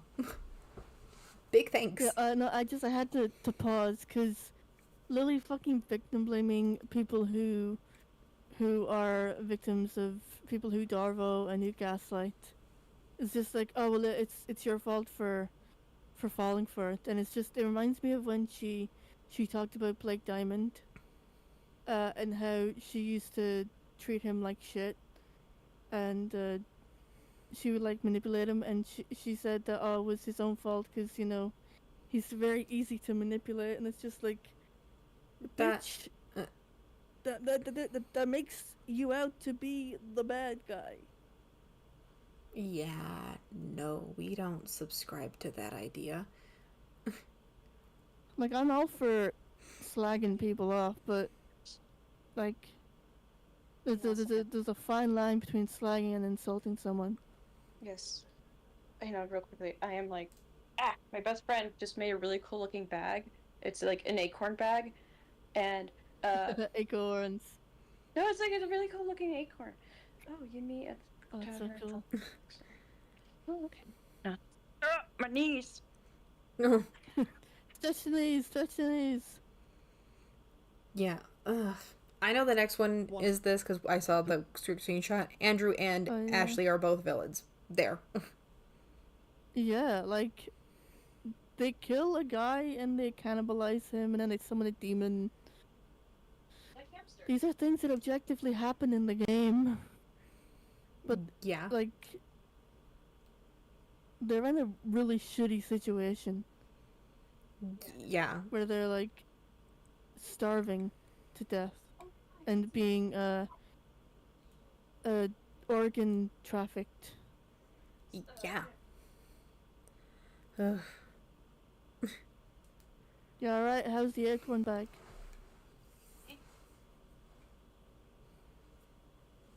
Bree? Bree? Oh, okay. Yeah, I'm back. She's grabbing cookies. Grabbing cookies and he's not sharing. Like,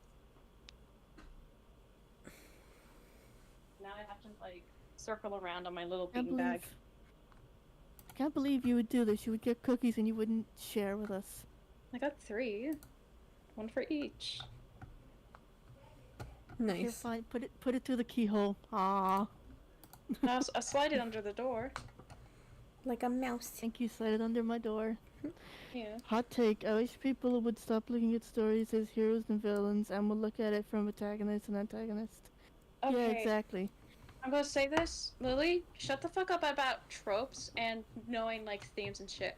You know why we like tropes? It's because, as humans, patterns and, like, being able to identify traits helped us survive. The fact that we find things that are common and relatable is how we know things and how we understand them. So when we can recognize a story, we can be, oh, this is good, this is familiar, I feel safe with it. And when you try to destroy the trope and not use them, it's going to get a negative response. Like with your work, Lily. Sorry, Hella, I'm just wondering, you have your stream, your Discord profile up on the... Yeah, on the stream. Oh, it shouldn't. Oh, it's because you have a window capture. You're capturing the whole Discord. Yeah, I'm sorry. I actually don't know what I did. I moved it and then I was like, oh, okay. I really have to pee though, so can we take a really quick break? Yeah, sure. Nice. Yeah. We'll be back. My friend just sent me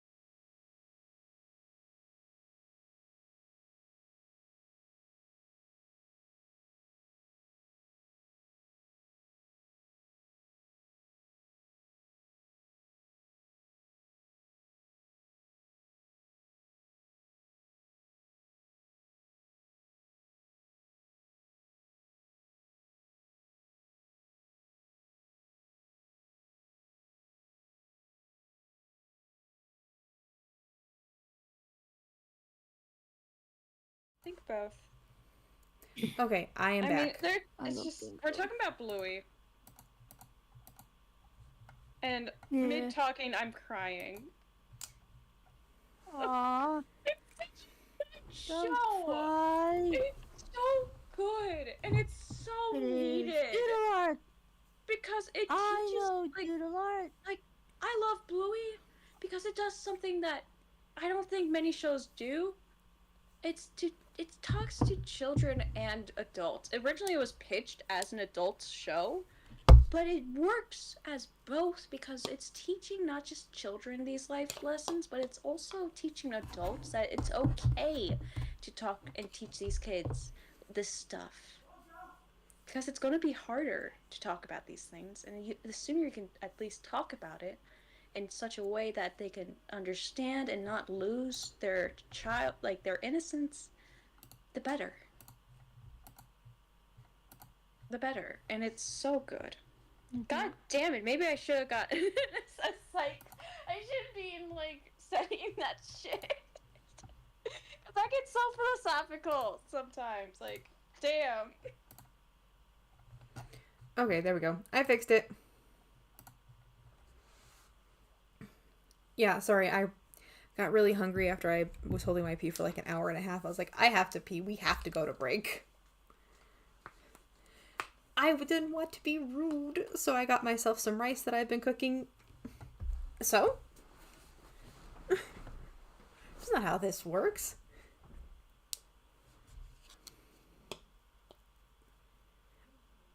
I got Gatorade and rice because I've been cooking rice, so it got done forever ago, so it's just been chilling in the pot, being warm.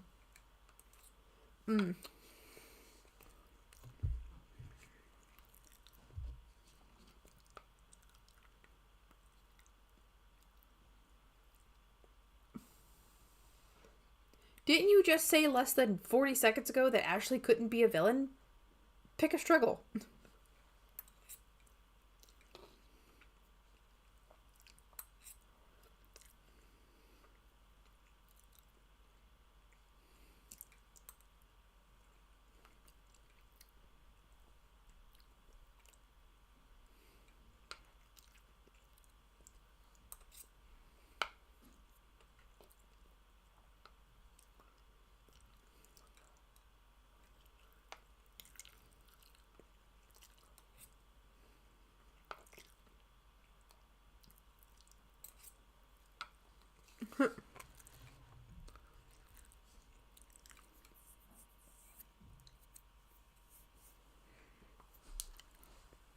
Well, I mean... Well, considering she baby girls Andrew so hard, what else are we supposed to take from that other than...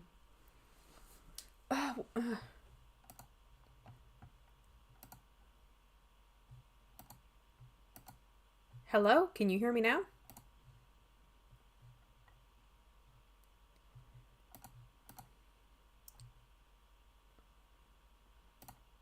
Okay, can they hear you now?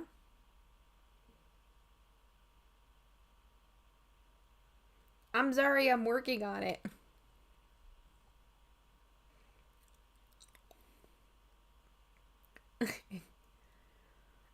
Yeah, I know.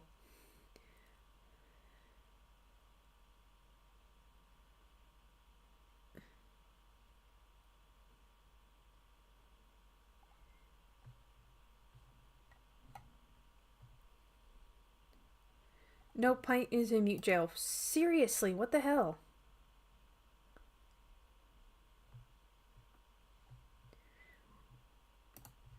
Okay, can you guys hear now?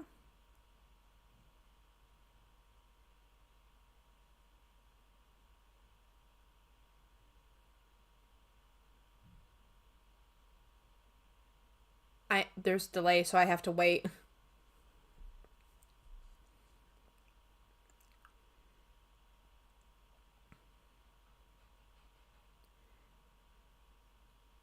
Guys, I'm being serious. If you can't hear them, I need to know because I need to...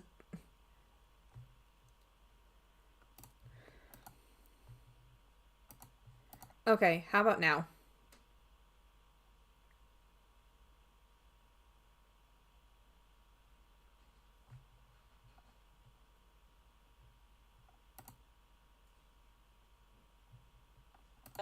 AT&T guy.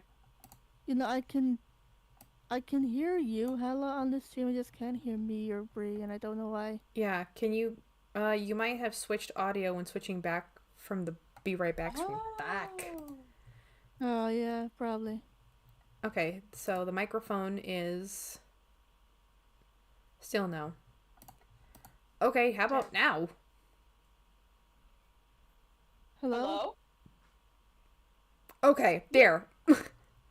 Hello, how dare you silence the goblins that adopted you? We took you in. Quait? I know. I can hear ping. Okay, cool. We're back on our bullshit. Ping? I'm ping. Pling, ping. Are you pretending to be Mulan to join the war? My name is Pink. Yeah? I can hear plinked. My name is plinked now. Plinked. So to play catch up on everybody who's watching just me talk, Ashley is a villain because of the fact that you baby girl Andrew so much. That does not make them both villains. What?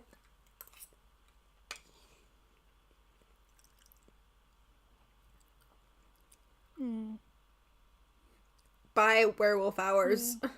Enjoy food. Bye, werewolf. See you, wolf. Make a point. His whole character is he's trauma bonded to his sister. Wait, did you guys still hear our Bluey talk? Yeah, can you guys still hear Lily? Did you guys still hear our Bluey talk? Hang on, that's the real, I don't think real so, question. that's why we were muted. Wait, we were muted? Yeah, because of the Be Right Back soon. I had to go. That's when we had our big Bluey talk. Hello. We heard. Hi, guys. Wait, can you guys still hear the Lily thing, though? Because, like, if that's not a thing... Yeah, they can hear. Yeah, okay, wait, cool. Did you hear the Bluey talk? You heard the Bluey talk? Oh. That's weird. Well, I don't have any audio for the Be Right Back screen. It's just, we'll be right back. Speaking of, it's a cute screen, though, right? It's just, we'll be right back. It is adorable. You should have the JoJo ending credits theme.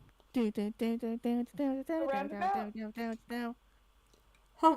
Yeah, my ears bleeding. I remember hearing the song and I'm like, oh no. Because I kept hearing JoJo stuff and I'm like... Alright, we're nearly done, let's keep going. I know, we're almost there. Fail. Sorry?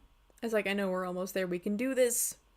We can do this, we can, last fail because they never actually make a point. Gollum, Satan himself, Sweeney... That's not Satan! What?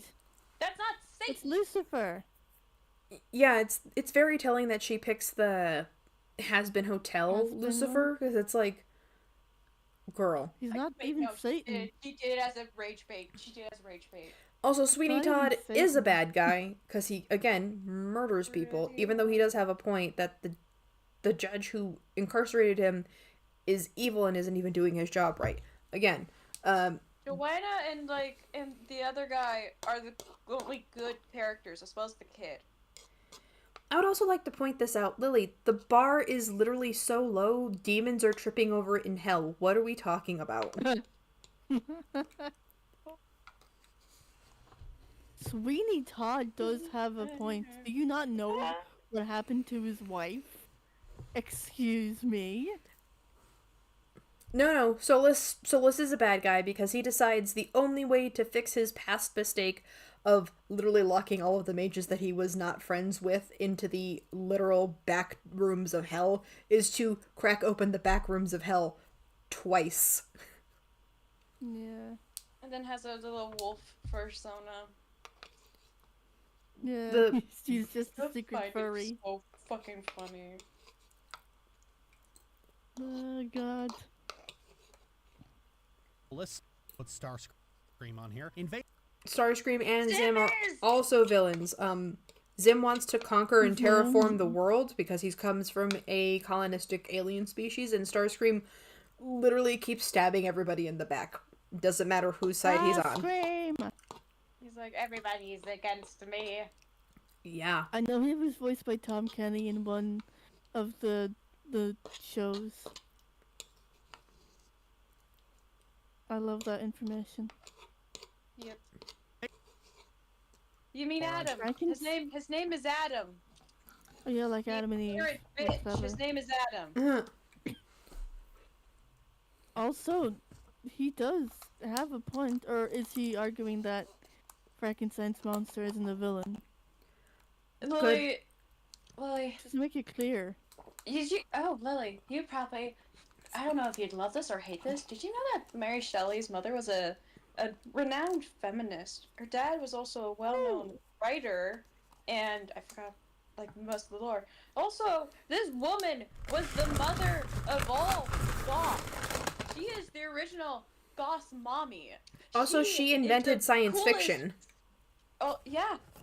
During the Romance period, she also took her love to her mother's grave and fucked on there. Oh she is the original goth. She lost her virginity on that gravestone. She is the goth dummy mommy. And her husband was like, I don't know if we can publish this. I'm not sure if this will work. And she's like, we're going to publish this. We're going to publish this. We're going to fucking pay.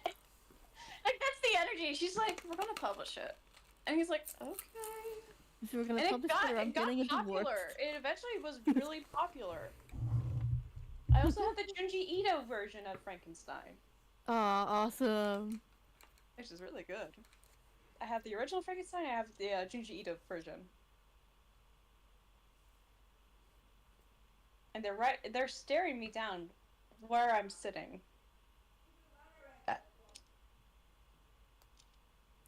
What a wild ride to be on. Yeah. Simon Laura. I don't watch Infinity. I haven't watched that part of Infinity Train, so I can't say anything. Oh, that's happy. These two from Sailor Moon, also villains that they're like paper cutouts of villains that are gay, but yeah, whatever. Gay. Oh yeah, that's the best kind of villain. Yes. The problematic fave. Yes. Two villains from Sailor Moon, Annie Wilkes, Davy. Hold on, Annie Wilk is a villain. Are you talking about Annie Wilk from fucking Misery? Motherfucker. She ties a guy to the bed and then breaks his fucking legs. So, with Misery, it's a parasocial relationship this woman has with this one author. And she is so pissed about the ending. She kidnaps him, breaks his legs, until he writes her ideal story. And holds him hostage. Yeah. Robot Chicken actually did a parody of this with Linus being the writer, where Lucy was her from the Peanuts. Yeah, it was a funny Robot Chicken bit. I like Robot Chicken. Also, Davy Jones is a bad guy because he had a role to play, and when his love didn't meet him, which is Calypso, who in a lot of myths is flaky at best, he completely goes off the deep end and he stops delivering souls to where they need to go.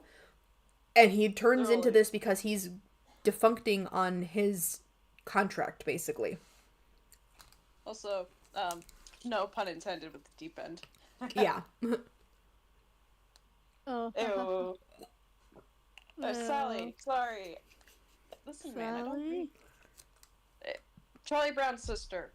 Also, Two-Face does have a point, and he is a villain. He fucking kills people. Lily would be the kind of... Two-Face is also... Were we talking about Two-Face, or... I can't see on the screen. Yeah, we're talking about Two-Face, Harvey Dent. Okay, yeah. He's a good villain, because he's Bruce's best friend. And he had an accident that deformed him, and then he has this moment where he loses himself with that half of him, and he becomes a villain because he doesn't feel like he can go back to his normal life. Yeah.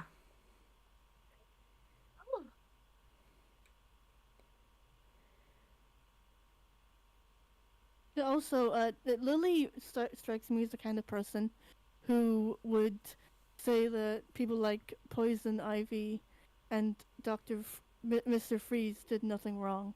No, she said that before in She Loves the Harley Quinn show. Oh my god. I fucking knew it. Well, because she says because Poison Ivy is a biologist and she sees that the world needs to change, and I'm like, correct, but she's more plant than she is person now, and it's gonna kill people if she does what she needs to do. But nobody talks about that. And she studies plants. Yeah. She studies plants, Lily. And then she said that the only reason covers animals, and then just. Yeah, and then she said Mr. Freeze just wants to find a cure for his wife, and I was like, correct, by kidnapping people that match all the criteria that his wife needs in case her organs start to fail. He's organ harvesting people illegally and like killing them. And he has to have the ice to keep it on cool. Yeah, I feel like a lot of people forget that. He does kidnap anybody, just not, do you know what I mean? Anybody as long as it meets his wife's criteria for her blood type and everything, to keep organ transferring into her because her organs are failing. Which is why he eventually puts her in cryo freeze, is because I can't keep doing this. It's taking too much time out of my day, because organ transplant is a tedious medical procedure. Oh, God. Yeah, you know, whatever. Moving on to Anthony. Anthony cited John Hammond, who isn't a villain. He is a villain. He's a villain in the books, apparently. Yeah, actually, I read these books. So John Hammond... it makes it very clear that the movie version that we see, you're on Site A. Site A is the theme park. It's this is the face of the company. You know, I used to, like, I never knew that there was a second movie for a long time. Because I was like, oh, Jurassic Park 1, then 3. Wait, where's the second? And then there's, like, freaking... what was the name of the second one? Just Jurassic Park 2. Really? That's it. No, it's just Jurassic Park 2. I didn't realize that. And then all the reboots. But no, right in the book, the island that we see in the movies is the face of the company, what they want to present to people. The showroom, as they say. There are 3 other islands, and you do get to see them in the book. Spoiler alert. It's a massacre. It's a bloodbath, because the only thing they had there were scientists that were never supposed to get full-grown dinosaurs. Surprise! Also, this is a sad fact, but in, like, Fallen Kingdom, you know the last dinosaur that they weren't able to get off the island? That's supposed to be the same one from the opening of Jurassic Park. That's the same Brachiosaurus. I am being schooled in the comments. People are like, it's the last kingdom, Hella. Chill out. I don't know a lot about Jurassic Park. I was a nerd. I only read the books. And yes, he cut corners everywhere. The attractions, the fencing, how much they were feeding them, everything had corners cut, because at the end of the day, he wants money. Hell, you don't understand. He spared no expense. No, he did not. But he is a bad guy. In the movie, he's like, spared no expense. But that's the point, though, right? He is a bad guy because he's a very wealthy man who cut the corners he needed to cut. Just like, oh, actually, here, real life equivalency. When the billionaires went down in the submarine, there you go. Corners were cut. Look at what happened. Oh, don't forget Disney. We don't talk about Disney in my house.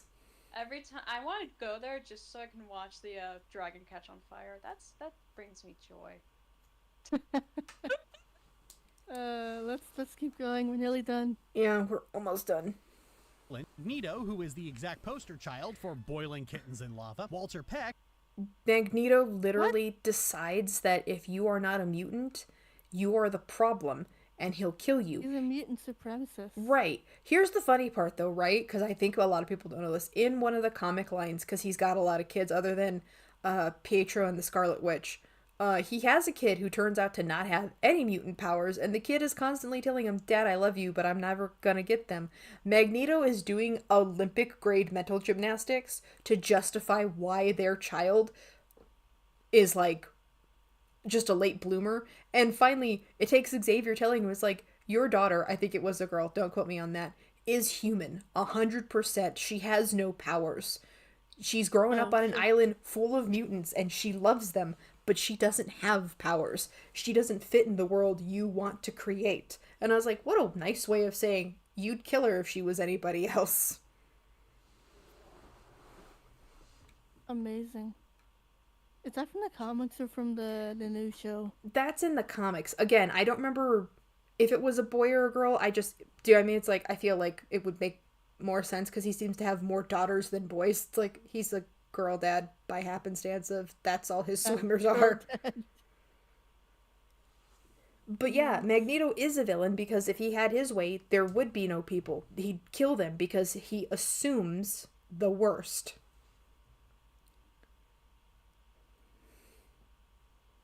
By the way, I love this picture that we have stopped on. It's me.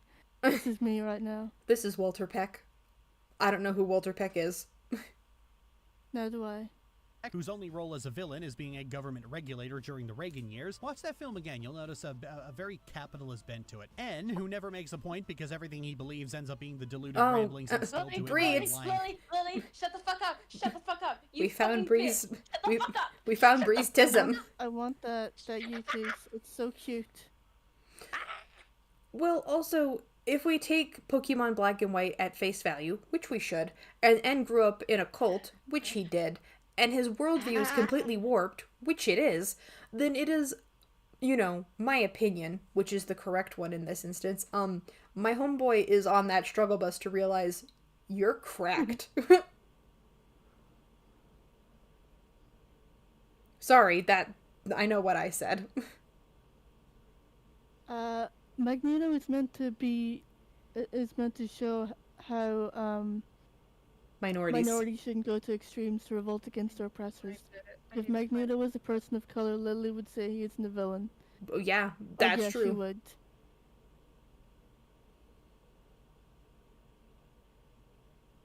She would, definitely, like 100%. Yeah. Me. He's from Ghostbusters. Oh, Peck is from Ghostbusters. Oh my god, I just got a blast from the past. Jesus. Okay. So, Walter Peck in the original Ghostbusters movie, yeah. I had a whole thing where I had like I know this. Walter Peck is the guy that wants to shut down their firehouse, right? Basically all the red tape. Ghostbusters. Right. He's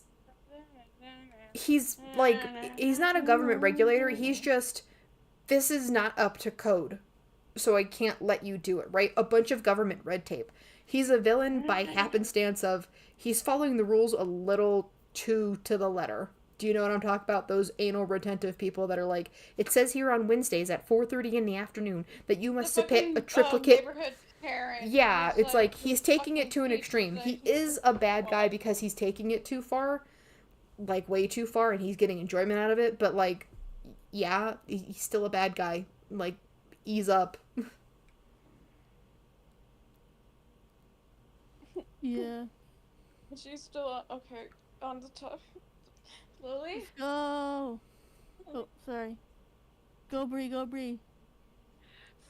You Lily! You don't know Pokemon Black and White because you don't understand because you have the fucking mentality of Gexus. You have that mentality where you think the world is black and white. You have that mentality, Lily. You're like Gexus, who runs a fucking cult, who hides the fact that, oh, it's for Pokemon liberation, when you know that it's for world domination. You know it's to control these people in Pokemon. You know it's to, you want that control. You want it so fucking bad. God damn it. And it's so heartbreaking that these people were once thinking that you were a source of knowledge and wisdom and protection, when you in reality have gone and stabbed them all in the back and branded them and brainwashed them. The reason you don't understand the fucking story is because you are stuck in the fucking mindset where you keep those blinders glued to your fucking face to only see two options, when no, Lily, those are fucking aspects of a spectrum. Lily, the game is literally about opening your own, like, your fucking understanding, your perception, and your opinions. It's opening your mind to possibilities and others. There's more to life than one thing or the other. There's more than just two options. There's more to life than what you might have been told. That's why in Japan the name for Unova is Isyu, because it means from afar there is one. Because as you get closer, you realize there's more than just one thing. But you think it takes place in Japan, in whatever, in just basic white.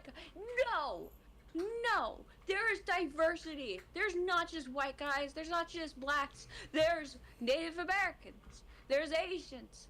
There's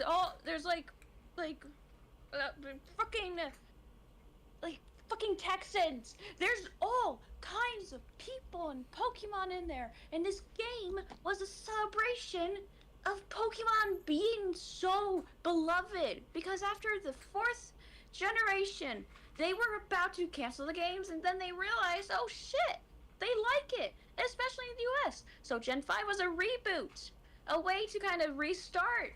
And so what they did was go to New York City, where they also have a fucking building. They have their own office there, Lily. Like, holy shit, Lily! Wow! And you wonder why the Pokemon are based on the pre-existing Pokemon, because it's a fucking retelling, and it's also another fucking country. So they're gonna have Pokemon that look similar, because that's biodiversity, Lily. It's why the story is so different. It's why you have 10 gym leaders, and it's why it's built that way. It's why maybe, oh wow, you don't take for a moment why there's a desert.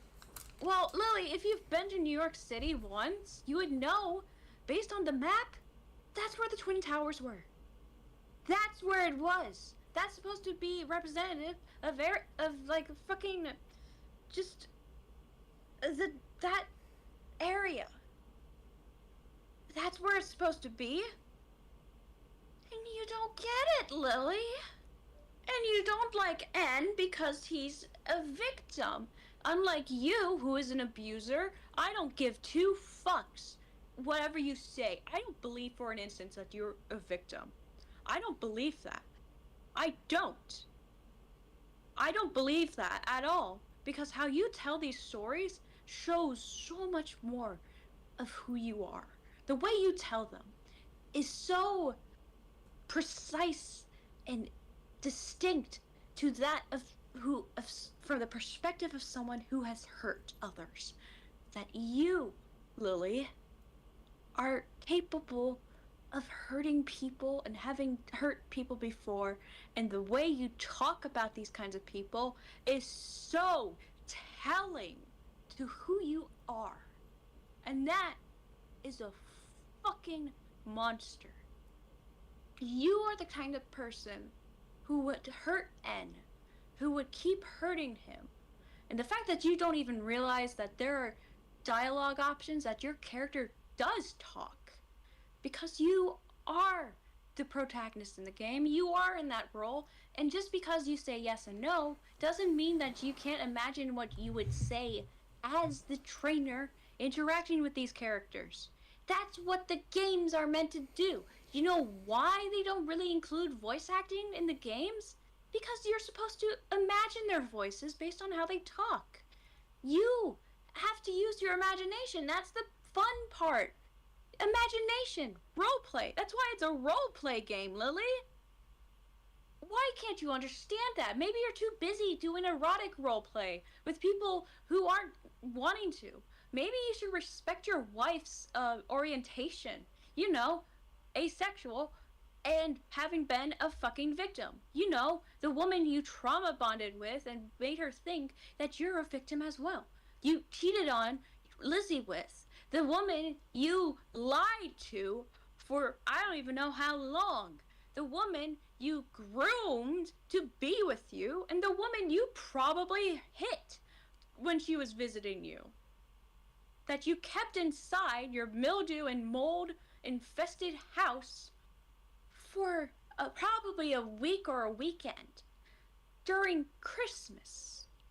And not once did you treat her with any ounce of respect and kindness. Not once. You know, when you were talking about Lord of the Rings, who did you ask their favorite scene first? Who did you ask first? It wasn't your wife. You asked your chat. You asked your fucking chat what their favorite clip was, and you then asked your wife. I know for a fact you did that as a humiliation tactic. You did that to make your wife feel shitty, because instead of bringing attention to her, you would read off what your chat said to make her own option feel like it was worse. I can read you for fucking filth, Lily. I don't give a shit how you portray it. I see you for who you fucking are. And it's not easy to hide that. And it's not good to have that kind of mentality, because the more you have it, the more you show your true colors. Okay? Jesus. Can we get hugs for Brie, please? Yeah, hugs for Brie. Also, I did not know that Michaela was ace. That brings a tragically new... It's revealed on a stream where they're talking about experiences, and Michaela brings up that she was in an abusive relationship where she was almost baby locked. And the fact that, you know what happens in Madhouse? That's what happens? Bonnie happens. Yeah. I wonder where Lily got that story from. Because if Lily is making Michaela do that, it's psychologically kind of bringing up trauma.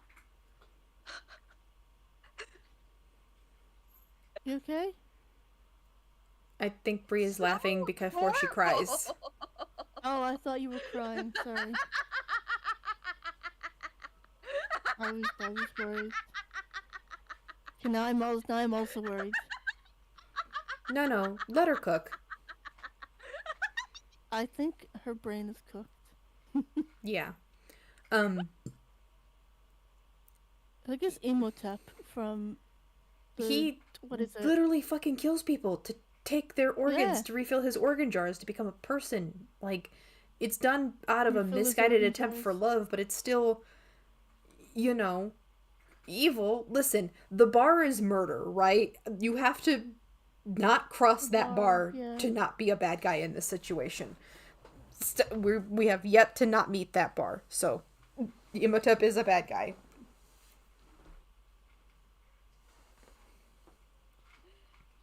I like Imhotep. He's very handsome.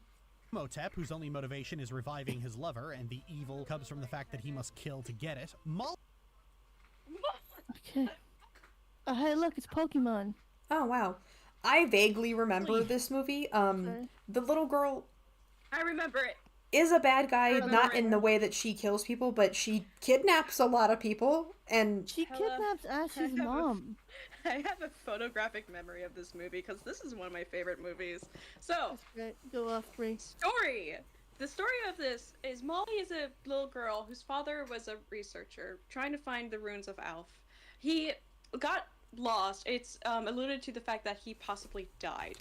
And he came back with these artifacts and runes with the unknown symbols on them. Molly, investigating and looking into these, accidentally awakened them and wished for the Pokemon Entei, which her father would read about, being a protector. And so he appears, and Molly wishes. Molly is wishing that she had a family, and she's looking at these pictures of her father with some old friends, and Ash's mom is one of them. And she wishes to have a mom and dad, and the dad is supposed to be the Entei that she wishes is around. So what does he do? He goes and steals Ash's mom while also turning the land into crystals, which is also very bad. Molly, being a child still, she's still capable of being a villain, but she is acting on a fucking personal grief because she has all these things that she misses, and not knowing that what she's doing. It only takes for Dahlia to come out of her freaking spell to Delia to realize that this child needs help, and she's slowly like trying to like reason with Molly that you need to undo this. And Molly realizes after I think Ash and Delia get upset that, oh no, I did something wrong. That is still, like, she's still a villain because her actions had consequences and hurt people, and she was acting selfishly. It's only after, oh shit, I did something bad, realizing what she has done, does she make up for it. She's still a villain, but she's able to learn. Just because they're a child doesn't mean just because they're a child doesn't mean a child can't be evil. There are cases of children who have done serious things. You're a child who's done evil things, Lily. Mm-hmm. Wow! I mean, I feel like all human beings are capable of doing bad. It's just a matter of understanding you have done bad.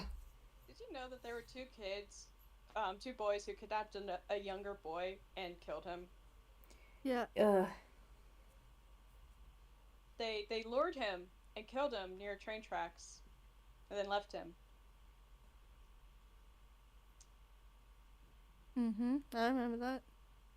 Yeah. Then there are children who will kill other children. Sometimes children are even capable of killing adults. I'm sorry, Muhammad has a really funny comment here. When will you learn? When will you learn?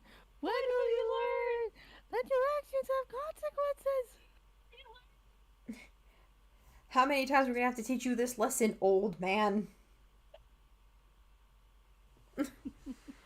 But no, she is a child. She is, on a technicality, a bad guy. And she does have a point, but it's a personal point, so Ant is correct. You're just dumb. Yeah! Anytime she brings up Pokemon, I will go off, just so you know. Fair, understandable. Let me go off when she brings up Pokemon. I'll let you cook. Now we have to move on, though. Yep. Sorry. We're good. I mean, we're only halfway. We're more than halfway done with the video, and we're at half the time that the original one took. So we're making good progress, but we gotta go. Yay. And Pite has to go to bed. She's on Ireland time. I'm on Irish time. And isn't even a villain. Nobody treats her as one. She's just a kid who misses her dad. That's not a villain, Anthony. That is a baby. She's not a baby. She's a child. There's a difference. Hello. Like, baby's gonna fucking be bad. Like, you attacking a fucking teacher is pregnant. I don't think... Okay, I'm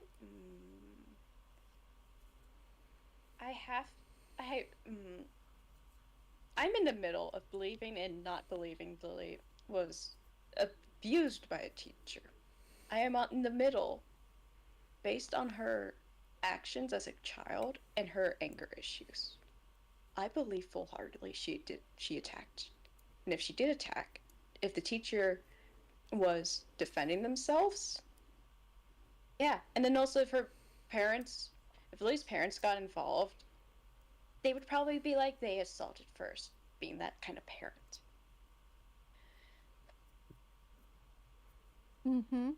You know what's sad? I believe you. Yeah. At this point. She's gonna talk shit about Treasure Planet, and I'm mad. I actually still haven't seen it. Oh, you should. It's so good. So pretty. I love that Oasis does the music. Nice. You know Wonderwall? Oh yes, I know Wonderwall. Same band did I'm Still Here. Oh my god, yes. I love that. It's so good. The sunk cost fallacy.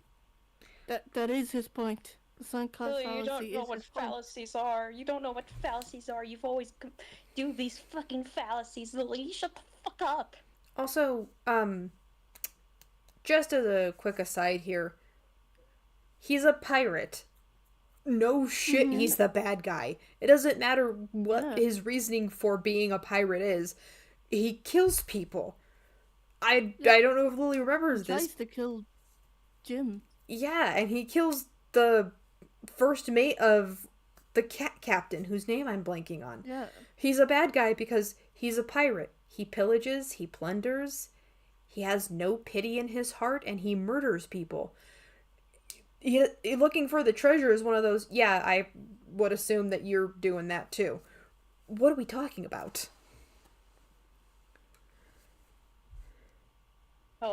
Yes.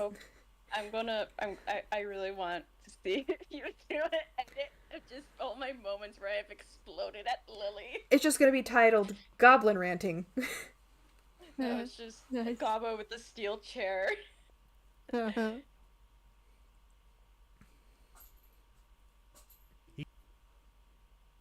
Miles Edgeworth, who is not a... She turns people to stone, though, doesn't she? Yeah, in the original myth, she went from just not meaning to, and then people kept bothering her, and then they kept sending soldiers after her, and then it became a whole thing. She does become the bad guy because then she starts to purposely seek people out at one point to add to her ever-growing garden. Hold on. Is he talking about Percy Jackson 1? No, she just put up the Medusa one. Just like a picture of medieval Medusa. Okay, if Anthony was talking about the Percy Jackson one played by Uma Thurman. Yeah, she's a villain. What? Uma Thurman played Medusa in the Percy Jackson movie. She's hot. I remember those movies. She's super hot in it. Fair. I mean, that's not wrong. Also, fucking Miles Edgeworth here. But Miles Edgeworth was a villain in one game because he purposely falsified evidence in order to win a case. In order to help a murderer go free. Muhammad just said, autopsy. like Tommy having his fucking Machiavellian, laugh. Yeah, that's me. Why is Lily imposing the kid from the Polar Express onto Ant? Because she's shit at insulting people. I mean, Ant found it funny, but, at the same time, it's a little on the nose, don't you think, Lily? Yeah, also, he doesn't really look like him that much. It's only, a passing resemblance. It's because he has glasses. Yeah. And he's voiced by Mandork's voice actor. I can't unhear Mandork every time I hear it. Yeah, I know, I'm the same. Villain, he's just a state prosecutor doing his job. Multiple iterations of Dracula, who is Dracula kills people. And exploitation by the wealthy allegory. Dracula kills people. Dracula is the bad guy. He kills people. How the fuck did she get hang on, I have to go back. Simple allegory. Donkey. What? Oh. He has Donkey Kong. Donkey Kong's dad or grandpa from the fucking old games is also a villain in a different game. Donkey Kong used to throw barrels at Mario and he kidnapped Princess Peach. That's one of the OG old games, but that is a thing. That wasn't Peach. No? Okay, a princess. I don't know the name. Oh, she wasn't even a princess. It was just a lady, and the lady is now the mayor. He fucking kidnapped some hooker a la King Kong style and kept throwing stuff at barrels at Mario. Excuse me. Kong, who isn't a villain, his words, not mine. Make a point. She is a villain, though. This is a low stakes villain, but it's still a villain. What? She is a villain. She's the reason why the cracks in the casa are happening. She's the reason why the house falls apart and why the family feels so pressured. That's the entire point of the film. Yeah. Just because she has a reason for why she behaves like that doesn't mean that she's not a villain. Again, it's a low stakes villain because it's a lower stakes story. The world's not gonna end. She hasn't killed thousands of people. She's still a bad guy. Well, her name's Paulina. Pauline. Paulina. Sorry, Mohammed. Gang, Satan isn't the villain. He's just doing the job God gave him.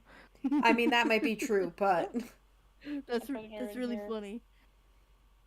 I mean, depends on what kind of source material you're coming from.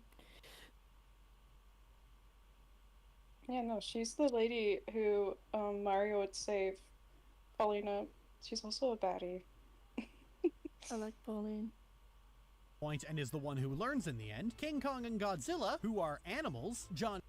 But they've literally killed thousands of people. Though. What are we talking about? Kramer, who is a lunatic with a god complex. Satan.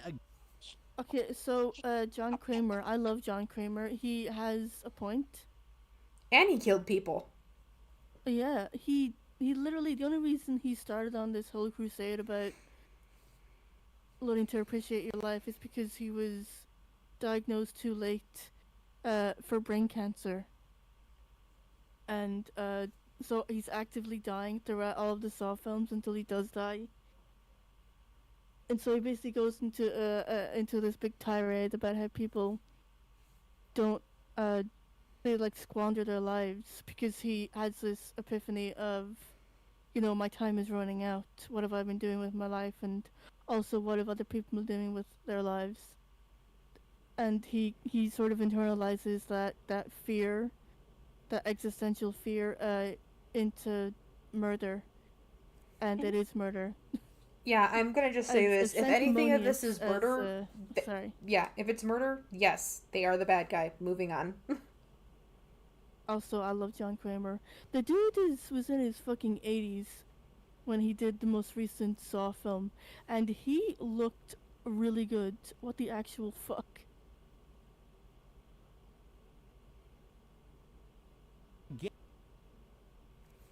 Evil with moral structures that cannot be slotted into our human term, which was disqualified because it was non-specific. Human terms are how all of literature is made, so nothing is truly outside the realm of good and evil, and that entire scale from cosmic horror entities to deities aren't real, so they cannot be compared or contrasted to anything. Now, you Okay, but Cthulhu literally drives people to madness, murder, and all other types of terrible choices in life, so yeah. Do you think if Lily watched Nope, she would argue that Jean Jacket isn't the villain? Good question. She would, because it is an animal, but it is killing humans. It's killing people. Wait, Jordan Peele's Nope, right? Yep, Nope.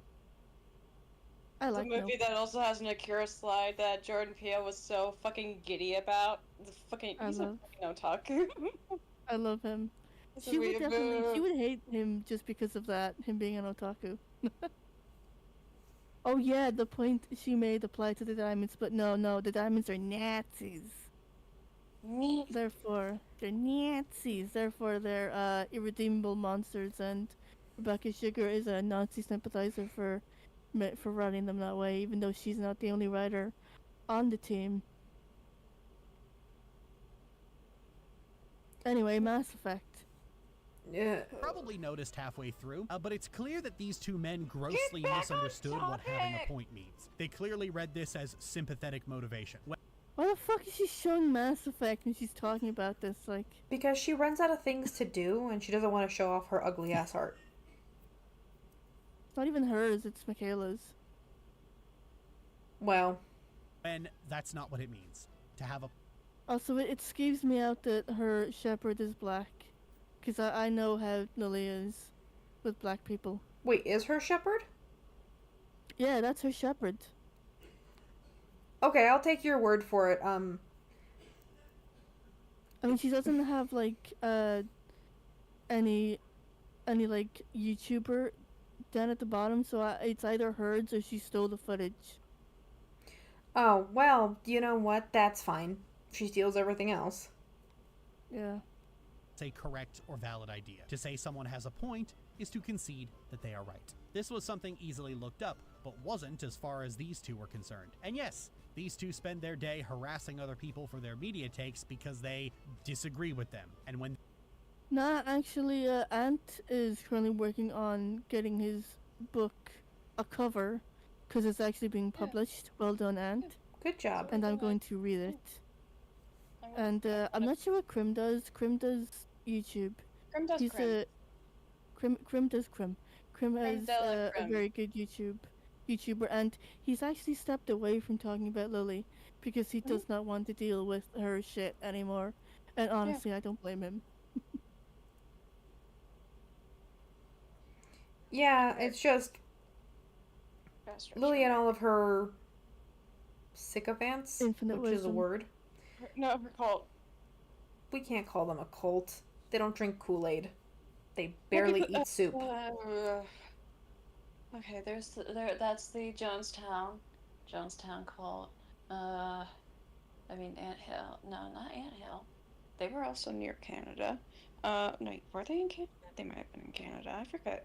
I mean, there's still some cults that don't do the suicide, pack suicide thing. Sometimes there are still cults that are alive. Do you know the New York fucking Post thing? No. No, sorry. The newspaper. I think it's either that or the Washington Post. Yeah, they're run by a cult. Have been for a long time. Cool. Then there's several. Mormons, Jehovah's Witnesses, of course, Scientology.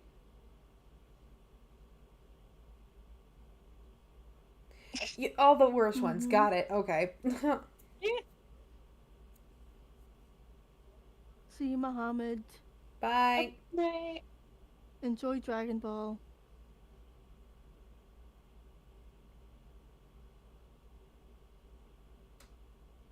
Anyway, we're continuing?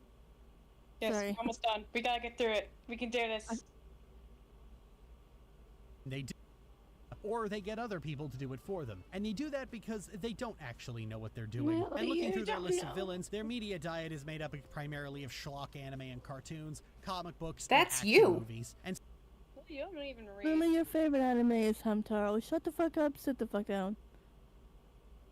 Yeah, New York Times. That's the one. Ah. That's the cult one. so they hear Fucking shown Star Wars. ones that have a point and try to hammer the media they already like to fit into that That's box you. so that they can That's say you. they like deep and profound media without having to like watch a real movie or heaven forbid read a book without pictures in it. There's another Lily, that's you. What the fuck are you talking also, about? Manga has pictures and writing. Lily, why are you like blasting the fucking names of these accounts just to be respectful? And why did you freaking censor the name of? Oh wait. Hang on, doesn't she reveal who this is? That's some. Wait, isn't this a side post? Yes. I think so, hang on. Fanny CSA, I know you say a follower, and I know you were a liar. Right now, I don't know, honestly. I think it's really funny that Sai only blocks the name and the profile picture of one person. Lily blocked the Psy. Yeah. You call Lily Psy.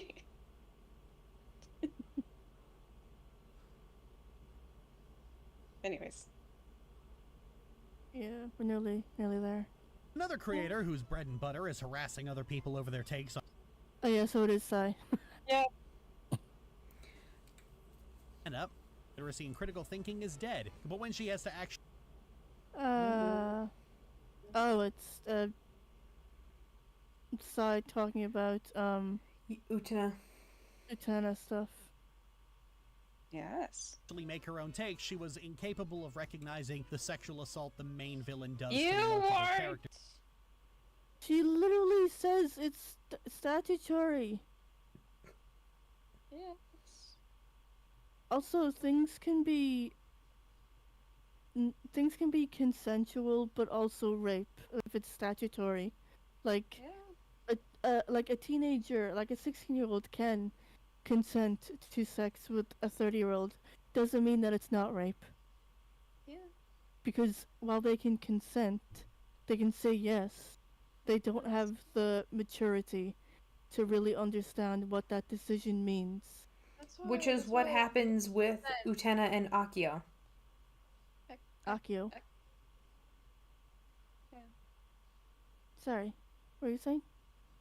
It's like, Lily, do you understand what age of consent is? It's not that you can fuck the person who is that age. That's not what that means. It means they can consent to people their age.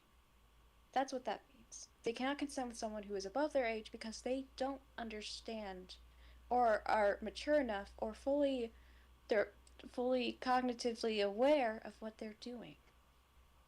When they're teens at that age doing that, it's like they're learning. They're both learning. But when it's like a kid and adult, there's a power imbalance and abuse of power. Also, I feel like people get confused on the age of consent thing. I'll just out everybody right here. Age of consent usually coincides with, in foreign countries anyway, with what age kids can work, right? Can get part-time gigs. So the age of consent, for all the weirdos in the audience, being 13 in Japan, just means at 13 they can get a part-time job if they so choose and if their school allows it. It also has other rules that go, right, it also has a bunch of other rules that go on top of it, meaning if you're 13, you can date another 13-year-old, and if you guys want to do the do, you can do the do, but if you're 13 and you're dating a 37-year-old, 37-year-old can't touch you until you're at least 18. Do you see what I mean? You actually have to fucking read past the first sentence. Yes, it's why people, like, okay, there's the fucking American thing where it's like, it's my Second Amendment right to own it. You're only reading the first part. You're only reading, like, you're like, nitpicking parts of these laws so you can use them against others. It's like nitpicking parts of the Bible to use against people when you're not reading the full part. Sorry, Brie, Hella, I need to leave. Oh, okay. It's 12:15. Oh yeah, you have to go to bed. Right. Thanks for being here, though. Thank you. Do you mind if we continue? Having me. Oh yeah, no, that's fine. Don't stop on my account. Yeah. Alrighty. Bye, Carry guys. picking. Bye. Bye, Pint. Bye. We'll just finish out this video and then call it good because it's getting close to dinner time for me and you're 2 hours ahead of me, so it's dinner time for you too. Oh no, I'm good. I had a big lunch. Oh well, c'est la vie. But yeah, what happens in Utena specifically is Akio has been grooming her into the idea of this relationship, and while she takes the jump first, he was already at the fucking in the fucking pool waiting for her, right? Like that's the point. He lied to her. He tricked her. So yes, it is statutory rape. She initiated and she was consenting and then immediately backtracked on that idea because it wasn't what she wanted. I could talk all day about that, but we don't got time. Yep. Oh wait, do I have the power? I think so. Do I? Let's see. Click play. I do. Nice. Click play. I'm trying. Oh, maybe I have it. Oh, I have the power. Because in their eyes, his grooming of them meant that it was consensual, and therefore not rape. Bear in mind that all of these characters are underage. That's the point, though, Lily. That's the point. All of them are underage. He's been lying to them because he is an adult figure in their life that they trust. He's also the dean. He is also the head of the fucking school. Yeah. Whatever. We'll let her finish her bullshit real fast and then we'll go. Rage, and he is not. And one of them is his sister. Bear in mind that when he's in the midst of grooming one of them, the road they're driving on. She's only got the same, like, 6 clips of it because she won't get the full one. I feel like she's also gooning to it. Yeah, again, right? It's like, do we actually know for sure that Anthe Himamea, who the Rose Bride, is actually the same age as all of these other people that she is conning with her brother? Do we know that 100% for certain? No. Like, yeah. She could very well be a 20-year-old who looks like a teenager like them, and she's playing pretend.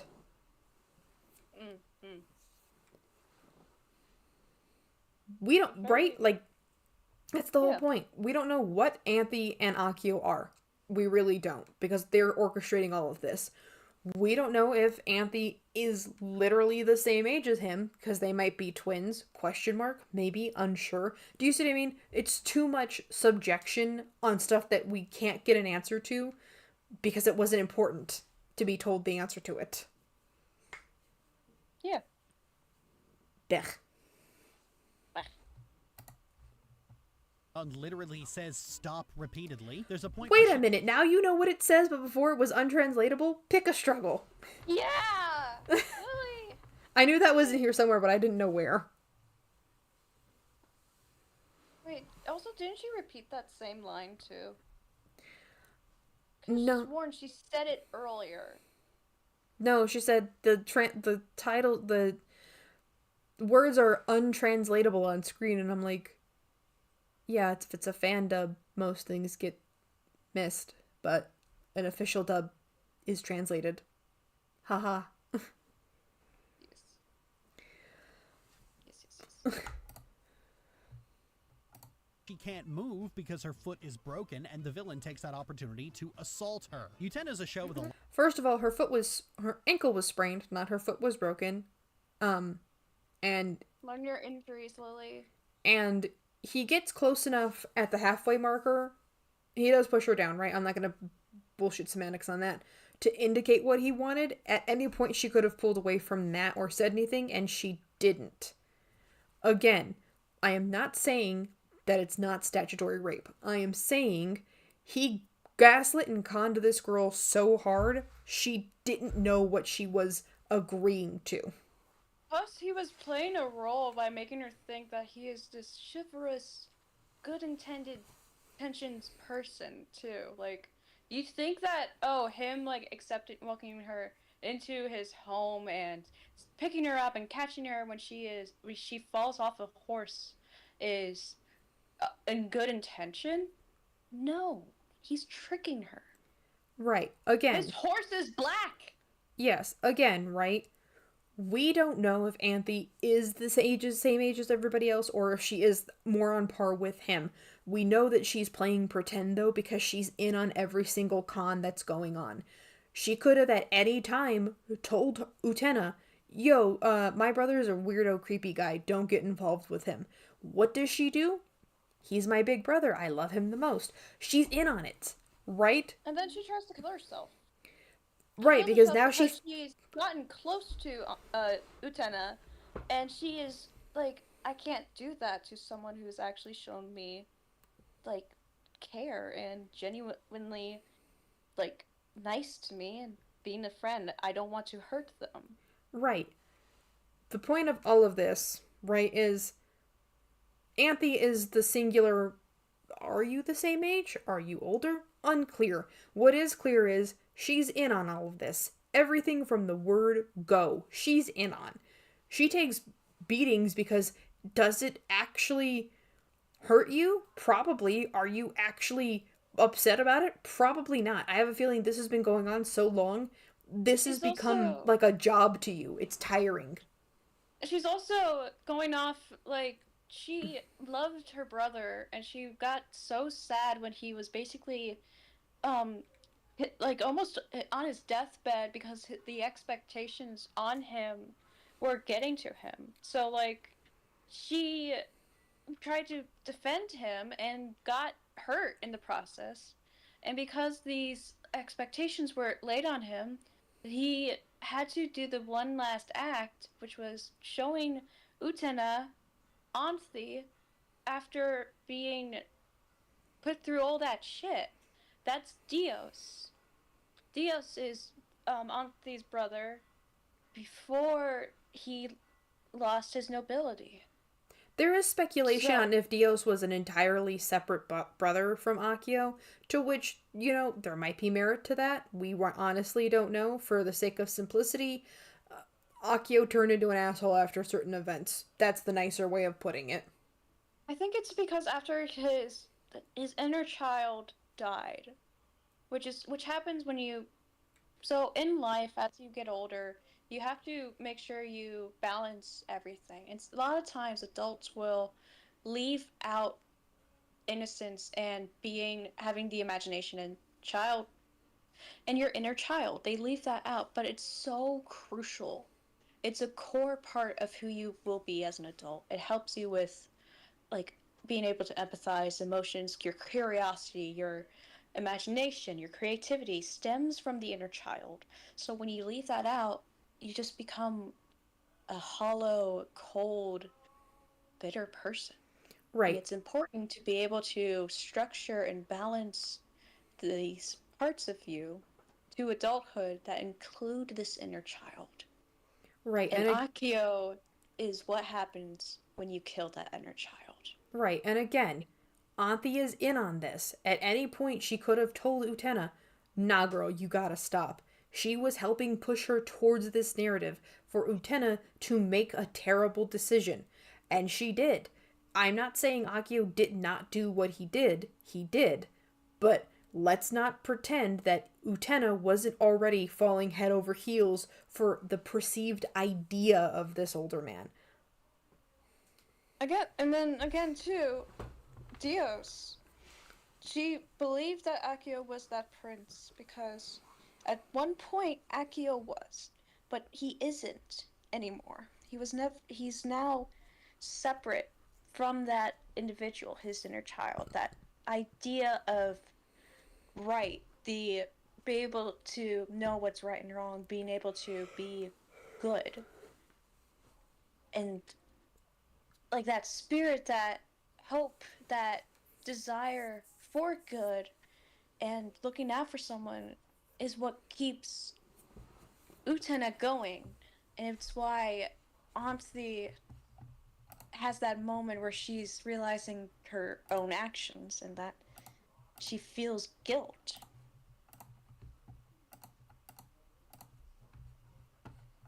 Yeah. Again, there's a lot to unpack in Revolutionary Girl Utena. A lot of it is subjective to interpretation and paying attention. It's metaphor, it's simile, it's dreamlike aesthetics based off of some real-world implications of everything else. It is avant-garde. It is literally avant-garde. And that is the reason why, if you're gonna watch this, you have to go in with like a salt lick. Not a grain of salt, a salt lick, because am I interpreting this right? Good question. Are you? But for Lily's point of, well, no, he assaulted her, he raped her. Yes. Nobody's saying that they didn't. Level.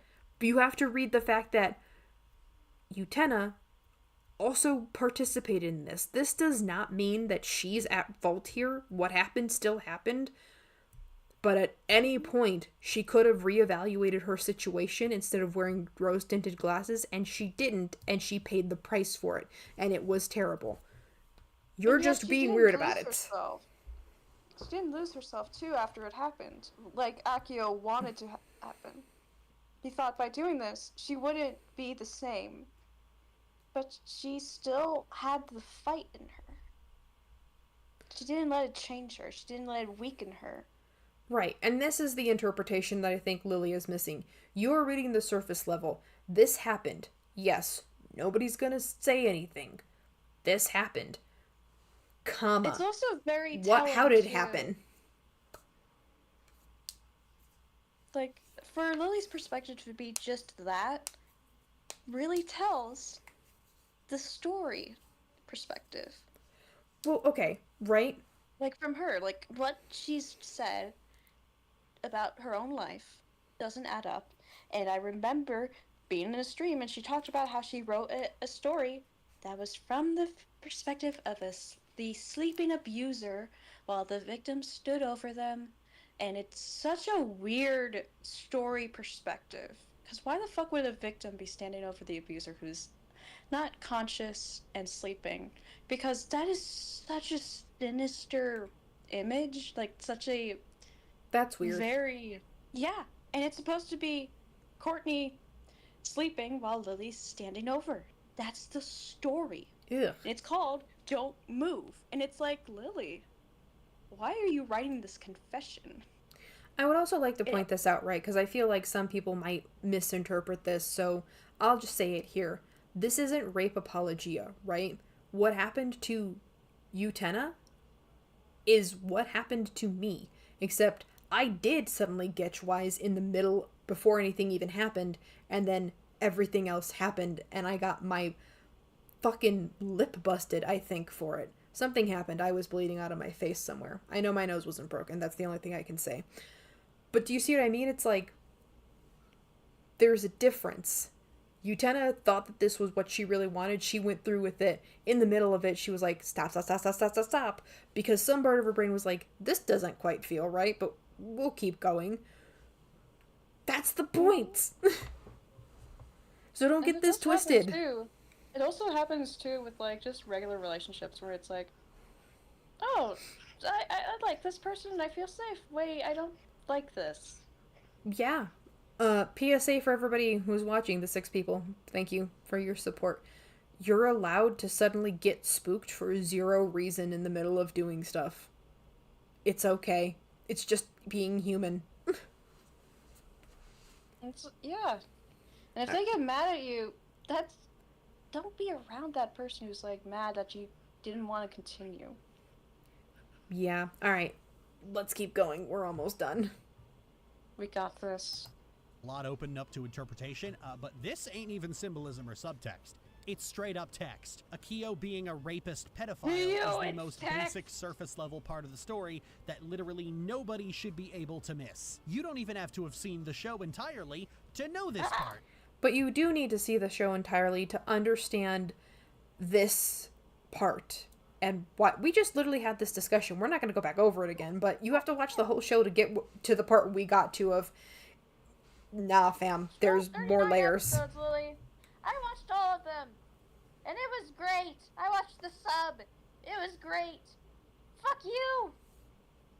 Yeah, like I said, we just went over this. We're not going to retread the ground we just went through, but, like, girl, maybe you should not just take things out of context and cherry pick scenes.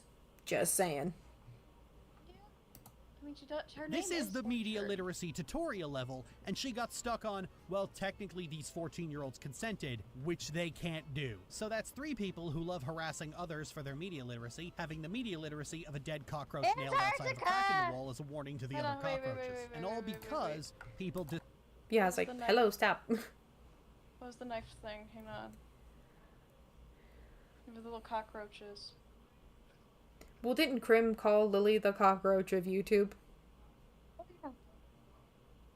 Also, it's a thing, like, Lily, they're not arguing with you. They're having a discussion with you. This is called talking. And you're the one making it an argument.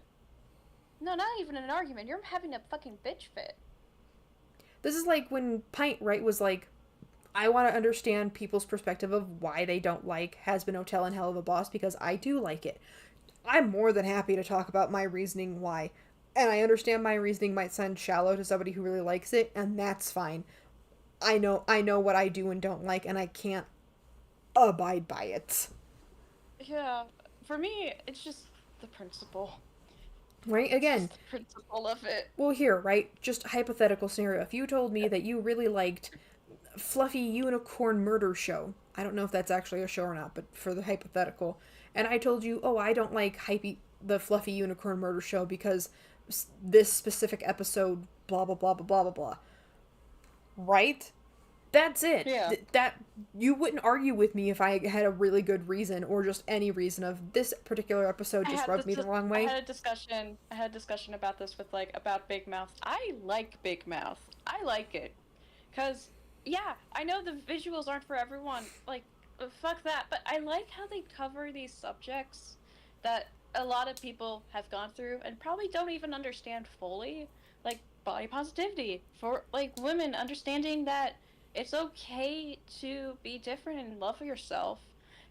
Your first time isn't going to be perfect, and expectations for it is going to be rocky. It's not good, like, it talks about that stuff, and it talks about anxiety, shame, it's depression, and understanding that it's okay to say no. And also, they have a full episode discussing, like, misconceptions of freaking like Planned Parenthood clinics.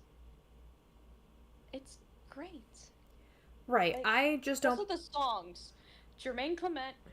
You've got Jermaine Clement playing a character, and you got Martin Short singing a song about the spectrum of sexuality. It's wonderful.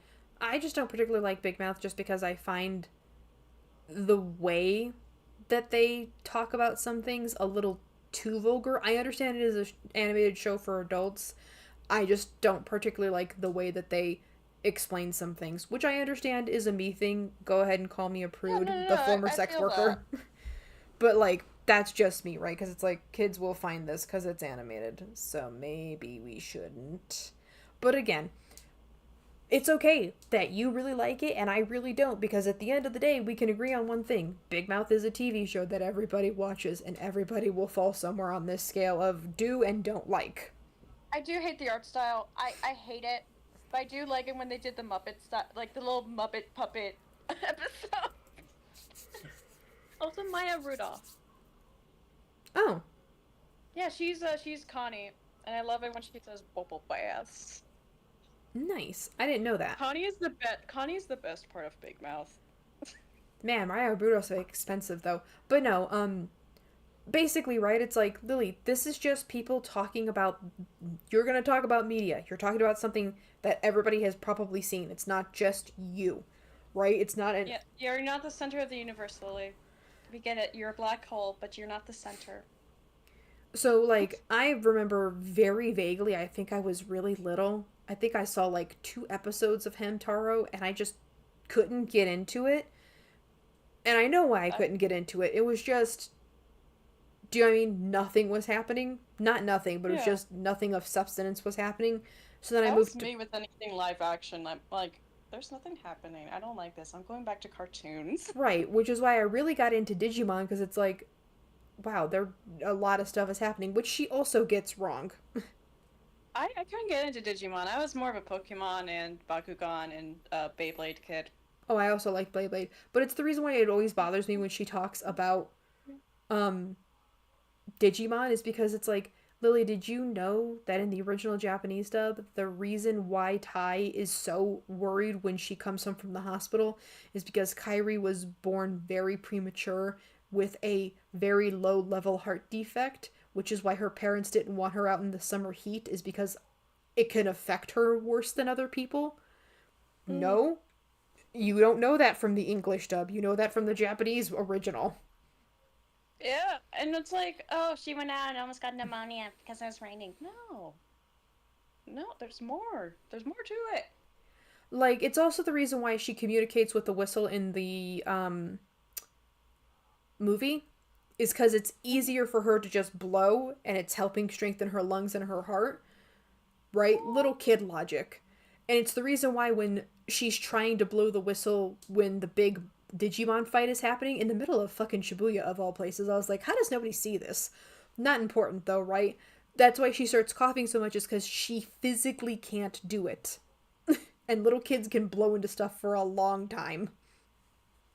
Yeah, I remember just like certain times, like every time I try to play this little trombone or like French horn, I would hate it because I tried so hard and then it hurt my cheeks. Right, but like, there's a lot that it's like, girl, if all you're thinking about is the incest implications of Kairi and Tai, which are not their fucking Japanese names, but that's all you know them as, you're missing the grander point of Tai feels guilty because he was there when his sister was born premature. He was there when he got her sent to the hospital. He knows she's sick, and that's terrifying because it's a heart defect, not enough of a one that they can transfer. His only sister. Right, and it's not a big enough of a defect that the parents can reasonably strangle the hospital into giving her a new heart. It's a, well, she can learn to live with it defect, which is a tall order for a working family. Okay, so something with stories about me and my brother. We were at our cousin's house. I forget what for, but we were like kicking each other, like fun and like all like fun sibling thing to do, like hitting each other, fighting over the couch.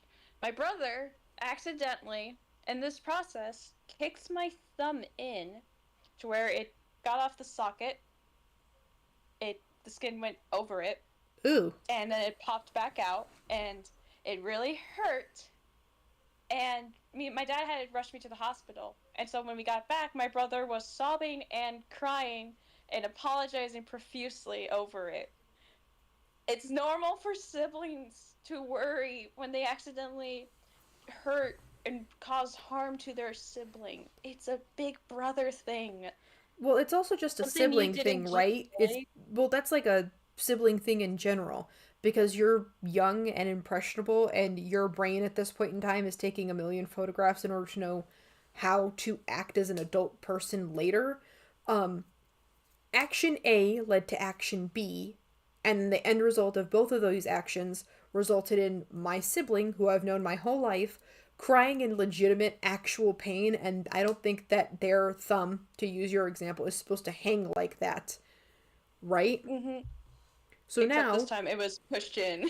Right, but still, it's like, that's not what it's supposed to look like, and now your brother is scared because that doesn't look right, what did I do? He's gonna blame himself because he knows action A led to action B, and these two things led to you getting hurt, and now we're at the big scary hospital and mom and dad are worried I did something wrong. This is the same thing that happened with Ty. He didn't mean to take her out when it was too hot and ignore her. He was 6. I have a character like this. Like, he has an ability where he can cause someone to kind of lose themselves and go mad. He doesn't know that he has this power and he has to learn how to use it. But he accidentally did this to his aunt. He feels so bad and shamed about it. And then he feels like if something happens, it's his fault. And then at one point, he gets jealous and uses that against his own brother. But then afterwards, he's like, oh shit, I hurt my brother. Oh no. Oh god. Oh no. And I feel bad. I'm gonna run away. Yeah. And even when they meet up, he's like, I'm so sorry. I'm so sorry. He's like, I don't blame you and I forgive you. And I know. And I'm not mad at you. And he's like, I'm sorry.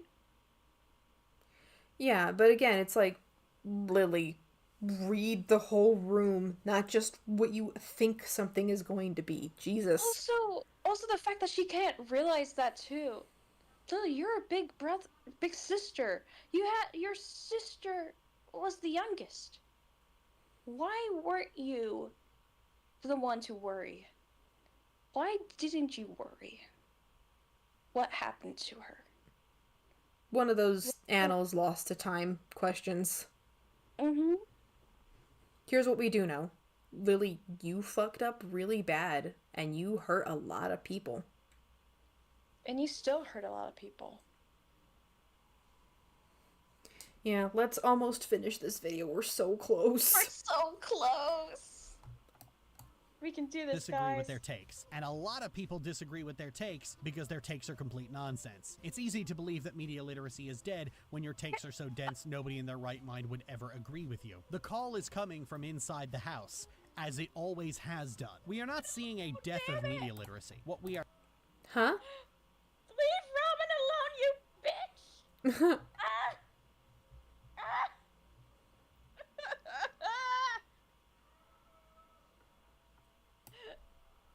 Gotta keep going. Are seeing is a rise of extremely rude, abusive people using academic-sounding language to escalate their personal grievances to a societal level. It's not enough. Okay, first of all, it's not rude and abusive people that are telling you your take on this is what the video is about. I am going to react to your video and give my 2 cents on the medium, and then we, right through this fucking format of tag, will be answering each other. That's not abusive. That's a long-distance conversation. Yes! It's like humans have these happen. Normally, if you go outside, Lily, maybe you should go outside and talk to people instead of just sitting on your ass, getting your fucking skin, like, welded to your seat. It's important to stretch. Everyone, let's all collectively stand up. Oh, I've been standing for the past 5 minutes because we've been talking so long. Okay, we gotta... Let's go.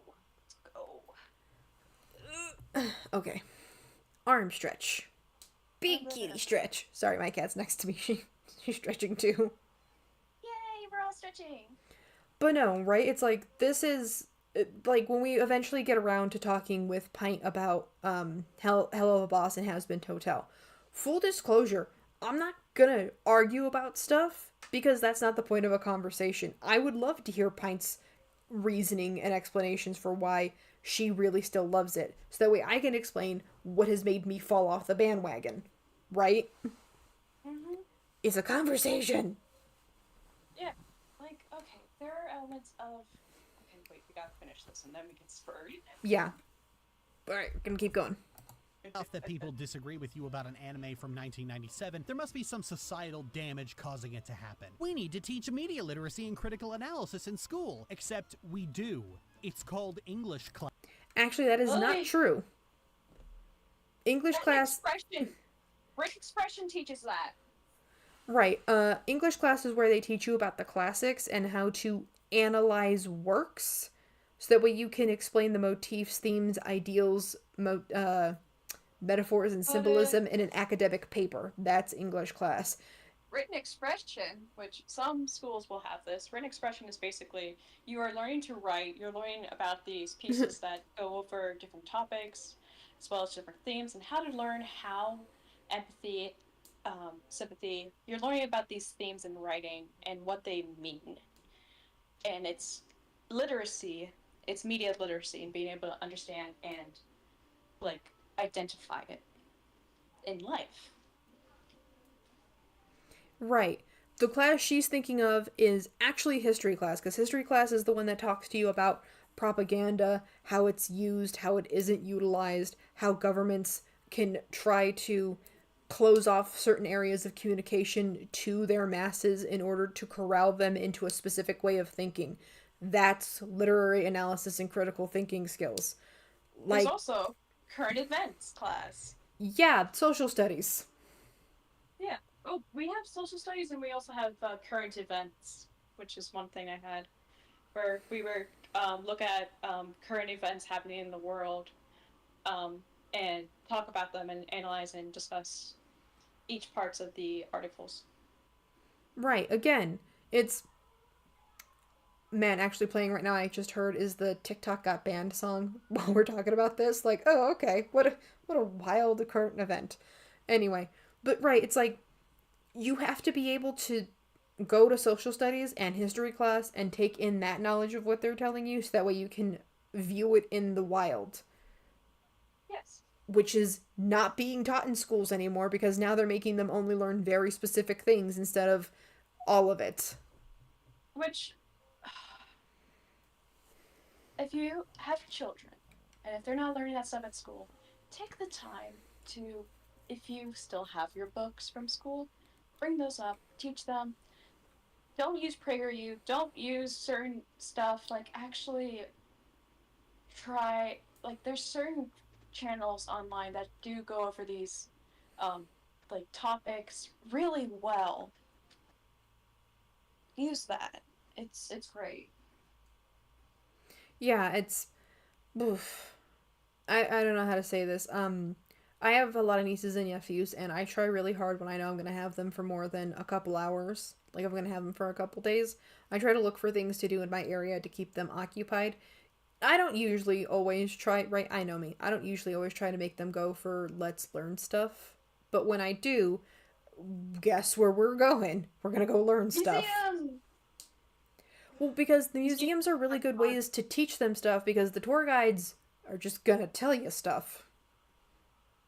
One thing, too, is, like, going there, and then if you had, like, bits of wisdom that you had, like, on hand, and, like, you can teach as well. It's, like, it's good, it's fun, it's encouraging, and when they're at a certain age, if you're able to, go to a Holocaust museum. Like, it's... Oh, I went to school in Germany. I did that at my first semester after we were off for the summer months. I remember going in 5th grade. Yeah, I went, and I remember I was like, I don't think I have the emotional capacity to be here. I broke down crying halfway through the tour, and the guy that was giving the tour... We had watched the Paperclip documentary film. That was heavy. No, we went to literal, like, the for real Holocaust Museum in Germany, because I was there. We went to the one, I think it was either in Baltimore or Washington. Yeah, I broke down crying, and the tour guide literally was like, "Miss, do you need a moment?" And I was like, "You can keep talking, it's a lot." And he's like, "It's okay." He goes, "That's the whole point of the tour." He goes, "You're not the only person who probably needs to cry." Dude, somebody behind me, some guy busted out crying, and me and him ended up holding each other because it is a lot, right? That is a heavy experience. Like, I didn't live through this. I have to walk through this, though. You're able to empathize. Like, you're able to empathize and sympathize because of how much it was. Well, because, like, they decided, right? I don't know if it was the same for everybody that went on the tour. We went in through the entrance, and the first room that they showed off was the shoe room, where they had all the shoes, and I was like, ugh, can we... Wow, okay. That wall. Okay, but do you know what I mean? Like, survivors. Well, you understand, though, right? It's like, each pair of shoes belonged to one person. It wasn't just a single pile of shoes. That's what they show you in the photograph. In that room, there are multiple large piles. And I was like, giving you a hug. Aw, thanks, Alex. But do you know what I mean? It's like, it's a lot.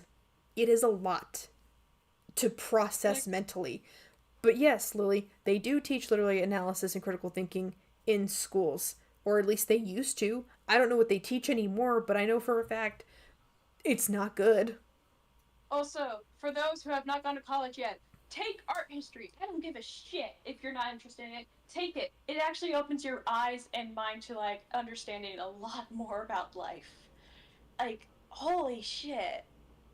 Like, understanding, like, being able to, like, really see the world differently after that art history class. Yeah. Alright, let's keep going. Yeah.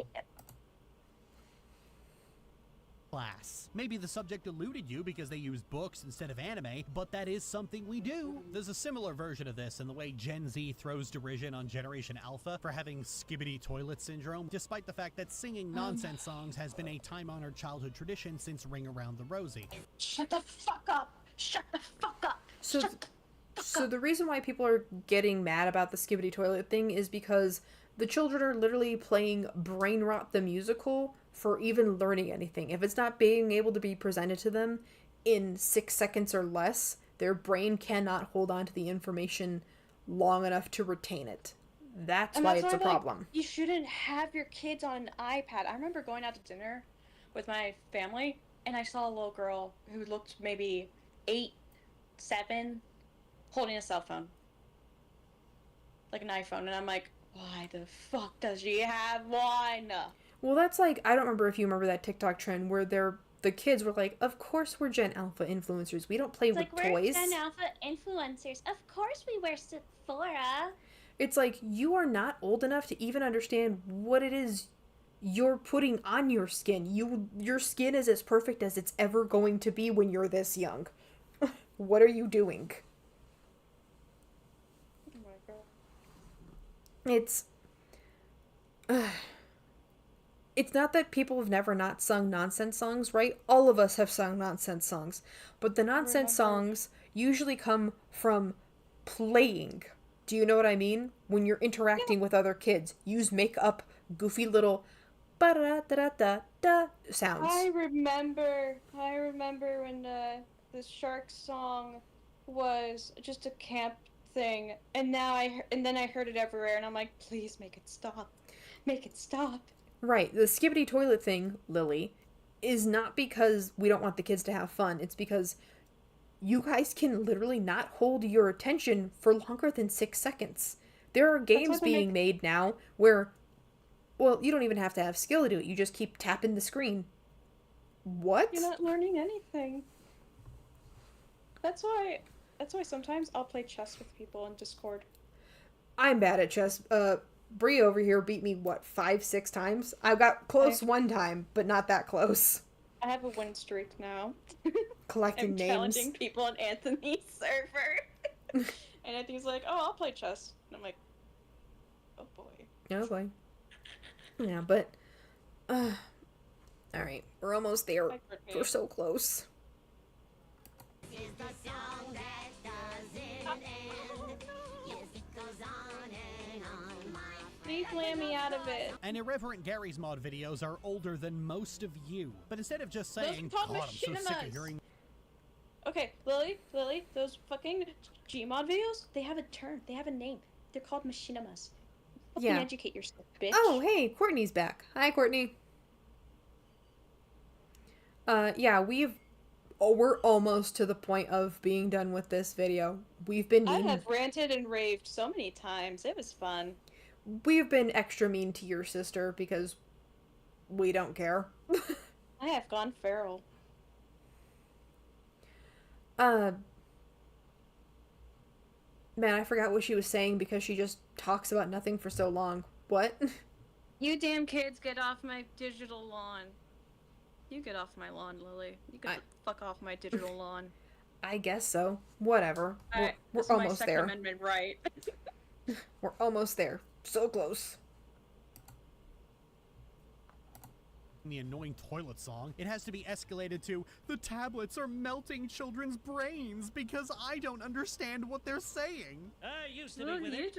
Then they changed what it was. Now what I'm with isn't it, and what's it seems weird and scary to me. It'll happen to you. Oh my god, I have literally stolen from AAVE my entire life, and yet I remain oblivious. Okay, I'm about to drop some... not wisdom, just no shit logic. A lot of us use it, right? A lot of us use African American vernacular. And it's not because we're stealing from them, it's because we've grown up with it our whole lives. Sorry, that's just the truth. Culture. It's how culture works. It's like... That's why America is called a melting pot. Like, New York City is known as a melting pot because there's so many different fucking cultures in them. And that the cultures will... spread out and like mix. It's fascinating. Right, and like I remember we said this way back at the beginning of this video 6 hours ago, Jesus, when we were like, hey, we done been known. We done been known is not a white person sentence. It's from AAVE land, and you know what? Everybody that's heard it knew what was said. What are you talking about? Like, huh? It's just... She's never been outside. She's never been outside. She doesn't know. She doesn't know. She was incarcerated for a little bit in a mental institution in Canada, so she has at least been in a cop car, I think. Maybe. Why wasn't she still there? I say that, but I don't know that. I don't know if she got driven to the mental hospital or if the cops picked her up. Either way. Who has been there, they usually don't have cops take you there. Normally, it's you're strapped to a gurney in an ambulance. Because if your arms are held back and down, and you're tied down, you won't try to lash out. Oh, Courtney says she's been in a lot of cop cars. Oh. Oh, shit. It'll be like coming home if she ever gets caught. Sorry, I had to take my pot shot. I've been very nice this whole time because I've been the host. Anyway, back to the struggle bus. Kids are saying Riz. Clearly their brains are melting. This generation is doomed. Yeah, I fucking heard that one before. The word was shoddy back in my day. Remember back in the 90s when TV was rotting our brains because we were watching flashy cartoons about ninjas doing calisthenics instead of the cartoons our parents grew up with where a rabbit tricks a duck into getting his face blown off with a gun, and that dissonance was making them feel old and out of date? Or when... But that's cool, Lily. That fighting is cool. It's not rotting. It's cool. Also, I don't know if your parents were like that where the cartoons are rotting the kids' brains. My parents were very much alright, you get an hour and a half of television, then we're eating dinner, then you're doing homework. Right? Like... Right. God damn it, she's bringing up Pokemon! Oh no. Okay, it's let's okay. hear what she says and then I can go off. When the Game Boy came out and it was ruining children who had their face in a screen all day, or when Facebook came out and the plague of 13-year-old girls posting duckface was the worst thing ever and was destroying a generation. Apocalypse. She's stolen from Jello so many fucking times. No, me too. Stop! Oh my god! It stunts their attention span. I read it Get on over Seth MacFarlane! Jesus Christ! Also, apologies. About the over-medication of society. Back in the 2000s, you couldn't blink without finding some late-night talk show host, or animated squirrel apparently, bitching about... Okay, actually, I did an essay on this in college about the over-medication problem that a lot of Western countries faced, because mental health was relatively new, and that also meant mental health medication... It was still there. They just acknowledged it. You're right, mental health medication giving was new. What we were talking about, right? It's like 12 Prozacs for you and 1 Advil for you. Your brain chemistry will even out. Back then, it was 12 Prozacs for everybody, and that wasn't working. So it was an over-medication... for everybody. Right, it was an over-medication problem for a really long time. Like, that's just facts. Never forget the Kennedy lobotomy. Never forget that they fucking lobotomized their daughter, who was born under circumstances where she was shelved back up while being born, because they were like, oh wait, we need to wait, hold on, the doctor's not here yet, push her back in there. Yeah, no, don't do that. Her, but then they were like, oh, she is a lost cause, she won't be sophisticated, she is not learning on a learning curve yet.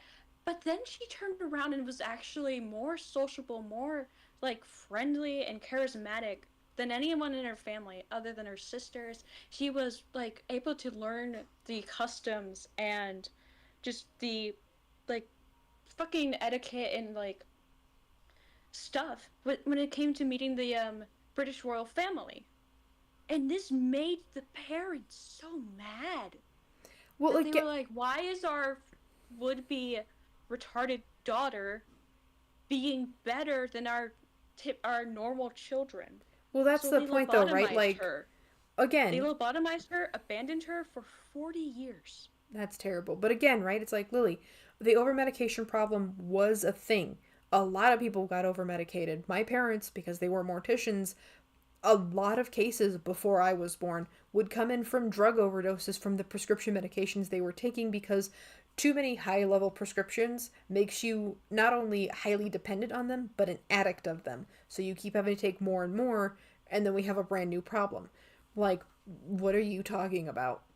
Also, this is a personal thing. The way they treat people who have been suicidal, especially teens and kids, is so outdated. They don't realize that it's different and that people's brains are different.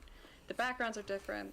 And as a person who's been to one of those facilities, they don't treat you like you're human. They see you as the basic bullet point outline of this cookie cutter mold of someone who's suicidal. They treat you like a stereotype, and they try to change things. And because you're a kid, they know that you won't be believed. So they try to do things without your consent, without telling your doctors or your parents or guardian. They will try to give you different medication that is not yours, and they will take your blood because, well, it's for drug checking, and it's like, no consent. And they don't treat you like a kid and don't give you what you need. Right, okay, I'm going to be a little bit of an oversharer right now. I take a birth control pill, not because I need to be on one, but because it helps with my menstrual, right? I take one pill a day and it's good. My homegirl, who I've known for forever, has the stick in her arm because when she was taking the pills, it made her break out in a rash. It's the same pill she was taking. I'm fine on it. That's the point, right? The same people can take the same thing, and it's like you're breaking out into hives. Yes, thank you for noticing. I can relate to this. I can relate. So I tried the pill. It just made me angry and like very irritable. I tried the Nova Ring. Perfect, fine. And then I stopped it and I tried it again, and it just made me irritable. Like, also, stress caused me not to have my periods for a while. And then I would have death cramps, which were so bad. Yeah, again, they were complaining about people being over-medicated. Yeah, for somebody who claims to have a degree, which I highly doubt. Oh yeah, no, it's been proven that she didn't get it. No, I know, but I mean, she's still harping on about it, so it's like, I highly doubt it. there's no way that you don't know that medication things can happen. Like, again, if somebody's on a medication and they need to change them, they need to be weaned off it and put back on the new one. I am so sorry about that, Courtney. Oh my god. Ooh, that sounds terrible. Ugh. Anyway, we're so close. We're almost there. Yes. About how everyone has ADHD now. Every child's on drugs, when in reality, the ability to adequately identify and treat ADHD meant that more people were getting diagnosed who would have otherwise been left to struggle and slip through the cracks of the system. In reality, old fucks were just cranky. Okay, Lily, do you know why people were getting diagnosed, more people were? It's because we had more research, we were able to identify more, we had more tools that were able to find it, and because a lot of people were never diagnosed. A lot of people aren't able to be diagnosed, and a lot of women and people of color aren't, like, believed to have this diagnosis. It's harder for them. Like, women with autism, it's harder to believe they have that. Because they're like, oh, it's just women being women. And it's like, no. Yeah, actually, there is a history behind this. A lot of medical tests of the olden days were done on white men. White women and anybody else of color, gender notwithstanding, were never taken into consideration. So, by the time they got around to testing for certain things, they found out, Lee gasped, did you know that women have heart attacks different than men? Yeah, it's totally different. Did you know that women present their ADHD and autism vastly differently than their male counterparts? Yes. And because it's not a white boy with a little bit of swag and an interest in Legos, most people go underneath the radar. Sorry, that's life. Or it's like, sorry, you're not autistic because you don't have a super smarty thing, and you don't have a robotic voice. I'm sorry. Not you're everybody. Not Sheldon. You know what? I'm going to be honest. I absolutely hate Sheldon. I don't care what version of him, young or old, that we get. I despise that portrayal in media. Just that portrayal, right? Is because it's like... He wasn't even supposed to be autistic. Like, I don't give a fuck what Chuck Lorre Hollywood's said. like, oh, let's make a show where he's growing up autistic. And it's like, what the fuck? Okay, here's the thing though, right? The reason why I hate these shows is because you set up a really fucked up precedent for the children in a family that has a very smart autistic person to think that they can get away with acting like this. That's not fair to everybody else in the family, right? I don't care how smart you are. You're a little asshole, I'm going to say as much. I mean, okay, autistic kids can also be assholes sometimes. But it's not being an asshole, it's just them being brutally honest and not realizing that it's rude. Oh no, Sheldon's just a little asshole and he's rude. I know what I said. Yeah, no, you're right. Like, okay, the actor who plays Sheldon, I like him in any other role except Sheldon. Like, he's interesting. He is. Like, okay, except for Home. With the Rihanna movie? Yeah. I didn't watch it. I'll take your word for it though. We're almost there. I know. Yeah. Okay. That the world was changing and people who had previously been left to just rot weren't acceptable to abuse anymore. Like, no, Janet, your kid's problem isn't that she doesn't apply herself. Your kid's problem is that she needs medicine. People take their personal grievances, be that annoying children, children you can't bully anymore, kids being kids, black people apparently, or being I would like to point this out. What the fuck? You can't say the R word anymore. Lily, didn't you say that like 20 minutes ago? Like, yeah. Not even 20 minutes ago. It was like fucking not even almost 10 minutes ago. Also, stop saying Steven Universe is bad. Girl, nobody gives that fuck. Get over it. Why are these brats so rude? No, the younger generations are... The toilet song. What do you mean I can't say the R word anymore? Why are these brats so rude? Riz is such a stupid word. I just... Stop saying Steven. Okay, as somebody who has a lot of young children, they're just doing what we, the millennials, did. Remember how we did IDK, my BFF Janet? Riz is their version of shorthand text spoken aloud, unironically. Yes. That's it.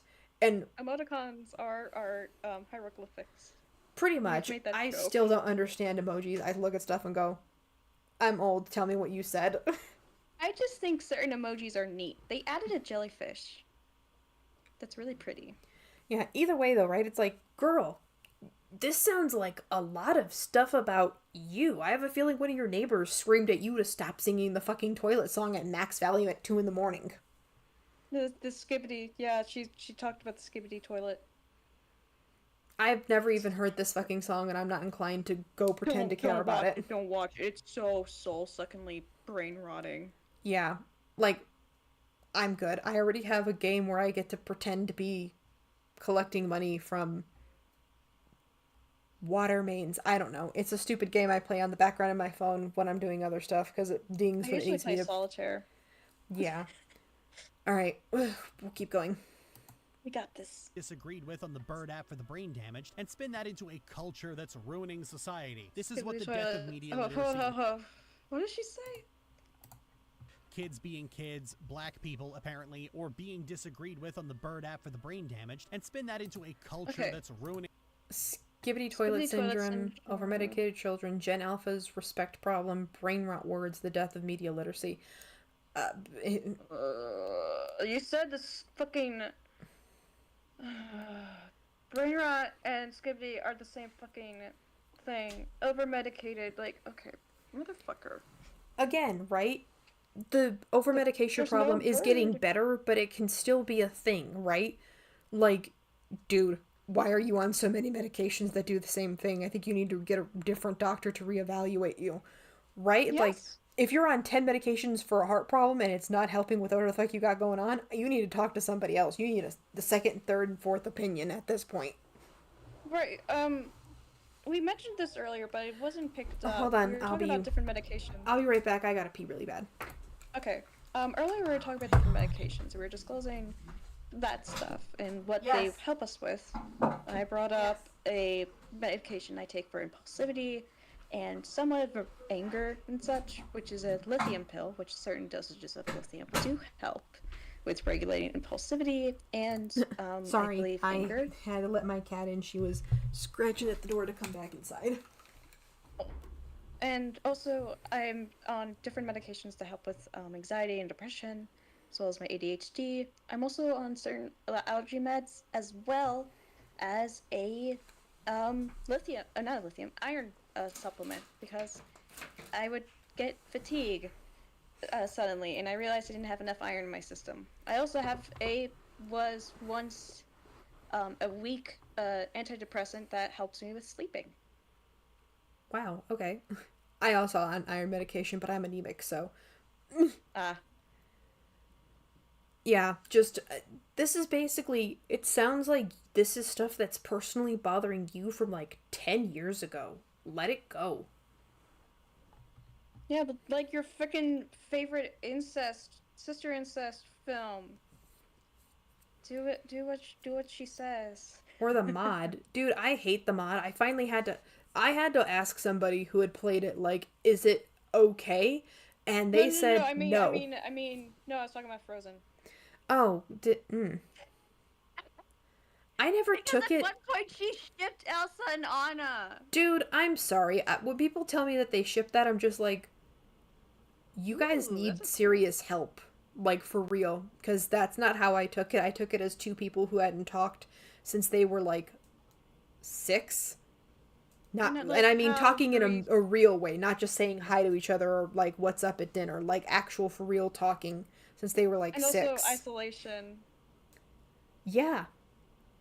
And raised differently, too, like, at that point. And, like, it's not supposed to be read as that, and if you took it as that, you got big issues. You need to talk to somebody. Who's not going to be a yes man. Like a for real therapist. Yes. Dude. Alright. In society. This is what the death of media literacy really is. It's what it's always been. And to that end, who the fuck cares if media literacy is dead anyway? What's the real cost of people's media literacy dying? You have to see their... Okay, you know why it's important, Lily? Because we will have a generation of people like you. And we don't want that, do we? Well, also, if you don't know how to read the difference between propaganda, fiction, actual historical fact, historical fiction that draws from the historical fact. Do you see what I mean? It's like, you have to be able to read things and understand that when I say, God, the sky's falling, it's not actually falling, right? That's not the point. If you don't have the literacy to understand hyperbole, it's basically AI, right? AI can't tell the difference between sarcasm and an actual fucking pizza recipe. Don't put glue in your pizza. Yeah. And then also it's like, freaking, at that point, if everyone's like, takes things seriously, they're gonna be like, do I have autism because I take things so literally? Because people are like, you take everything literally. It's like, sometimes we don't understand tone, and it's hard. But we can learn not to understand it. Like, that's the thing. With, like, it takes... Okay, with autistic kids, they are not lost causes.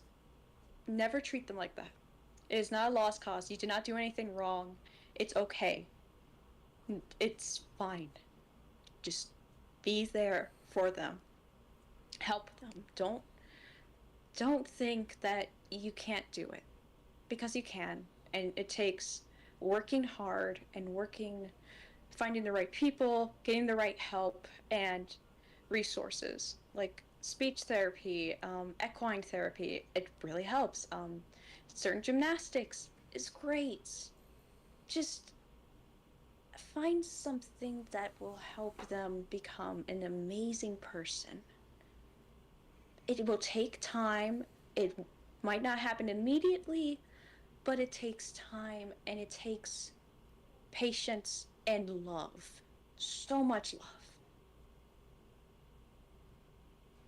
Yeah, again, it's like, to this point, right, her point, when she says, well, what's the point? Who cares if media literacy dies? A lot of world governments would love to have their general populace, their working populace, be dumb as a bag of shit. Because that makes it easier to just say, you know, well, this is good for you, because I said so. Fascism! Yeah. Pretty much, yeah. It's like, if your populace is stupid enough to believe anything, you could literally tell them cows are brown because they make chocolate milk, and they'll be stupid enough to fucking believe it.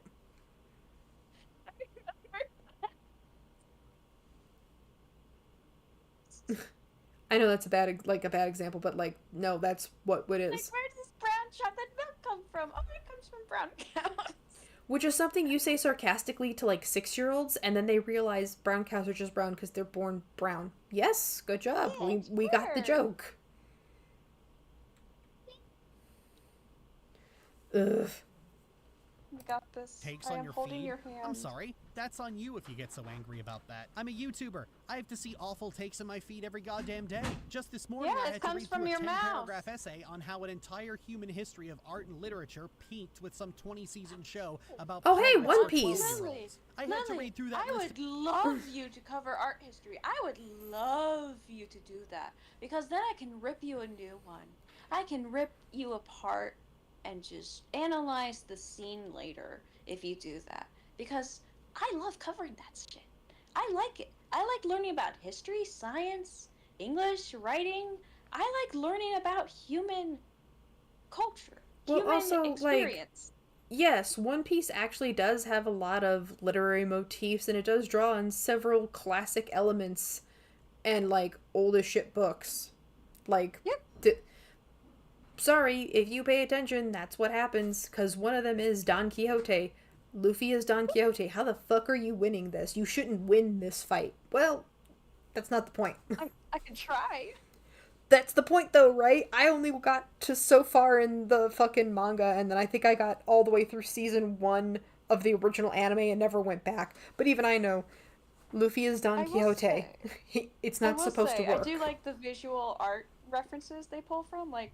During this one clip that went over the world building, I saw the wave style was based on Hokusai's The Wave, which is a part of 180 views of Mount Fuji, which is a series of different paintings from different angles of Mount Fuji.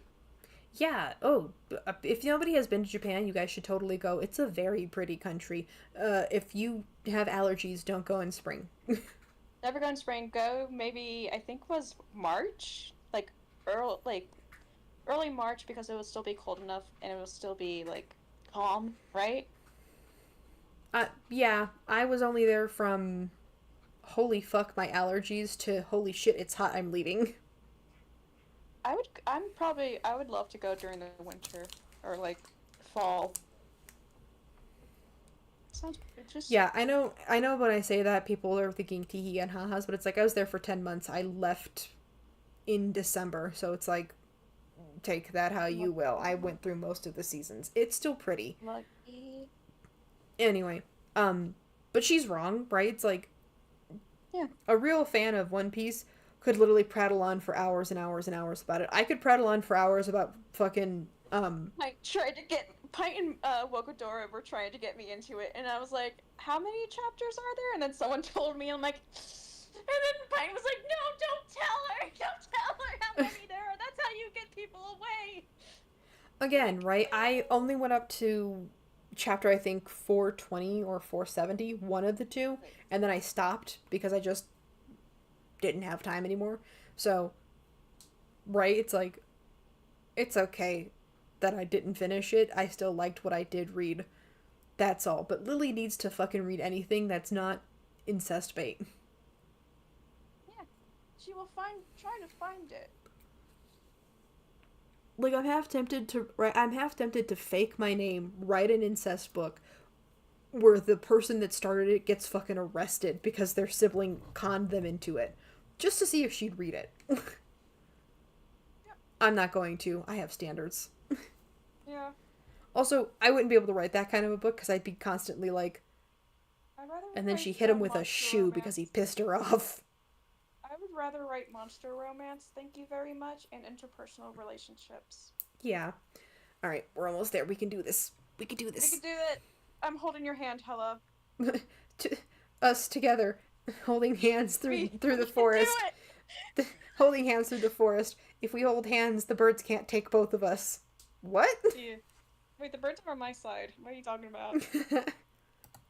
To villains that completely miss the point of what we were trying to talk about in the first place, and that weird shrews pro-pedophilia arguments. I'm no stranger to the fact that the average person taking part in discourse has as many brain cells as they do eyeballs. I have watched people look me dead in the eye and say, maybe you just don't like RPGs, because I criticized the writing in a crappy JRPG in a video where I cited as comparison some of the greatest RPGs ever made. I have had people tell...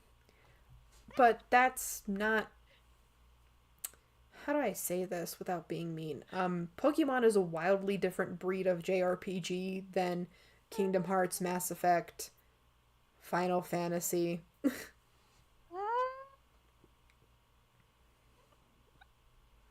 Like, I can feel you wanting to scream. Go ahead.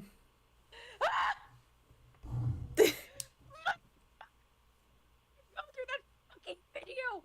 Your retrospective is absolute fucking shit! You basically let someone else play it. You were so fucking bad at it. You had to add emulators, and you probably modded the game so it would be easier for the encounters. I could tell you skipped so many fucking parts. You just want a fucking, wow, Lily, you did it. You're so great. You win.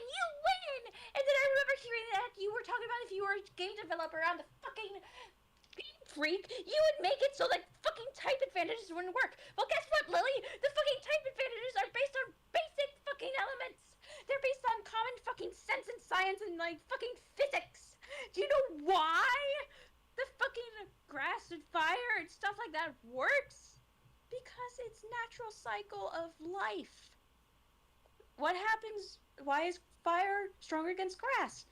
Well, you need it's helping the land get like fucking like ready and natural fertilizer. It's like it clears the land and destroys. Rain puts out the fire, and from the water that soaks up in the ground and soil comes plant growth. Why is grass and strong against rock and ground? Because that's what it grows off of, and it will actually destroy like solid material. Why is steel strong against frickin' fairy? Because of mythology. Why is fire ground and fighting strong against steel? Because of metalwork. Why is electric not as effective against steel? Well, lightning rods, basically. Conductive. Why is ground strong against electricity? Well, because ground. Because it's like a thing you would, so if you're trying to restart a car, you'd have your start and you have the little thing you're attached to, and then you have the black cord, which is ground, which you attach so it doesn't fucking explode and spark everywhere.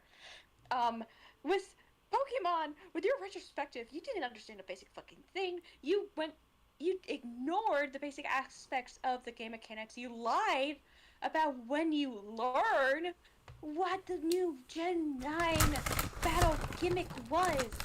Because Nemona, right before you get to the academy, teaches you about terrestrialization through, like, the fucking second battle you guys have. Like, she teaches you. Up full on.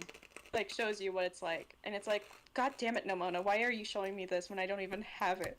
But it's like, it's an example of her showing you what it's like, a taste of it.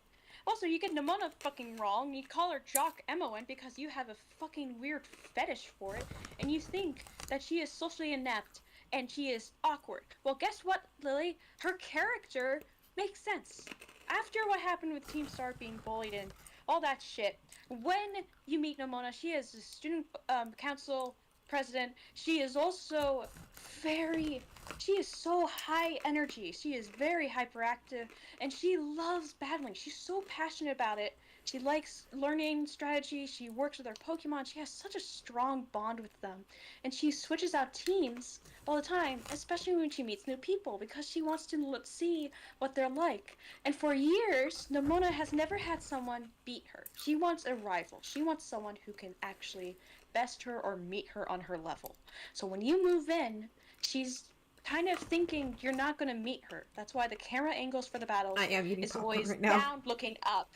That's character reasons, because she doesn't see you as an equal yet.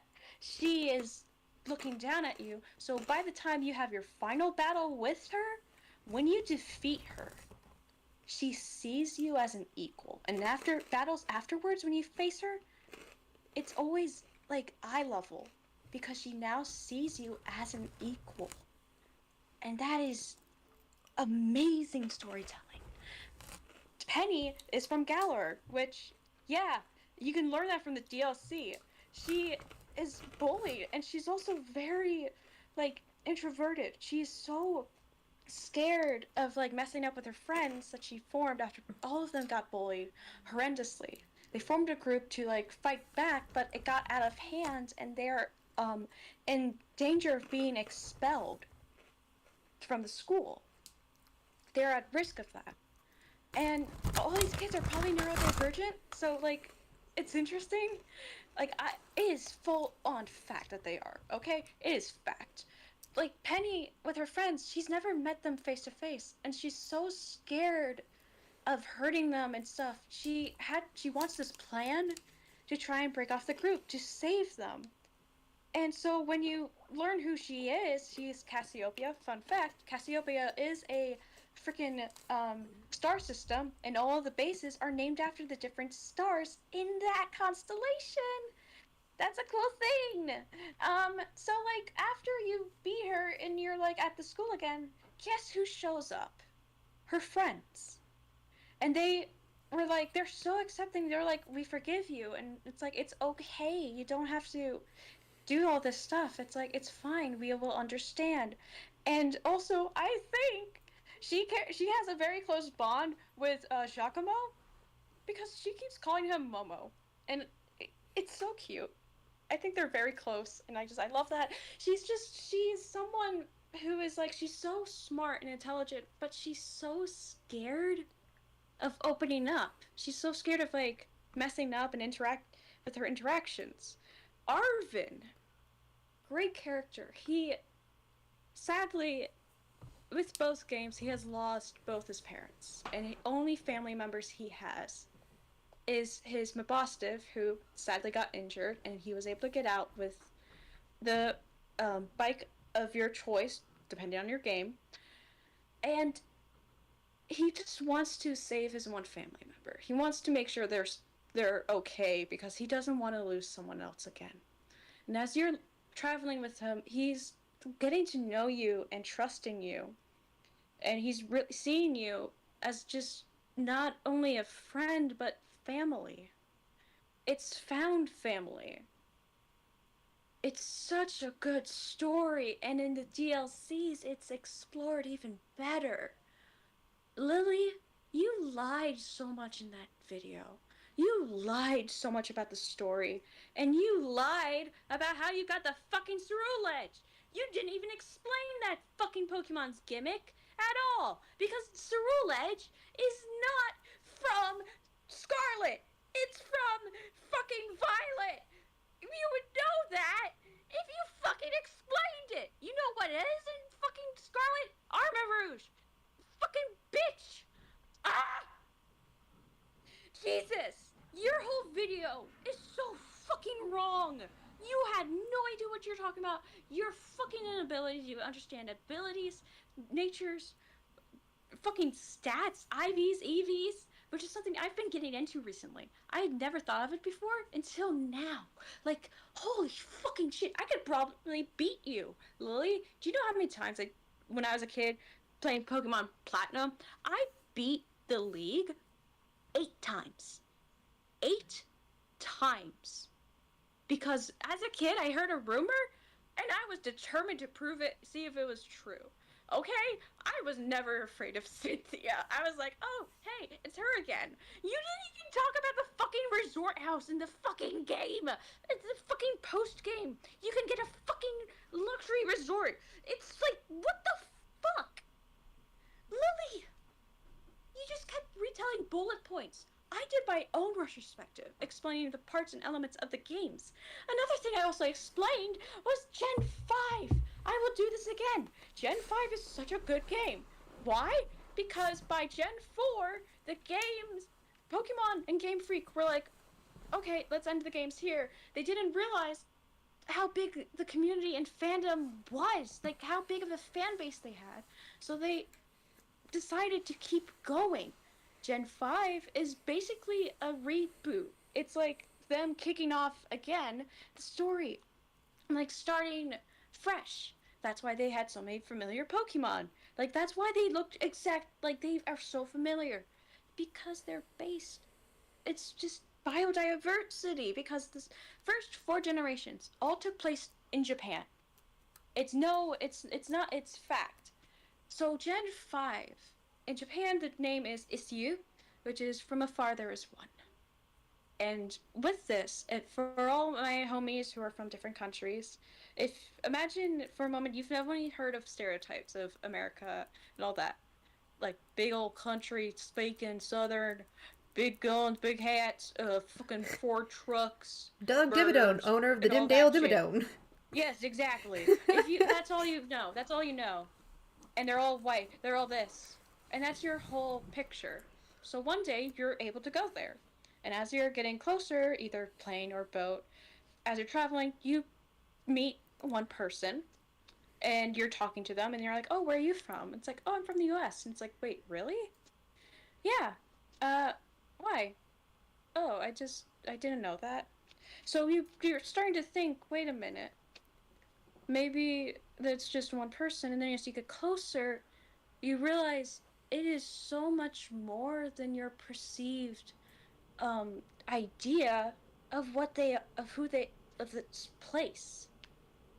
That's something really big, and the fact that it's in New York City, the fact there's so much diversity, like in cultures, is so cool, and it's why the culture in Unova is so different from the previous games, because those games, each of them had like 8 gym leaders, which is standard.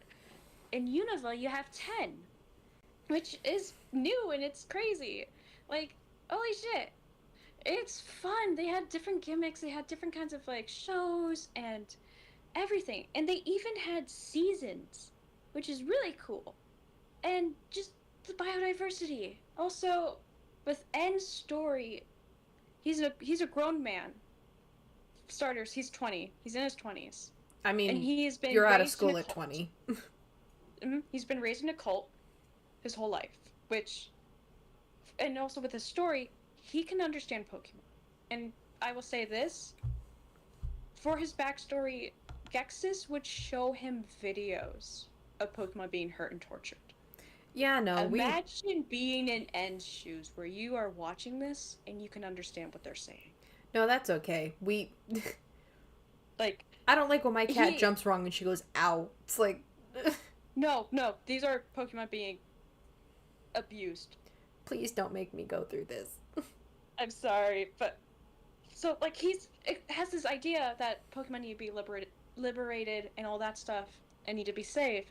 But as he interacts with your character, his ideas and perspectives are being opened. It's more than just 1 or 2 points of views. It is not just black and white. It's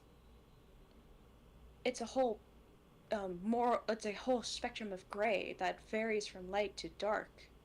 There's more to it, and as he interacts with you more, he's learning maybe there's more to this. He is an antagonist, yes, but he's realizing that Pokemon and people get along and need each other. And also, fun fact, Gexus's team is built to freaking counter N's, like, strategy-wise, because if anything happened with N were to, like, turn on him, he would need to neutralize him. Because he doesn't want him to interrupt his plans. Because Gexus doesn't want to liberate Pokemon. He wants to take over, Unova. Yeah. And then what happens? Hi, my name is Yef. I'm here to destroy you because you're bothering me so much. Yes! It's about perspective and learning that I know his name isn't Jeff, but it's funny. My name is Yef. You're bothering me so much, and now it's my problem, and your son keeps fucking talking to me. Get your boy. His biological son. He's not his biological son either. Oh, well, either way, right? It's like, and your son keeps bothering me. I don't know why he keeps bothering me. It's because he likes you. Oh, that's great. Go home. Go home to wherever it is you call home. I'm gonna go beat the shit out of your dad. Yeah, and it's like, Lily, you didn't get the memo that this game is not... It's teaching you that life isn't black and white. It's so much more in, like, diversity. It's so vast and different, and you have to learn. Like, fun fact, I had never been to New York City, so playing this game was my first time seeing New York City, and when I went there, it was super cool. Also, you know that desert in Unova? That's supposed to be where the World Trade Center is. That's ground zero. That is supposed to be ground zero, and it's like, and you wonder what happened here. And it's like, why is this here? And it's just so, like, the atmosphere is super heavy, and the fact that she didn't even acknowledge that. Well, because she skips everything that isn't her fucking wank canon. Yes. I'm sorry, don't get me wrong, right? I love the Gardevoir I have from my Pokemon Go. I thought when I first got it, and it evolved all the way into a Gardevoir, and it had pants, I was like, oh, is this a shiny version? She gets fucking bell-bottom jeans now? My friend, not missing a beat, leaned over, looked, leaned back into his seat, he goes, that's a Gallade, you fucking idiot. I was like, a what? He goes, it's not the girl version, it's the boy version. And I looked at him, I was like... Did you use a shiny rock? I didn't know what I had. I was just like, oh, okay. I just kept clicking stuff. I don't know anything about Pokemon. So it was like, I named her Jennifer when I caught her. So, good for her. She's a trans icon. Well, that's the point though, right? That's why I make fun of people. It's like, do you have the Gardevoir with the bell-bottom jeans or the Gardevoir with the dress? Because that makes it more funny. Because people just look at you and go, Gallade? Sure, the bell-bottom jeans. I don't care. Also, fun fact with Gallade being the Valiant Pokemon. No, wait, shit, I forgot mostly. Galliant. He's a Galliant Knight. That's his theme. Well, my point is, though, right? It's like... ranting about Wally's not having a Gardevoir. No, Lily, his whole story is that he wants to be chivalrous, he wants to protect, he wants to, like, prove himself like a knight. Right. Also, so Allied fits. Right. Also, I really want to make a point, though, right? It's like, Lily, if you have a favorite Pokemon, that's fine. Everybody has a favorite. My favorite is Mimikyu. I've got a fucking plushie of it. That doesn't mean anything, though, right? It's like, I can admit that my favorite, because it's technically a ghost. Is it a ghost Pokemon? I think it's a ghost Pokemon. Mm-hmm. It's a ghost fairy. It's a ghost fairy type. Do you know what that means? An actual psychic Pokemon's gonna knock that bitch out really fast. Actually, no. No. You have the advantage over a psychic Pokemon. Like, super effective because ghost. I guess, but do you know what I mean? It's like, I am aware that my little Mimikyu, if I was gonna hack it in, isn't gonna be that good in every single battle, and I have to be okay with that. Like, why do I have to fight? Can't I just go to the Pokemon pageants and call it good? Why must we fight? I want a game where it's just Pokemon contests. Anyways, Lily, shut the fuck up about Pokemon. I will eviscerate you verbally. Again. Don't test me. Alright, we're almost there. We're so close. Yes. Tell me films like Riding in Cars with Boys are boring because they don't have villains, indicating that they have literally never matured past the age of 12. I have discussed... Okay, I'll talk about Riding in Cars with Boys. Riding in Cars with Boys is an interesting experience. Because, and I need to stress this, because it is one of those kinds of movies where if you're not really focusing on what's being said because it's a little slow, you're gonna miss a lot. So for those of you who don't know, Riding in Cars with Boys is a 2001 film that is technically a comedy and a drama. And I need to stress that because a lot of people don't know that. But it's based on the autobiography of a woman named Beverly D'Onofrio. And it's about how she earned her master's degree, right? And here's the problem with why it's not the kind of movie that Lily thinks it is.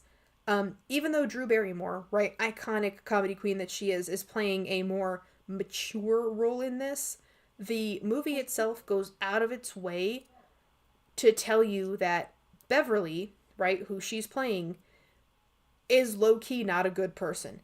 Because she wants her naive dream, right, and I'm going to call it a naive dream, is that she's going to go to college in New York City to become a writer. And I need to stop right there, right, when I say it's a naive dream, is because she doesn't actually understand what it is, because she's terrible in high school. The staging to get into college with English, right? Oh, no. Yeah, which isn't like a deterrent for some people. It's just the fact that she skips a lot of classes. That's the deterrent to riding cars with boys. Oh.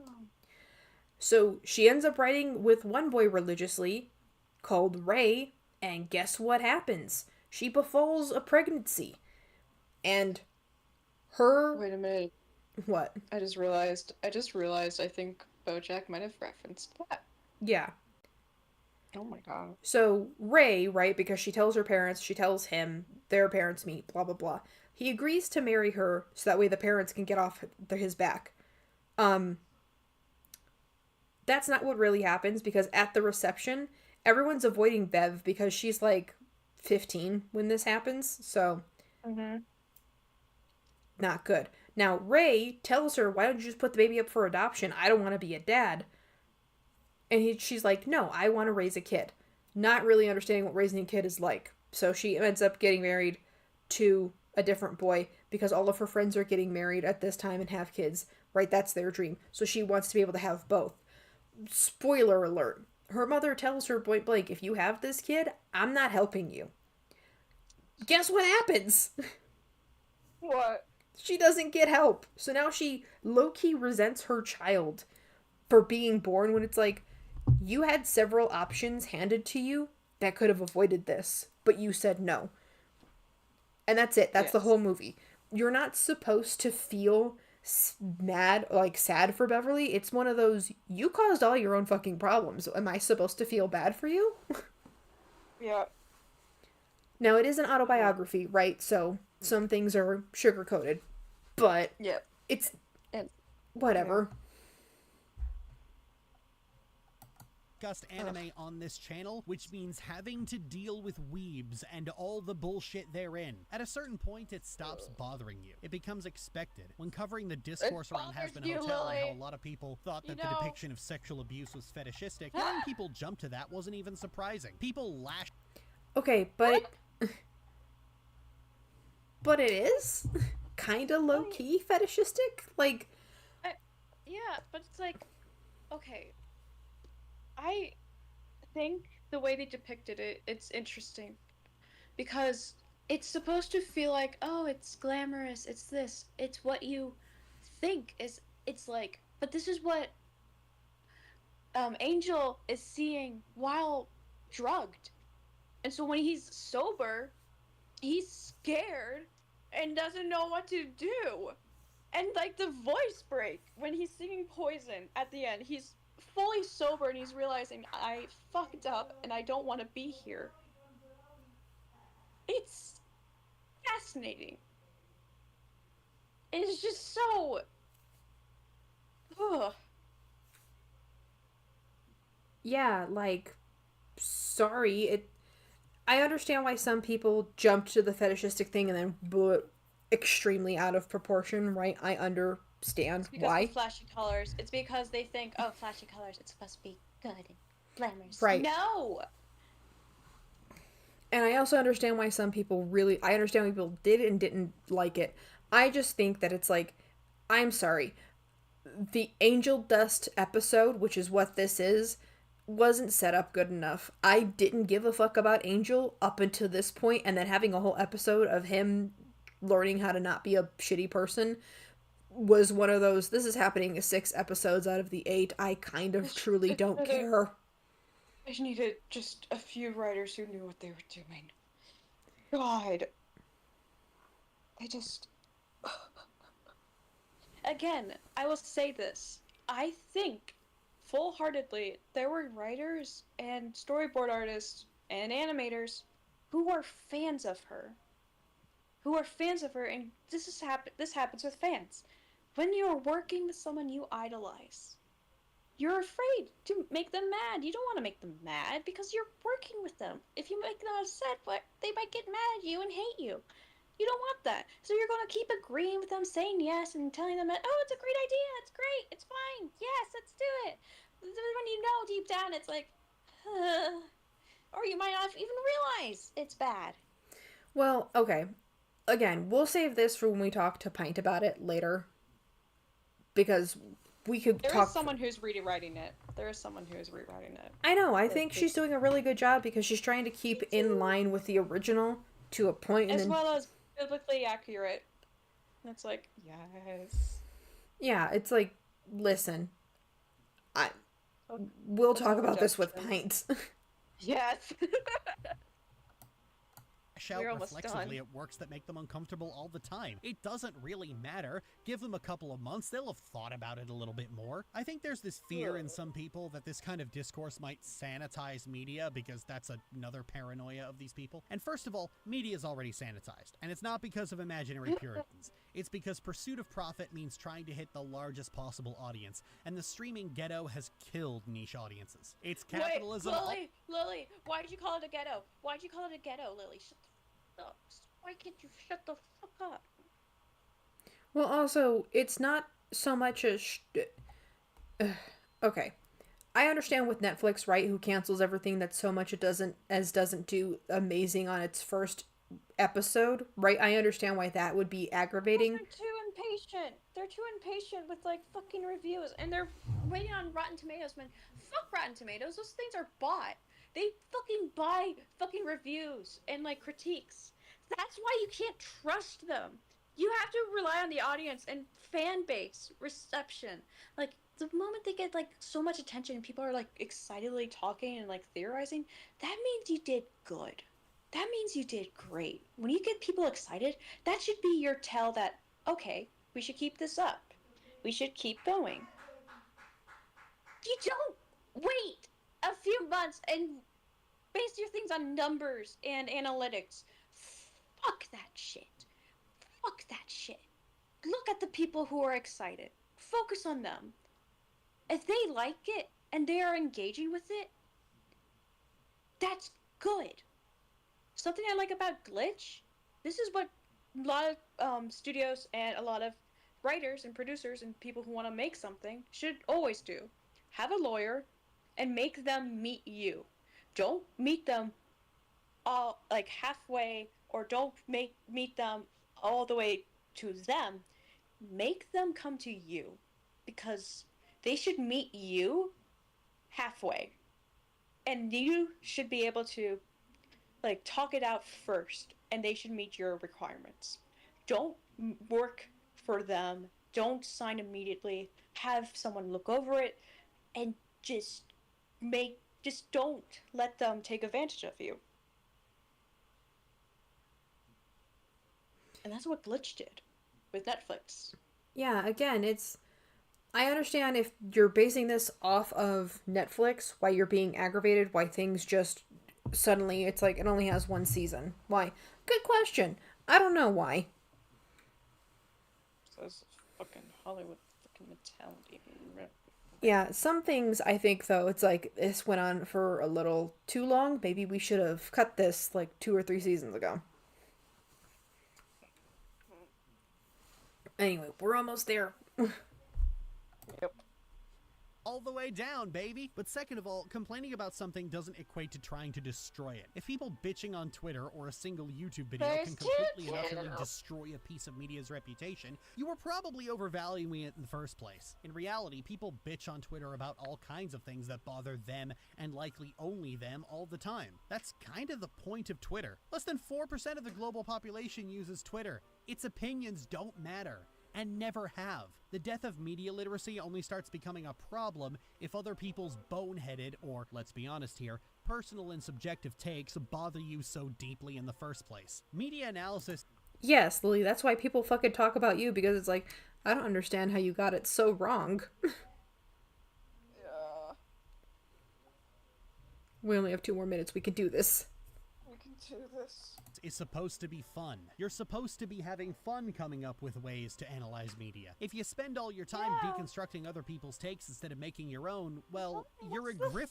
This just isn't a real problem. The general public has overwhelmingly preferred simple thrills in media since the dawn of media itself, and that hasn't stopped good art from being made. The rise of the blockbuster never killed unique and interesting and profound films. Streaming did. The rise of peak TV didn't kill off interesting shows that had interesting things to say. Streaming did. Again, why is she so hung up on this streaming shit? Did something happen that I just don't know about? Because she's mad that these fuckers, like, people are able to get shows streamed, and it's like, bitch, why don't you write a show? Maybe you should try it. Because do it, Lily. Do it. She's not creative enough. I'm being serious. She's not creative enough to do it, so she can't write a whole show. Also, shows need show Bibles, and that means whatever is in the show Bible. Pitch Bible. Yeah. Pitch Bible is what they're going to base it off of. If you write that this bitch had red hair, that's what they're going to color it as. And if you're going to bitch about, well, why is she a redhead? I didn't want a redhead. That's what you wrote down. And if you don't have the visuals for it, it's like, where's your work? Where's the story? Where's the concept? If you're going to do this, fucking hell. Stick with the story. Well, we know she can't stick with the story. It's changed so many times. Okay, we're just gonna finish the last 2 minutes, give our thoughts, and then I seriously have to eat. I'm getting hungry. Okay. And the rise of the 100 gigabyte mega game with eyes bigger than its belly hasn't stopped good games from being made and doing well. Conversely, when was the last time the supposed Puritans, which are definitely real and not you just being a drama queen about people disagreeing with you, ever managed to successfully kill anything? The Hays Code ain't coming back, honey. You're just being hysterical. All the works we talked about as examples were chosen for a reason. They're all pop culture icons. Their status is legendary. They are beloved works of art. There's no chance in hell a single tweet or YouTube video is going to change that, no matter how influential you think it might be. If you think CinemaSins or the Nostalgia Critic or, hell, me, can single-handedly destroy a piece of art's reputation, I'm sorry, you are fucking insane. There's always going to be people who don't like the things you like, and no amount of screaming and harassment is going to change that. So maybe just relax. Calm down. Take a deep breath. In. And out. Cool. And out. I'm tired of hearing your breathing, Lily. Anyway, I hear it all the Revolutionary time in Girl- your fucking streams. Okay. The rest of this is bullshit that I do not care about. This is the end, so we're gonna go from here. A couple things. Cool. Can I punch her in the face? Sure, if you want to. You bitch! I hate you! You don't get to do that shit! Also, you did ruin the fucking integrity of Steven Universe with your shit opinions because he never fucking watched it! You, yourself, admitted this! You can claim it was AI! Oh, fuck you! Fuck you! No AI is gonna be trained to read your fucking voice, and it's gonna be fucking unbearable. Nothing can meet your fucking voice. We have so much fucking clear evidence. It is laughable that you think that you can get away with this shit, and it's baffling that you are in jail or under it. God damn it! I want to use the steel chair on you. Fuck.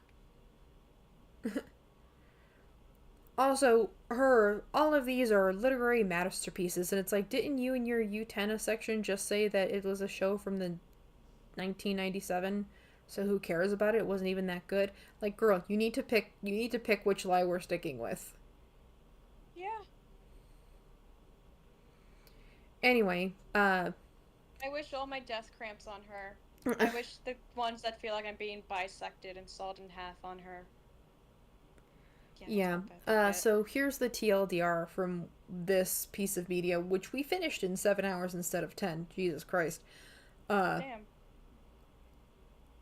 Lily doesn't understand the media she consumes because she keeps trying to put it into the holes that have already pre-existed in her, her mind, her really. Little thing. Like, she's trying to put the star mold in the square hole. No, Lily, it doesn't go in there.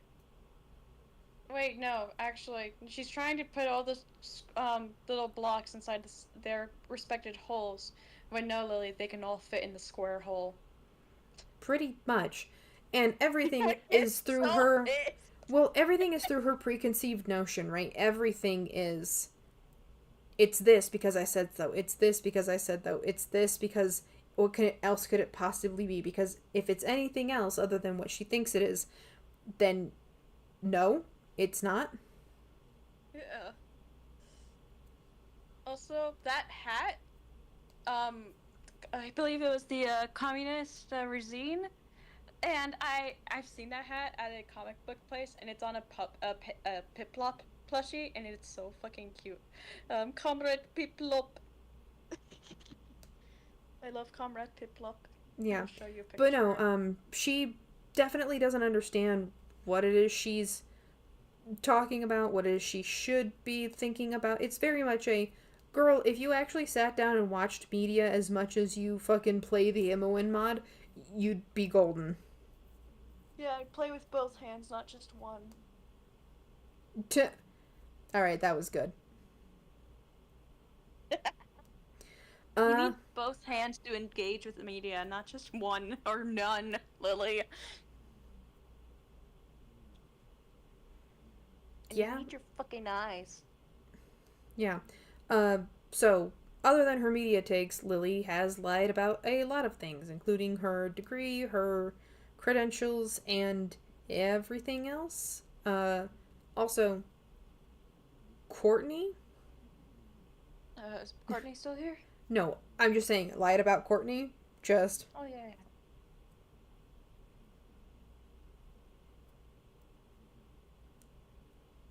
Oh. Hello? Yep, I'm just trying to figure out where I'm gonna send everybody, because there's only 3 people. Actually, you know what? We're just gonna call it here. Yep.